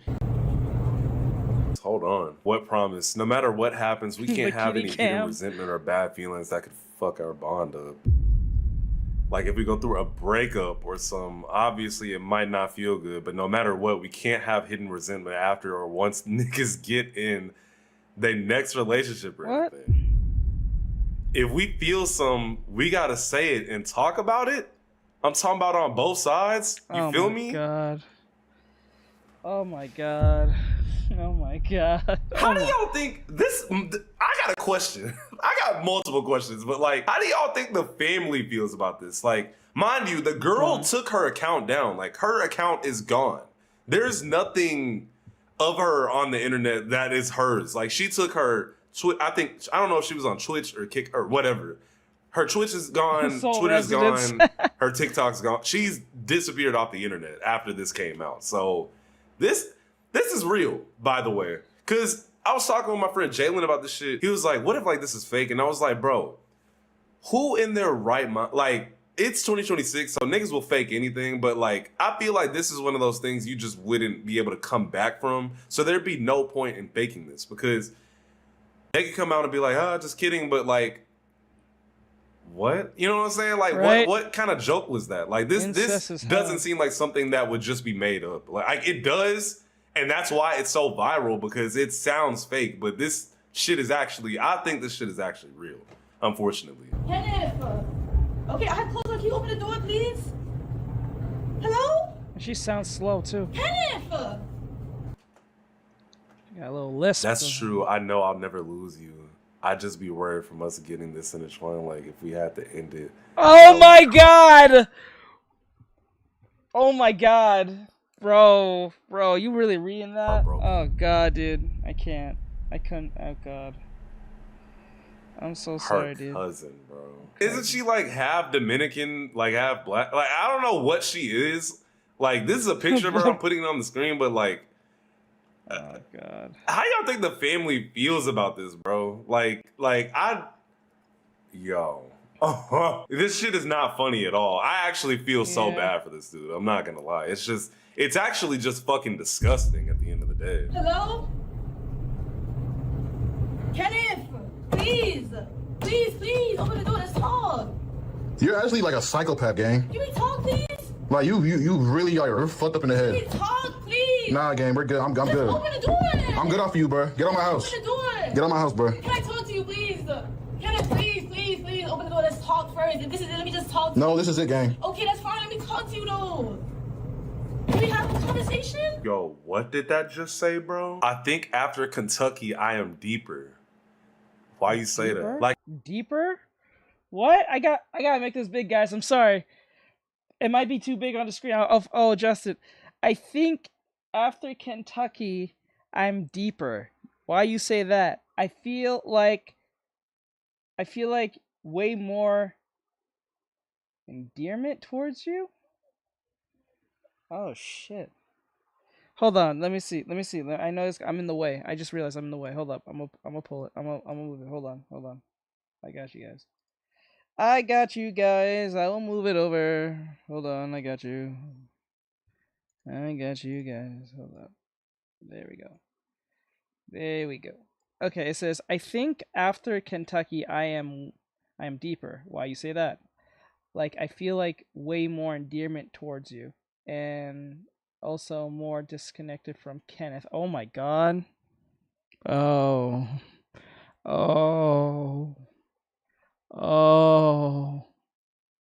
Bro. As soon as I even were to see that.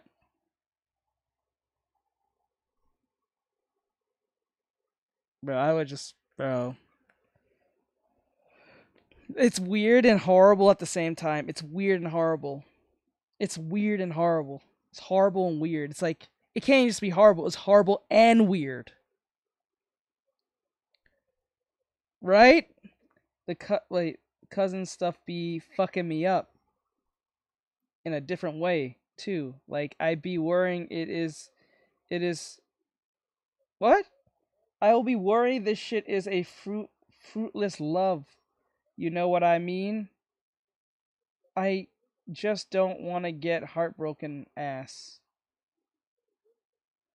on some shit. I think OSS is on some shit. I think that's what it means. YKM, I think you know what I mean. Okay. What the fuck? This is oof. Yeah, this is not good. This is horrendous. This is bad. This is bad, yo. This is bad, yo. Like, I feel way more endearment towards you. And also more disconnect from Kenneth, the nigga that she is quite literally living with. Like, oh my god. I feel so bad for this dude, bro, because I've been in this situation. I've been in this situation before. Not where my ex was fucking her cousin, but I've been in a very similar situation to this. And I mean, the cousin stuff be fucking me up in a different way too. Like, I be worrying this shit is a fruitless love. You know what I mean? I just don't want to get heartbroken over some shit. Heartbroken? Some shit. Heartbroken? Heartbroken is the last of your worries. You're going to be ostracized and criticized. You're going to be seen, like, you're going to be seen as fucking weird, bro. What are you talking about? Heartbroken. That's the last of your worries. How do you think the family's going to feel, bro? How do you think your father, your mother, your uncles, your aunts going to feel? Yeah, I don't know. Bro, that kid's gonna come out like a mutant. It'd be a whole X-Men. Yo, she is talking to a nigga that she quite literally. Yeah, that's only in books. But, that's like the most damning part of all of this. Like, this is a fucking family member to her. I'm actually at a loss for words. Holy shit, bro. The more she said that, bro, I was digging through her phone, nigga. I went through hidden. Right? If hidden, go check your girls hidden. Fucking iMessage has like recently deleted text messages. Check that. I went through Snapchat. I went through I tried to go through Maya's only on Snapchat, but I didn't figure out the password. I went through her notes. I went through everything, bro, and I seen tons of explicit photos from her and him. And then I went through the text messages, and there was a bunch of weird shit going on, bro. Like, she was talking about that nigga being boyfriend material. She was saying she feels a disconnect from Kenneth. She was saying all types of shit, bro. And honestly, bro, I wanted to crash out at that moment, but obviously I couldn't because I would go to jail. And you know, yeah, I'm a good civilian. I'm not gonna crash out over a girl, but it was sick to see, to be honest, bro. Like, I genuinely was throwing up. I'm not gonna lie, you could ask all my homeboys. I was calling them. I was in my restroom throwing up just nonstop, bro. Everything I ate prior to that, I threw it all up, bro. It was sick, bro. Like, I genuinely feel like 2 years went down the drain. But like, to your cousin though, like, there's a bunch of like scenarios where like my homeboys thought she was doing something with somebody else or whatever. But her cousin, like, I think that's how she got away with it for so long, because it's like, you don't expect your girl to be doing something with her cousin, my nigga. Like,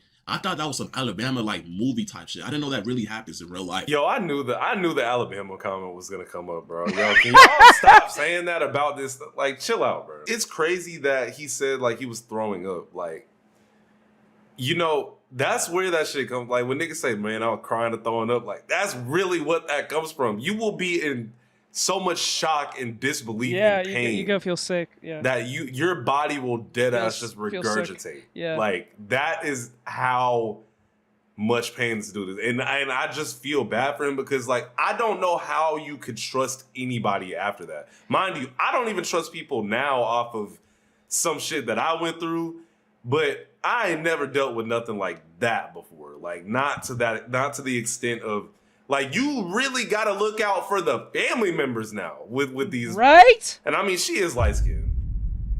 You know. I mean, what does that have to do? At the end of the day, I mean, this is just, I feel bad for this dude. I'm not going to lie, bro. That's all I just feel bad. This dude's room is pissing me off, though. I was staring at that for a good while. Okay, I'm not crazy. I was literally looking at the Nami body pillow and the fucking Peter for the longest while. Bro, who I was looking at Spider-Man, Nami, and then Peter. It's pissing me off. And Peter's like half naked. Why is he over your head? He has no shirt on. It's like he's like over your head. What is this supposed to imply? Why? Why is Peter over your head looking like he's naked? That's crazy. Shut up, bro. I ain't gonna lie, nigga. I got my phone. I took pictures of everything. I wish I scrolled some more, but you know, I once I seen it, I was just ready to kick her out, bro. I took pictures of all the pictures she took for him, all the pictures he sent her, the text messages, Everything, bro. It's all on my phone just in case she wants to fucking deny. Bucket list: nut on face, eat off body. What the fuck? Bruh. This is nut on face. Bro. This is disgusting, yo. I can't, like, these, yo. Oh my god, only, there's no Peter, only Zool. Let me see, nut on face, eat off body, sex tape. I don't know if I can say that on stream. Head videos, oh my god. H-job videos, spitting in... Ah! What? Ah, I just... Ah! No! Handcuffing tripod video? What the hell? Public quickie? Movie? Oh my god. Oh my god. This was our bucket list with our cousin? Spitting in mouth? Oh my... I'm gonna vomit! I'm gonna vomit! I'm gonna vomit! You put that in the list? You literally want to put spitting in mouth? Oh! Head videos. Hand job plus spitting in mouth. Oh, I'm disgusted. I'm so disgusted. Public quickie. Oh my god. How deprived can you be? This girl kind of knows ball a little bit, but but the fact that it's with her cousin is just. Bro said, "Girl got no ball." He said, "Girl knows ball." You got that ball knowledge? All about that ball knowledge, bro. Oh my god. Disgusting. That's wrong, and that's genuinely disgusting. Give her phone back. I told her she had to go. I'm so sorry, you get it. You know what? No, the cousin is just normal looking, just some normal dude.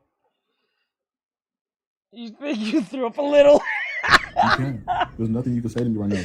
You did what you did. You gotta face that. You gotta go. Oh my. Something that I only did recently. Just know that in all of my relationships, I've always loved you a lot. Oh my god, she always loved you. You know that? I'm sorry. She's disgusting. I don't care. The girl will do some foul shit. Yep. And then cry. Yep. Like it. And then what's wild? She'll cry. She'll cry, and then somehow, if you're not fucking with the crying, she'll somehow make it your fault. She'll actually get mad at you for not accepting her apology to you. Because they're so used to not saying sorry. When they finally say sorry, and then their sorry don't get accepted, they try to convince you did them something for them to respond in kind to you and whatever's happening in the situation that they caused. This shit's crazy. That's why you don't trust women like that. Because I don't even want to say it's just light skins, bro. Like, cause nah, that's a woman thing. I know that's not a light skin, dark skin, whatever shit. That's not like a no. That's a woman thing.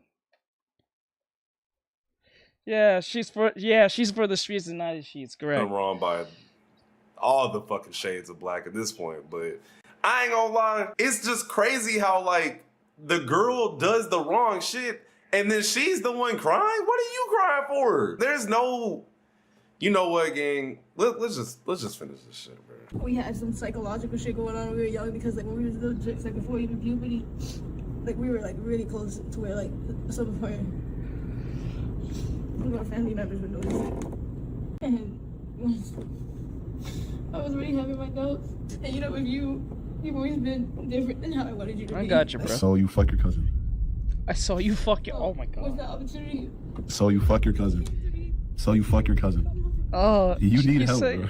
Hey, all my young bulls out there, bro. Learning experience, you can't trust these girls no more. I ain't gonna lie, bro. You can't trust boy best friends. You can't trust cousins. You can't trust brothers. My nigga, if this was a step brother, like that would have been a tiny bit better because cousins, they got your blood. Like that's like your dad's brother's son. So like for you to do Right? Like listen, I would be the same if it was like a step brother. Step brother, I don't trust. I don't step anything. I don't give a fuck. I don't trust stepdads.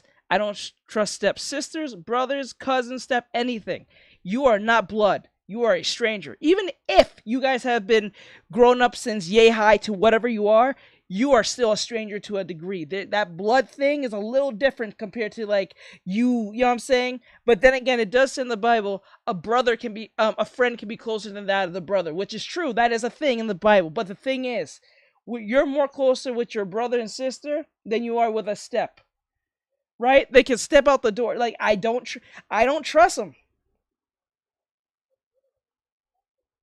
I don't trust Step anything. I'm dead serious. I don't see them as family. I see you as a stand-in. You are a stand-in. That's why the Step is there. You are a stand-in. You are not family. And you can be close as possible if you want to be, but nah, we are not blood. That's a difference. There's a big difference in that. That with that nigga, bro, like that's genuinely diabolical, bro. Like that's just like I can't go back, bro. Like obviously in the past we broke up a couple times for bullshit, but this was just a fucking like cherry on top, bro. Like I can't, bro. Like I think it's gonna take me a long time to fucking recover from this, bro. I literally have not been in my groove. I haven't been posting. I haven't been. All my friends could tell you that I'm like I was depressed, but like that shit genuinely like it did something to my brain, bro. Like if for all y'all boys that been cheated on before, all you ladies that's been cheated on, I know what I'm talking about. Like you just feel stuck in time. You don't really want closure, but like you do kind of want to know why that person did that. Why? Like Nah, for me, it's different. If you cheat on me, I'm happy. Because what just happened is, I don't have to... I'm not happy that you cheated, but I'm happy that you did. Because now, what you just did, you justified to me that, not only that I can last in a relationship without doing anything wrong, but it proves to me that you didn't waste my time you waste my time, but you didn't waste my time enough that we have kids down the line. That's the scary part. It's not that you cheated on me and I wasted time. You cheat on me with children intact, with things entangled that we have to untangle, and that's gonna take months, years, or even probably a decade to get everything, ripped apart from each other. And then I have to start over, and then you have to take everything from me. We just watched the divorce with that dude from with Abs and Gold for the 60 and 40 thing. So, like, you know what I'm saying? Like, I'd rather you waste my time than you, in a 2-3 year span, than you waste 20 years and taking that from me, take my money, and then take my kids and the dog, and then turn my kids against me because you are horrible. I'd rather take a punch than get hit by a nuke. Do you see how that makes sense? At least I caught you before we made things serious. I'd rather you punch me than throw a nuke at me. So that's crazy. The cats in my area fighting like, oh, they're going Super Saiyan. Mom and dad's cousins is harsh. Yeah, right?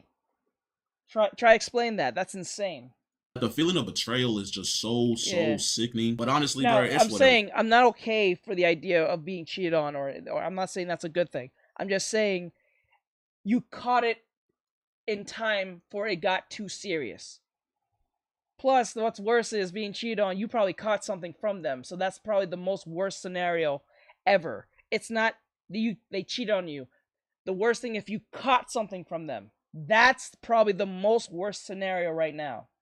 To me, like all I can do now is as just long as you don't have children, like two things. You caught something, you have children with them. Those are two things.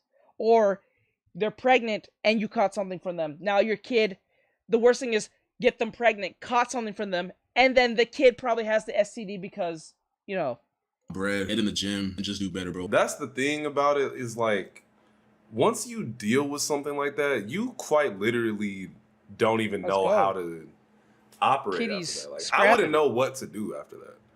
And all I can say, bro, is I feel bad for this nigga. I just hope that he heals from the situation, but it is... Yo. Hey, man. I'm UVXEX, bro. Well, that's how you say your name? That's crazy. I don't know what channel this is going to go on. I don't know if this is going on my main channel or my second channel. Probably the second channel. I don't know. Goodbye. Just fucking get out of here. So this was UCX. I'm not saying your name right, bro. I'm sorry, dude. I'll say it better next time. But like, hey, this is you. Give him a follow if you like his shit, or chance to be like, subscribe, share, follow, comment. If you guys enjoy this and all that great stuff, I'll see you guys in the next one. Thank you for watching all your stuff, Yeah. All right, we'll do one more video. We'll do one more video. Kind of on a roll with this VTubing model. Kind of roll, guys. I'm on a roll. I'll do one more video. She really fucking her cousin. That's crazy, dude. How do you fuck your cousin? Just look at your cousin and be like, yeah. That's disgusting. That is disgusting, bro. That's your dad's uncle, or that's your uncle's son. That's your aunt's son. The fuck? Like, ew. That is disgusting, dude. Even weird. That shit crazy. Let me see. Where's one more video we could put? I don't want to do that. It's a Gundam. We'll do that another day. Husband went through his wife phone after a night out of... Nah, I don't want to watch that. I'm gonna go wave. Wave.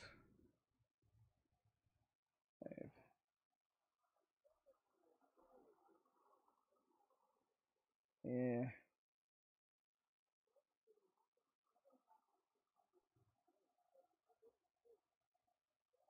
I guess. Ban videos. Let me see what Wave got. Wavy. Jail for AI TikTok prank. He crash Waymos for fun. The internet's most disturbing Waymo scandal. What is Waymo? You guys know what Waymo is? I don't know what that is. Killed during a ice cream party. I don't want something too long. I want like 20 minutes or something. Nothing too crazy. Like at least under 20 minutes. I don't want anything too fucking... Or at least 10 minutes. Waymo. It's a Uber? Okay. It's a form of Uber. Let me see. Future.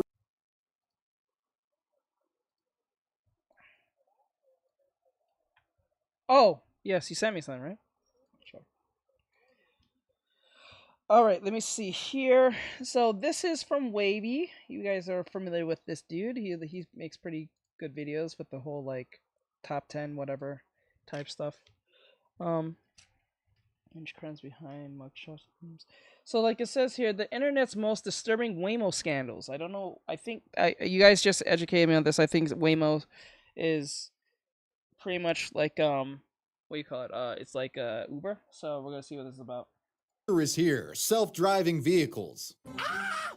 Already almost got into a car accident. All over the internet, clips of four-wheeled clankers are surfacing, showing malfunctioning vehicles, doing everything from blocking ambulances and fire trucks to allegedly assaulting disabled people. Seriously? Damn it. While the technology is promising, the growing pains are impossible to look away from, and today we'll be looking at a handful of notorious cases of self-driving vehicles and taxis causing havoc. He brought so much joy and warmth. Last week, a Waymo vehicle turned that joy to sorrow. Waymo versus Kit Kat the Bodega Cat. Waymo vehicles have received a lot of negative PR lately for blocking traffic. I'm not gonna lie, this is funny what you sent me, Sylv, with the guess who gave me away to the heroes today. That was actually funny. I'll show you guys later when the video's over, but this is funny. Their tendency to hog parking across cities. But no Waymo offense is more devastating than what they did to Kit Kat, the Bodega Cat. I kind of squinted up ahead and I could see that Kit Kat had crouched down in front of that front right tire. Meet Kit Kat, a male tabby with a robust social media presence. He was a stray who first appeared in San Francisco's Mission District back in 2019. He'd eventually find a permanent residence in the district, as Kit Kat was taken in by the owners of Randa's Market, a popular liquor store located on 16th and Valencia in the district. Kit Kat's adoption and subsequent promotion to Bodega Cat was announced publicly by the store owners on Instagram, and soon he became a big hit with customers in search of booze, greeting them and always willing to play if given the opportunity. The animal was allowed to go in and out of the store freely, often checking up on the neighboring businesses and bars,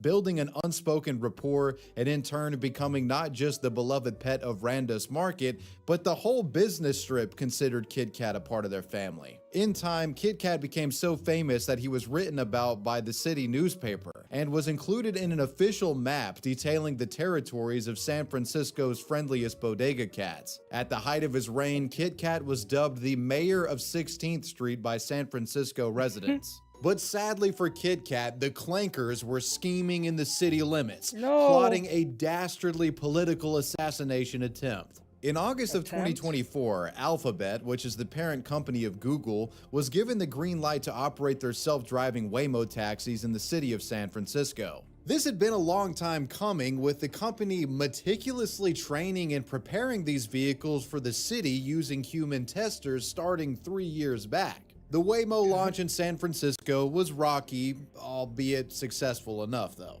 Videos posted to social media at the time do show the vehicles still had kinks and glitches to iron out. The cars were randomly stopping in the middle of the road, getting confused in parking lots, and sometimes blocking emergency vehicles. But obviously the big thing is, nobody's getting hurt by one of these things, right? Well, sadly, while it wasn't to someone, something would get hurt. And let's just say the victim was a high-profile member of the community.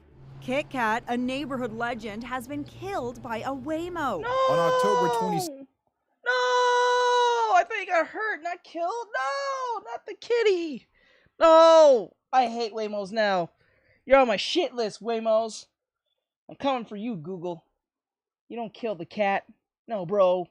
7th, 2025, at around 11:40 p.m. tragedy struck. Just outside of Randus Market, Kit Kat had been hit by a Waymo vehicle. Witnesses claimed the cat was sitting in front of the Waymo's right front tire as passengers entered the vehicle. And after they had boarded, the Waymo taxi completely disregarded the animal and ran it over, subsequently fleeing the scene. After getting run over, Kit Kat reportedly crawled about 15 feet away and collapsed. Good Samaritans made an impromptu stretcher for Kit Kat out of a cutting board, and the owner of Randus Market, a man named Mike Zidin, was urgently notified of what happened. Mike and his wife rushed to the scene and took Kit Kat to a local emergency clinic. But sadly, by the time they had gotten there, it was too late. Kit Kat passed away from his injuries. Now fans of the adored feline are taking to social media, demanding #justice for Kit Kat. The death of the famous cat hit the community hard, and people were outraged with Waymo. I mean, if people's description of events were true, it was almost as if the Waymo was trying to kill the cat. If only there was a video showing exactly what went down. Don't worry, we'll get to that. Despite it being a non-human fatality, this turned into quite the PR disaster for Waymo, who were quickly inundated with hate and people skeptic of their technology. I mean, if your cars can't detect an animal in front of it while in park, I think that's probably an issue that needs to be addressed. The city of San Francisco mourned the loss of Kit Kat, and the internet soon followed, with tribute posts for the feline popping up in all corners of the web.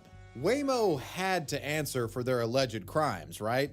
Well, according to the company, people weren't getting the full story here. Waymo's release here seems to suggest that the cat ran under the vehicle as it was moving, and it wasn't just sitting in front of the tire and squashed. Quote, "We reviewed this, and while our vehicle was stopped to pick up passengers, a nearby cat darted under our vehicle as it was pulling away. We send our deepest sympathies to the cat's owner and the community who knew and loved him, and we will be making a donation to a local animal rights organization in his honor." While a seemingly good faith olive branch to the community, this description of events didn't jive with those who allegedly witnessed the Kit Kat incident.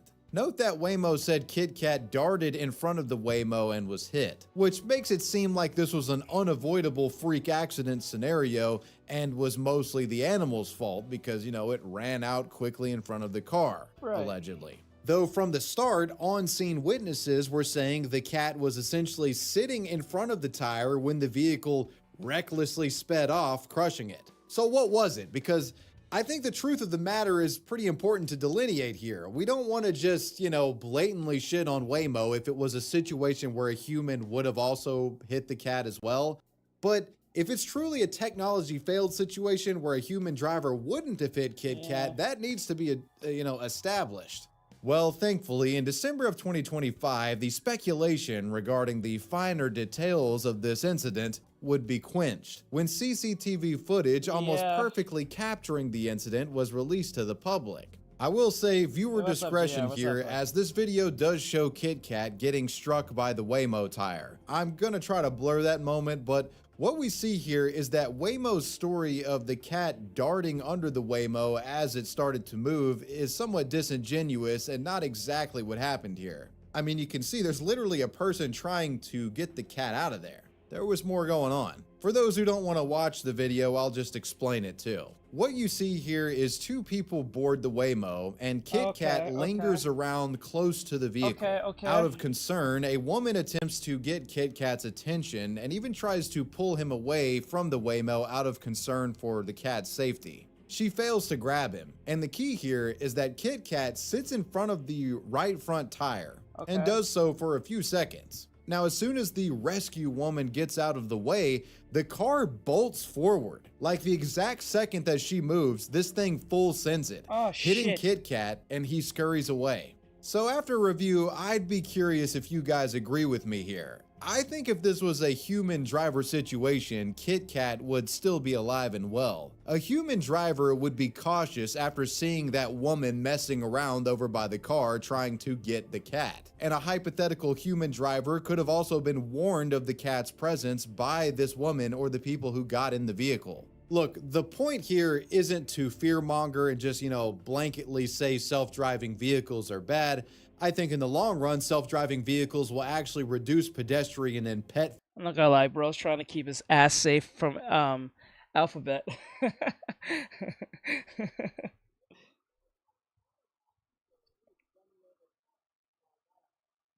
Yeah, it depends on that's more of a individual case by case. That's an individual case by case. But bro's trying to save his ass from not pissing off YouTube. Fatalities on the road. But we have to be honest and hold these companies accountable when stuff like this does happen. They need to iron out all of the kinks and be completely and totally honest when the autonomous vehicles drop the ball. While Waymo has expressed sympathy regarding this incident, I think it goes without saying that they have no plans on stopping service in the city. Legally, they weren't at fault, and in all honesty, suffered nothing more than a bit of negative PR. Rest in peace to Kit Kat. They have no plans on stopping service in the city. Legally, they weren't. Out of all the pictures you guys could pick, you pick the one where he's licking his balls? Out of all the pictures you could pick, you pick the one where he's Buddha sitting licking his balls. The fuck?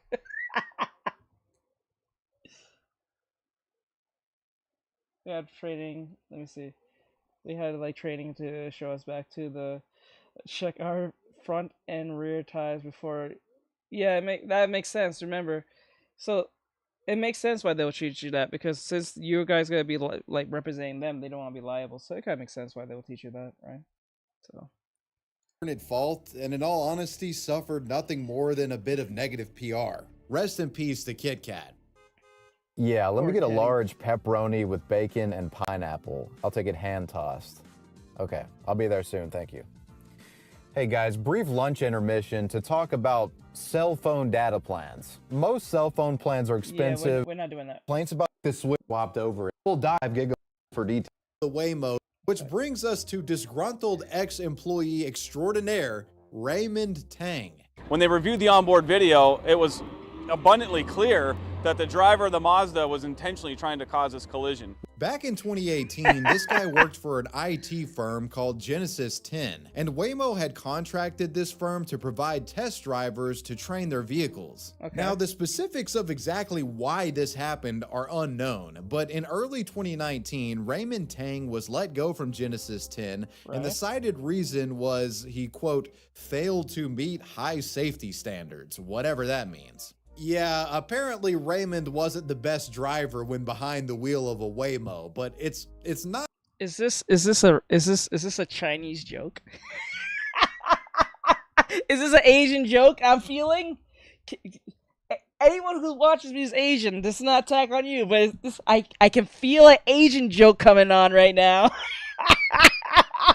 Not what he did in the Waymo that got him in today's video. It's what he did to multiple Waymos after he lost his job. After his dismissal from Genesis 10 and Waymo, Raymond seemingly went on a revenge tour against the latter of the two. Oh, shit. According to reports in the city of Chandler, Arizona, Raymond Tang's personal vehicle had been observed harassing and committing traffic violations towards Waymo vehicles while on the open road, as if the dude had a vendetta against Waymo itself. Apparently behaving aggressively, road rage style when he saw them on the streets. This is bad already, but even worse when you consider, people were driving these vehicles to train them, so he could be potentially hurting a person if a wreck occurred. It's not just a robot. These alleged incidents actually resulted in Raymond getting charged with traffic misdemeanors and fines totaling more than $3,200 in damages. But none of these prior infractions compare to his video recorded incident. On January 30th, 2020, near Rural and Warner Road outside of Phoenix, Arizona, Raymond Tang was driving a Mazda sedan, and he had found himself in the proximity of two Waymos driving in a convoy down the road. As you might expect, the sight of his sworn enemy caused Mr. Tang to spiral. The Waymo in the front, its camera shows Raymond's Mazda swerving in front of the convoy and brazenly brake checking in what looked to be an alleged attempt to cause a rear-end collision. Raymond did this crazy brake checking on the Waymo a total of 5 times until, well, he was successful and the Waymo smashes into Tang's rear end. After getting rear-ended, Tang does After getting rear-ended, Tang doesn't flee the scene. He actually sticks around for police. The Waymo he brake checked had a human driver who was operating the vehicle in manual mode. This person was reportedly sent to the hospital for injuries and asthma-related difficulties, but they would recover. The second Waymo driver had no injuries that I'm aware of. So the police had him and would question him, and they asked, "What the fuck are you doing, bro?" Mr. Tang would at first try to say a pedestrian ran out, and that's why he slammed the brakes, to avoid hitting this alleged person. Raymond, buddy, you used to do contract work for the company. You know there are cameras on the fucking Waymos in and out. Why are you gonna lie, big dog? When reminded of this fact, Raymond would allegedly confess to police that the wreck occurred because he had brake checked them. During their investigation, Tempe police reviewed the footage from Waymo's onboard cameras, and there they saw Raymond's unhinged brake checking antics in 4K. Mr. Tang would be found culpable. This picture is not helping. He looks shocked. Why does he look so damn shocked? Oh my god. This is the most wide-eyed Asian I've ever seen. He's like, I don't know.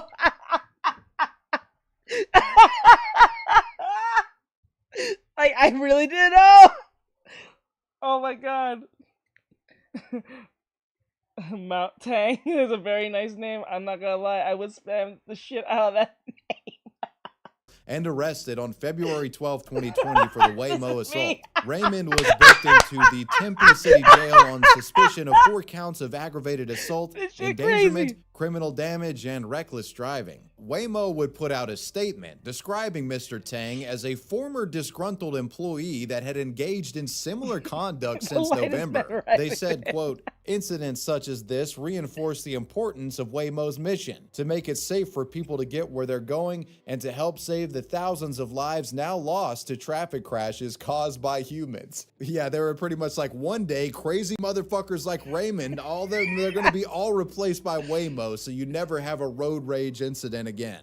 I mean, I guess it's a pretty good point. This incident actually helped Waymo in the long run, as the vehicle AI now has contingencies for psychotic brake-checking Asian dudes. They stay far away from this particular model of Mazda. That's real. They actually do that. I would never lie to you guys. The implosion of Waymo's copycat company. Crews had to use the jaws of life to free a pedestrian trapped underneath the Cruise vehicle on Monday night. What a lot of folks don't know is that during the rise of Waymo, there was a seemingly equally competent competitor developing robotaxis. That company being Cruise LLC. And they might have been the self-driving taxi you hail today in your city if it wasn't for a woman getting plowed. The company says one of its vehicles is not at fault for a crash. It sent a woman to the hospital with life-threatening injuries. Cruise LLC was a self-driving taxi venture started all the way back in 2013 by Twitch.tv co-founder Kyle Vaught. It was a Waymo copycat that opted for aggressive growth over the slow and methodical approach of its Alphabet-owned rival. Cruise was acquired by General Motors in 2016 and pushed aggressively to beat Waymo to market with fully self-driving taxis. And while Waymo did beat them in the long run, Cruise did beat Waymo in the sense that it was the first to have robo-taxis in a crowded city area. See, Waymo's first fully self-driving taxis were available only in the suburbs of Phoenix, Arizona, the company opting to use the less complex roadways and calmer traffic as a nursery for their autonomous vehicles. Cruise, however, said fuck it and aggressively launched their fully autonomous taxi service in San Francisco's urban core in 2022, which was over a year before Waymo had done so in any urban core in the United States. What could possibly go wrong? A contentious protest today outside the headquarters for driverless car company Cruise. After launching the fully autonomous taxis in San Francisco in June of 2022,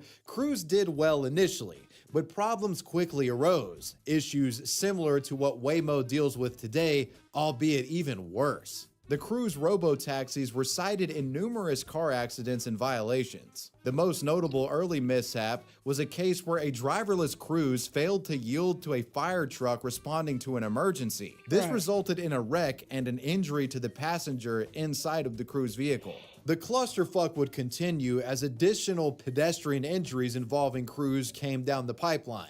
In September of 2023, a Cruise taxi blocked an ambulance, resulting in the patient inside dying. Oof. Oh, shit. This case sparked anti-clanker protests. In short time, the city was already sick of Cruise and wanted their shittily trained robot cars gone for good. And for those who wanted Cruise banned, they would have their wish, as this next Cruise robo-taxi incident in San Francisco would be the final nail in the coffin.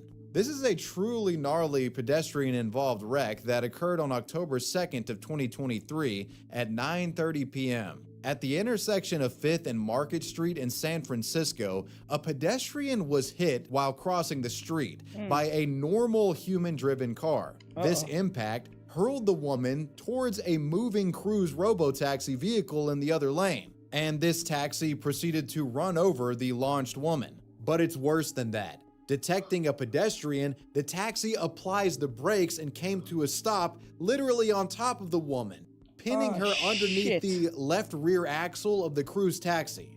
And I'm cringing already, but the downward spiral continues. The robo-taxi vehicle's artificial intelligence then initiates a pullover maneuver, thinking it needed to yield to danger. However, because the lady was already pinned by it, the robo-taxi dragged her almost 20 feet across the asphalt while doing so, and she was still trapped under it after the fact. Because there was no driver and the AI was essentially stun locked, nobody could get the vehicle to move off the lady. The woman was trapped there for an excruciating period of time and was only freed after the fire department got to the scene. They had to use jaws of life to get her out from under the robo-taxi. The woman suffered multiple unspecified traumatic and life-threatening injuries and was transported to Zuckerberg San Francisco General Hospital. It goes with There's a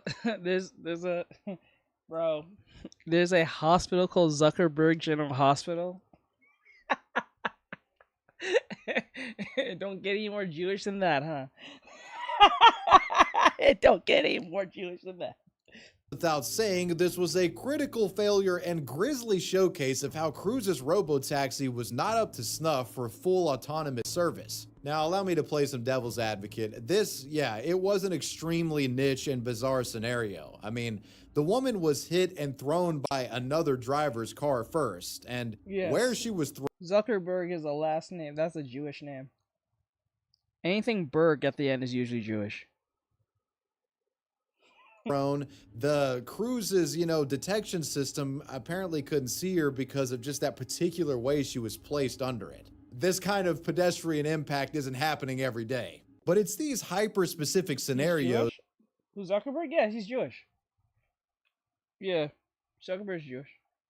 Where self-driving cars get into trouble. A human driver would keep still and get out to assess what had happened. The Cruise taxi's response unknowingly resulted in the body being dragged across asphalt so it could needlessly get out of the way for a problem that it had caused. This incident proved to be the death knell for the Cruise robotaxi. On November 19th, just 2 months later, CEO and founder of Cruise LLC, Kyle Vaught, announced his resignation, and almost all Personally, he's an atheist, but he's just... Okay, I gotcha. All of the company's taxis were recalled. On November 14th, 2024, Cruise LLC agreed to pay a $500,000 fine after admitting to a false report following the collision. They also coughed up a $1.5 million penalty to the city. Finally, seeing no way forward with the taxi's tarnished public image, in December of 2024, GM chose to stop funding Cruise altogether and no longer invest into autonomous vehicles. Instead, they incorporate the technology from that company into the development of advanced driver assistance systems for human-operated vehicles that GM produces. And with that, Waymo pretty much became the premier self-driving robotaxi, and that's kind of how it is today. Slow and steady really does win the race. Food delivery robot clanker chaos. Usually anything with the word Berg at the end is usually Jewish. And if you're gonna say, what about Whoopi Goldberg? Is she Jewish? No, that's not her real name. The word like Whoopi Goldberg is not. That's not a real name. I tried to go right and it went right. Then I tried to overtake it on the left. What the fuck? I'm not one to speak with my prepubescent man voice, but goddamn, what the hell? What the fuck? Oh my god. Let's go back. Slow and steady really does win the race. Holy shit. Food delivery robot clanker chaos. I tried to go right and it went right. Then I tried to overtake it on the left and then it kept going. So I kept going forward. It slammed on the brakes. I hit it and then it backed up into me. In this invasion, God, bro, sound like a 40-year-old woman smoker. Why does bro sound like a 40-year-old female smoker? Holy shit. Of autonomous clankers that I feel bad for bro. That's probably a condition, or that will cause them that whatever this story is about may have to do with that, maybe. We're dealing with. Waymos aren't the only self-driving four-wheeled objects causing issues. Bring in the delivery robots. Who's this? Marcus! You fucking loser. Food delivery robots are invading cities, and while you don't have to worry about these plowing you over, for now at least, these little guys have been blocking ambulances, getting hit by trains, and apparently harassing pedestrians at disturbing rates. We have an ambulance in Hollywood that has to transfer the patient in the back to another ambulance. Honestly, I think what's gonna happen, this might cost more money and it cause more headache, but like, I think the next best thing, other than using like little driver cars, like driverless cars, these little driver cars, I think the next best thing they'll probably do is do like drones, but not in a far distance type shit. It's more like self-driving like drones. I think that's gonna be the next best thing because that'll avoid a lot of problems in the long run for like people not trying to take it and shit. It'll make it harder somewhere down the line. A robot food delivery because I'm tired of food drivers spitting in my food. Yeah, I get it. Yes, you're not wrong. We did a video, like, yeah, like the video we did like what 3 videos ago, on this very thing. We was talking about foods being fucked with because people don't know how to control themselves. Right? I've heard that. Tozy covered it. We'll do it next. We'll do that video next. But like, I think the best thing they'll have to do is probably use drones, but that's gonna be more harder, probably. Much more expensive, but like, that'll be a way better because people can't steal your shit. They can't stop it half the time. They'll have to throw a rock, but they'll have to be really good at it, and that thing's gonna move too fast, hopefully. But then again, it depends. It really depends.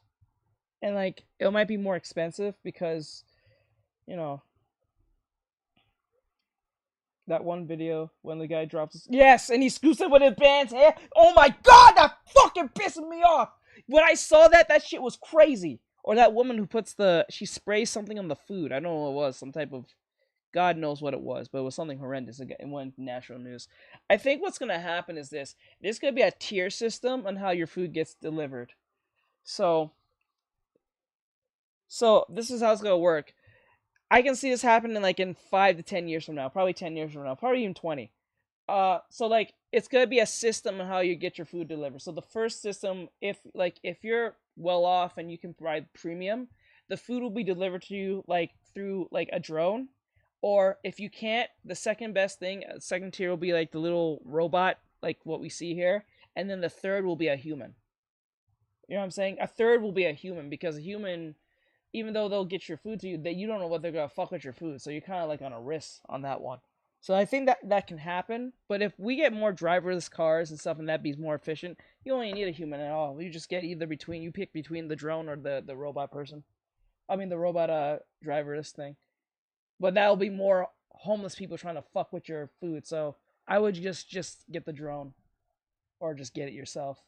That'd be like probably the fourth thing. Ambulance because that first ambulance struck a delivery robot. Oh, it's gonna crush it. Oh, it's gonna crush it. You said have food travel in tubes to your residence. That'd be hard though, because like that'd be hard. That for you to do that, that'll be like you're better off just picking it up from that point, because like it'll be really hard to have everyone have a tube. Then every house will have a tube. You know what I'm saying? Like a that'll be like the new way of like sending mail. But that'll be so like difficult for everyone to have a tube. So might as well just, if you're gonna have a tube, they have to have one designated tube for like certain districts so you can go get your food, but that'll be insane. So it's best just to like go pick it up yourself at that point, I think. So wait, Mr. Junior ain't that also here? Let me see. A helpless food delivery robot stuck on the tracks as a train barrels towards it. Also, you don't do anything have to for the tip little guy. Oh, you have to tip the row 40 plus, or you throw away your shake. Yeah, you're right. Have the food travel in tubes. Okay, okay. Gas station tweaker versus food delivery bot, right? What if we have flying drones like we have flying cars in the futuristic? Yeah, I just said that. So it's just Uber drone traffic. That would be kind of sick. I don't think there'll be any. It will be really difficult for them to have traffic, but for the drones. But no, I already said that. That would be like premium, because like it's not like every store is gonna have like a flying drone. If anything, they're gonna have like, I would say each store will have like, well, major company will have like 20 drones, or at least 20 to 30 drones. Let's just say that.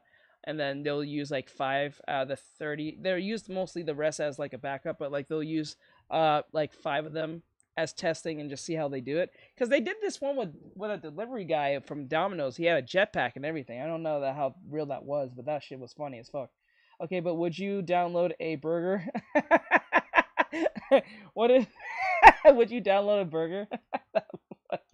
Underground Uber tunnels? Nah, that's not that serious. No one wants that. No one wants that. No one's gonna want their food to be on a sewer. Standers can only watch as the train crushes We ain't Jewish. it. And whatever shit. food was inside. As you can see, these autonomous food delivery robots are finding themselves hit left and right. But sometimes they go on the attack as well. Now we move on to the assault of the gay disabled therapist. Man versus robot as a delivery. Hey, I suspected him to be on that rainbow flag, but I didn't want to say nothing because I thought it was just his voice. Bot allegedly goes rogue. Meet Clark Cheney. According to him, he's a gay disabled man with cerebral palsy. The guy is some. What does him being gay have to? Well, he really put that the gay disabled therapist. I don't know what that has to do with your occupation, but okay, we'll just make. You sound pretty woke to bring that up. Imagine I tell you I'm the straight disabled therapist. I will get death threats for some odd reason. Though I said I'm a straight or I'm a hetero. I'm a hetero. Oh my god. Somewhat popular on social media for his Instagram. I find it funny that he has the gay disabled therapist, but he doesn't have he, him, they, them, and all that shit. That's kind of crazy. Page, the gay disabled therapist. On this page, Mark showcases his struggles with cerebral palsy and encourages those with the disorder to be as active as possible. He's one of those, you know, hey, I can live a relatively normal life despite my condition, sort of inspirational Instagram guy. You guys know what I mean. While pretty active and capable, Mark does use a motor scooter often to get around town, frequently traveling by sidewalk in his chair. With that established, a chance encounter with a rogue clanker would make this guy famous in ways he'd never imagine. On his way home from a medical procedure on September 12, 2025, Mark encountered a delivery food robot from Serve Robotics as he was rolling down the sidewalk. According to Mark, it was behaving erratically and was aggressively trying to pass him on the sidewalk. So Mark says he stops, lets it get ahead of him, and it's at that point where he starts recording a now infamous video. I have cerebral palsy. I use mobility scooter.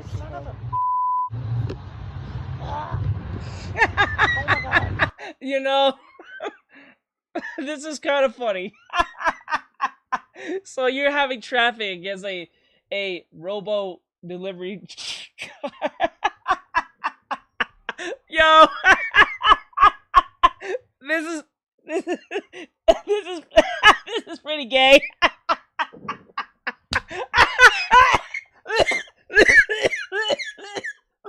Oh god. Seriously? Damn it.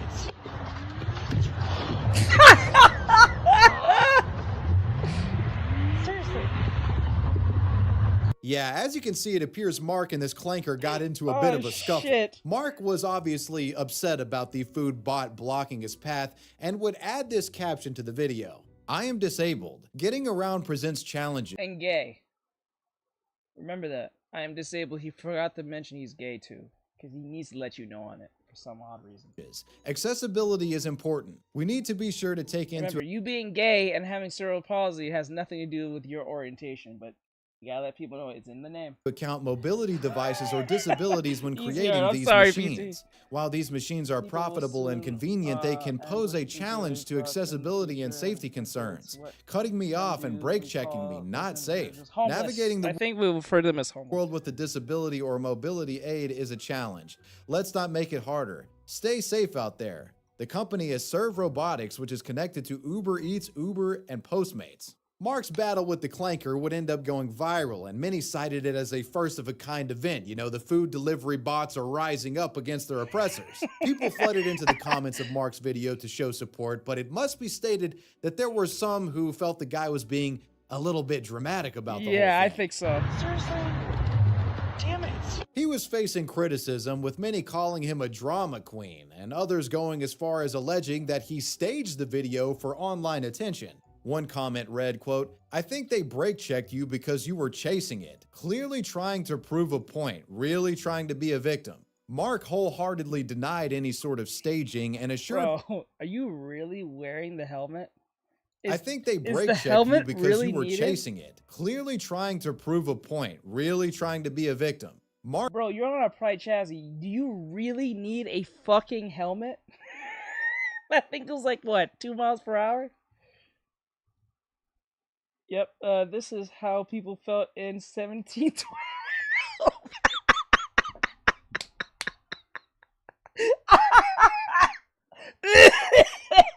Oh God.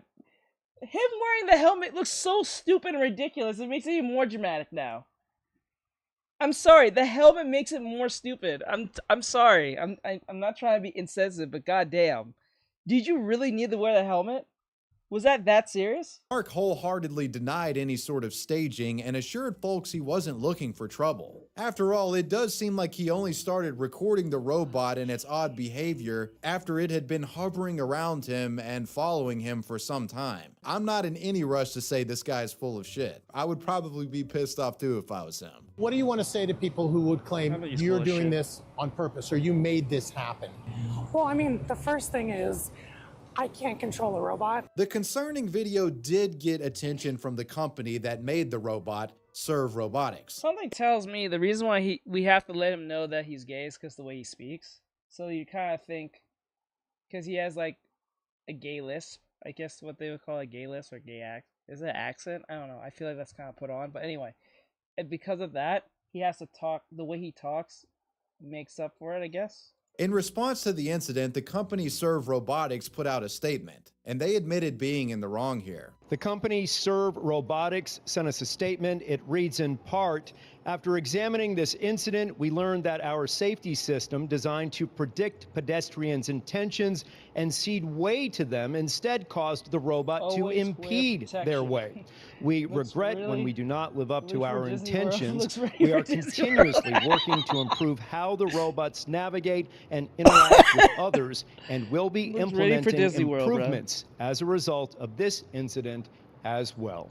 After they admitted fault, Mark would take to Instagram saying he was apparently communicating with the company and was seeking some sort of reparation from them.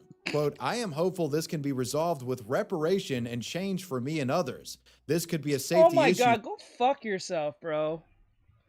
Go fuck yourself. I'm sorry. Like, okay, you had a little of an inconvenience, but goddamn, dude. You didn't die. You didn't get hurt. You didn't break an arm. You wore your stupid helmet, did you not? Like, get over yourself. You a pussy. I'm dead serious. God damn. Come on, man. That's a little dramatic, don't you think?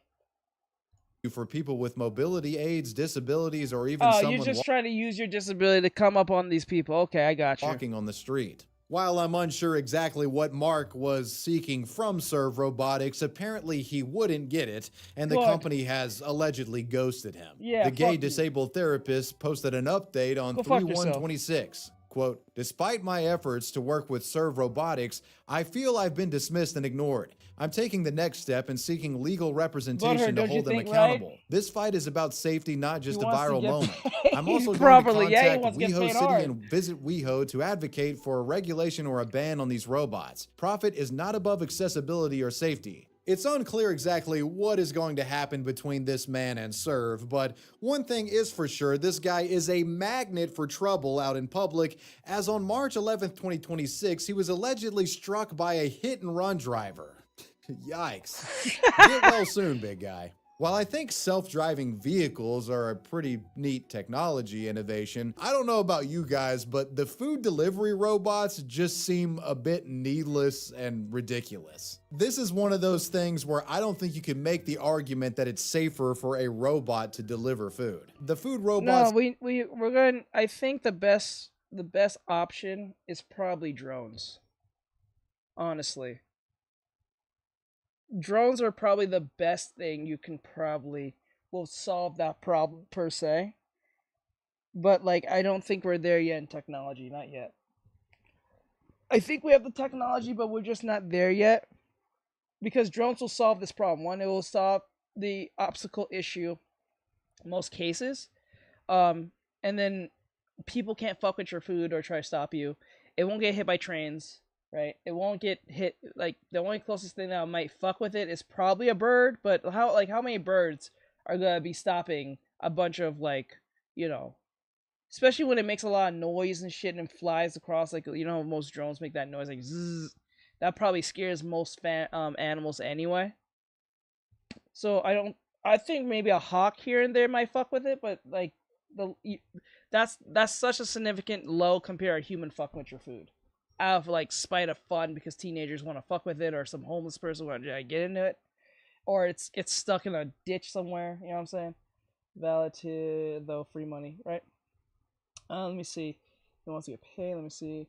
There's one in Africa where they drop the food down a parachute, so it probably just a waste in material. Wow, that's actually cute, to be honest. They have a little parachute for the food. That's kind of crazy.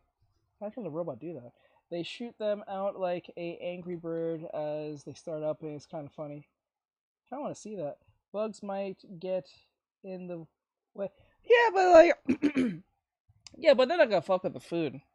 Like, especially if it's already going in like at a top speed. Remember, the drones have like 4 propellers next to it, right? Like, that makes it fly, and they're gonna be loud as shit. So the chances like any bug being a real problem for it will be very unlikely. You have more of a bird trying to fuck with it than like, you know. But a bird will be too scared to get next to it, given the propellers and the noise it gives and how fast it moves. You know what I'm saying? So like the likelihood, maybe a hawk might fuck with it, maybe, or even an eagle, depending where you live. But like, I don't think no basic bird or a crow or anything like that's gonna mess with it like that. I don't think so. I think drones is where it's gonna be next. So it just solves a lot of problems, most cases. But it might be more money though. So have always seemed like more of a gimmick to me, and well, gimmicks aren't worth slowing down emergency vehicles and, you know, causing problems for wheelchair people on sidewalks. I predict these food delivery robots will be phased out sooner than later. The Waymo stowaway incident. A frightening discovery inside a driverless Waymo vehicle, raising serious questions about safety. One of the big appeals to riding in a Waymo is that there's no driver. You get peace and quiet on the way to the destination without any kind of weird social pressure. You can just kind of chill. But that also comes with increased risk, as the driver will often have your back. I mean, they have a vested interest in keeping crazy crackheads out of their cars and only paying customers. So by way of that logic, they are going to ensure your safety to some degree. So now we enter the apparent issue of Waymo stowaways. On December 8th, 2025, in the Westlake neighborhood in MacArthur Park in Los Angeles, a mother named Lukevia Thurman ordered a driverless Waymo to take her daughter. Lukevia Thurman. Lukevia? The fuck, how you spell that? Lukevia? Lukevia? If I'm saying that right? Lukevia. Low, L-O, low, Kev, K-E-V, Kev, E-I-T-A? Lukevia, no, Lukevia, no T, I-I-K-A or some shit? Daughter, who's named Isis Walker, to school. When the Waymo arrived, however, there was some sort of homeless crackhead in the back Holy of it, shit! hiding out of sight. I will be so scared. Or at least attempting to. Isis managed to catch a yeah, glimpse sounds of like a him made-up and name, Lukevia. freaks out, calls her mother Lukevia, who confronts the man while recording. Why the fuck are you in the trunk? That's why, man, I'm trying to figure this out. Like, I'm over here. Yeah, this shit won't let me out. This shit Why are you in it? Huh? They just put me in here. Who put you in? The what? The people. The people. That's what I'm asking. That's what I'm saying. Just Now, this is pretty disturbing because, well, with Waymo, wait, the where is vehicle this, in has Los cameras Angeles? that detect if a person is inside, and usually they won't accept another trip until the previous rider is out of the vehicle. It's also not supposed to be possible to open the door to a Waymo if you're not the assigned rider, but apparently there's ways to get around that. It's freaky. Like, imagine you're alone and some psycho is holed up in the back on the prowl for you. That's seemingly what was happening here. Police were called because of this incident, but the man wasn't arrested as technically no crime had been committed. What? Well, at least How's yet. it not? So the mysterious stowaway was released. Folks on Reddit and TikTok sounded off to this viral video. And the question at hand was, how could something like this even happen? Surely there's contingencies in place. I hadn't seen the original post, but I'm not surprised people were convinced this was a skit. It seems extremely bizarre that Waymo, armed to the teeth with cameras and capable of detecting left-behind items, was unable to detect the security/safety threat of a human being stowed in the luggage area. Is there one of those sliding covers that he was able to utilize? It also seems very strange that he was unable to get himself over/through that back seat. I think any human could figure that out if they were actually stuck. Strange situation all around. Stay vigilant, people. One user chimed in with this: if there isn't a cabin check between each rider, it's possible to slip into the trunk from the back seat. This would prevent any sort of trunk check. It wasn't open, so why would anything be back there? And if they had an accomplice, they can meet the criteria for a done trip by opening the door and closing it. It seems like what must have happened is either after the previous rider exited or when ISIS was about to enter, the dude in the back managed to slip inside of the vehicle during the brief window where the doors are unlocked, and the vehicle's cameras didn't notice him in the trunk area. In response to this incident, Waymo put out a statement, quote, "We're committed to keep So what is that a design flaw? Keeping our riders safe and earning the trust of the communities where we operate. This experience was unacceptable, and we are actively implementing change to address this." Later, it would be reported that detectives were working with Waymo in order to review the footage to see if there was any crime committed, though I've seen no updates on this front. Both ISIS and Lukevia would later talk to the media about their experience, with Lukevia worried that something like this could happen again. It was a moment that I won't forget for sure. She called immediately and I just rushed over. Oh, it's luck. Wait, go back. The media about their experience, with Lukevia worried that something. Lady, you look like a skinnier version of Lizzo. You look like Lizzo well, when things didn't go right, but you stayed skinny. You look like Lizzo. How do you not? You guys see it? She looks like Lizzo. Lizzo, she literally lost all the weight. I know she's lost weight now. She's still working on losing weight, getting smaller, but this is Lizzo if she actually stayed not fat.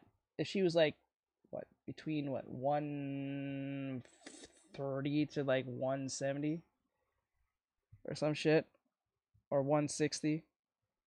Yeah, this is Lizzo in a nutshell.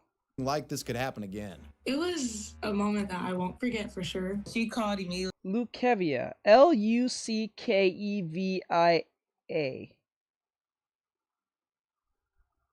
Isn't that spelled Luckiva? Isn't that actually pronounced Luckiva? Luck Luckevia. Eva. Yeah, wouldn't that be Luckiva, not Lukevia? The fuck? Oh, English.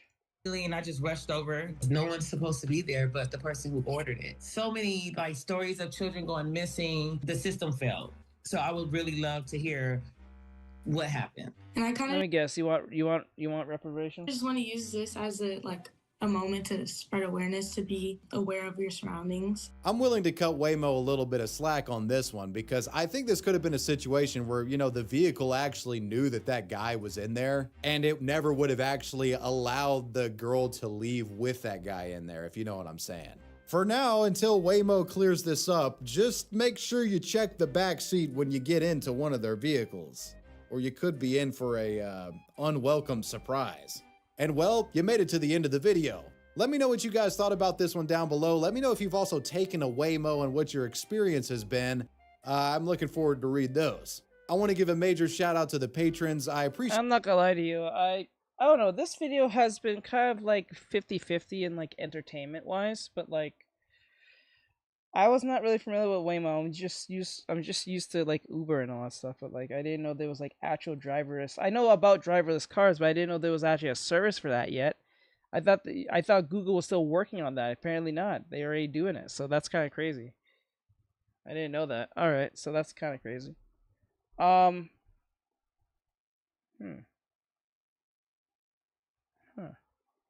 is there more games? Hold up. That's enough of that. Oh no, that's just okay. All right. All right, guys. I think it's 8 something. I'm gonna end it from here. I'm gonna let you guys go. Let you guys do your things. I was gonna do another video, but I think I'll just hold up till tomorrow. So I'll let you guys go. It's 8:02. Have a great night, everyone. Thank you for coming. I appreciate every last one of you guys. Thank you. You guys are amazing.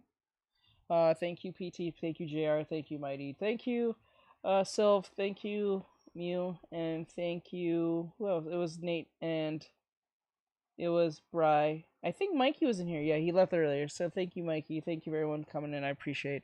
All right, let's follow you guys. You guys are amazing to have. Hope you guys was entertained a little bit.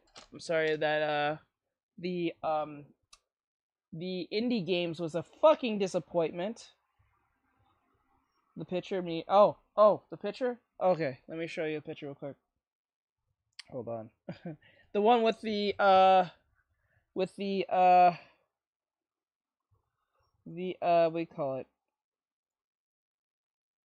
Fuck.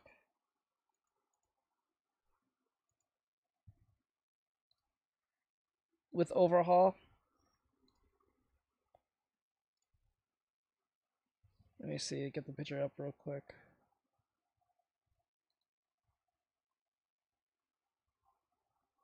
Damn, she got some heavies. Oh my god, every time I open Instagram, it's just heavies. It's just heavies, my bro. Okay, let me show you guys real quick.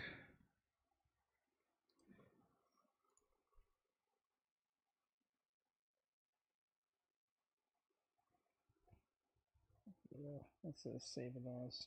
I'll just show this.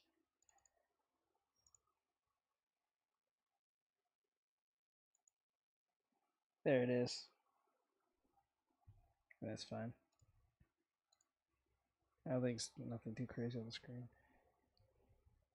Yeah, so that's that. Wait, hold on. I just realized it's not on the other one. Shit. Forgot. Okay, There we go. There you go. Yeah, hold on. Let me make it smaller.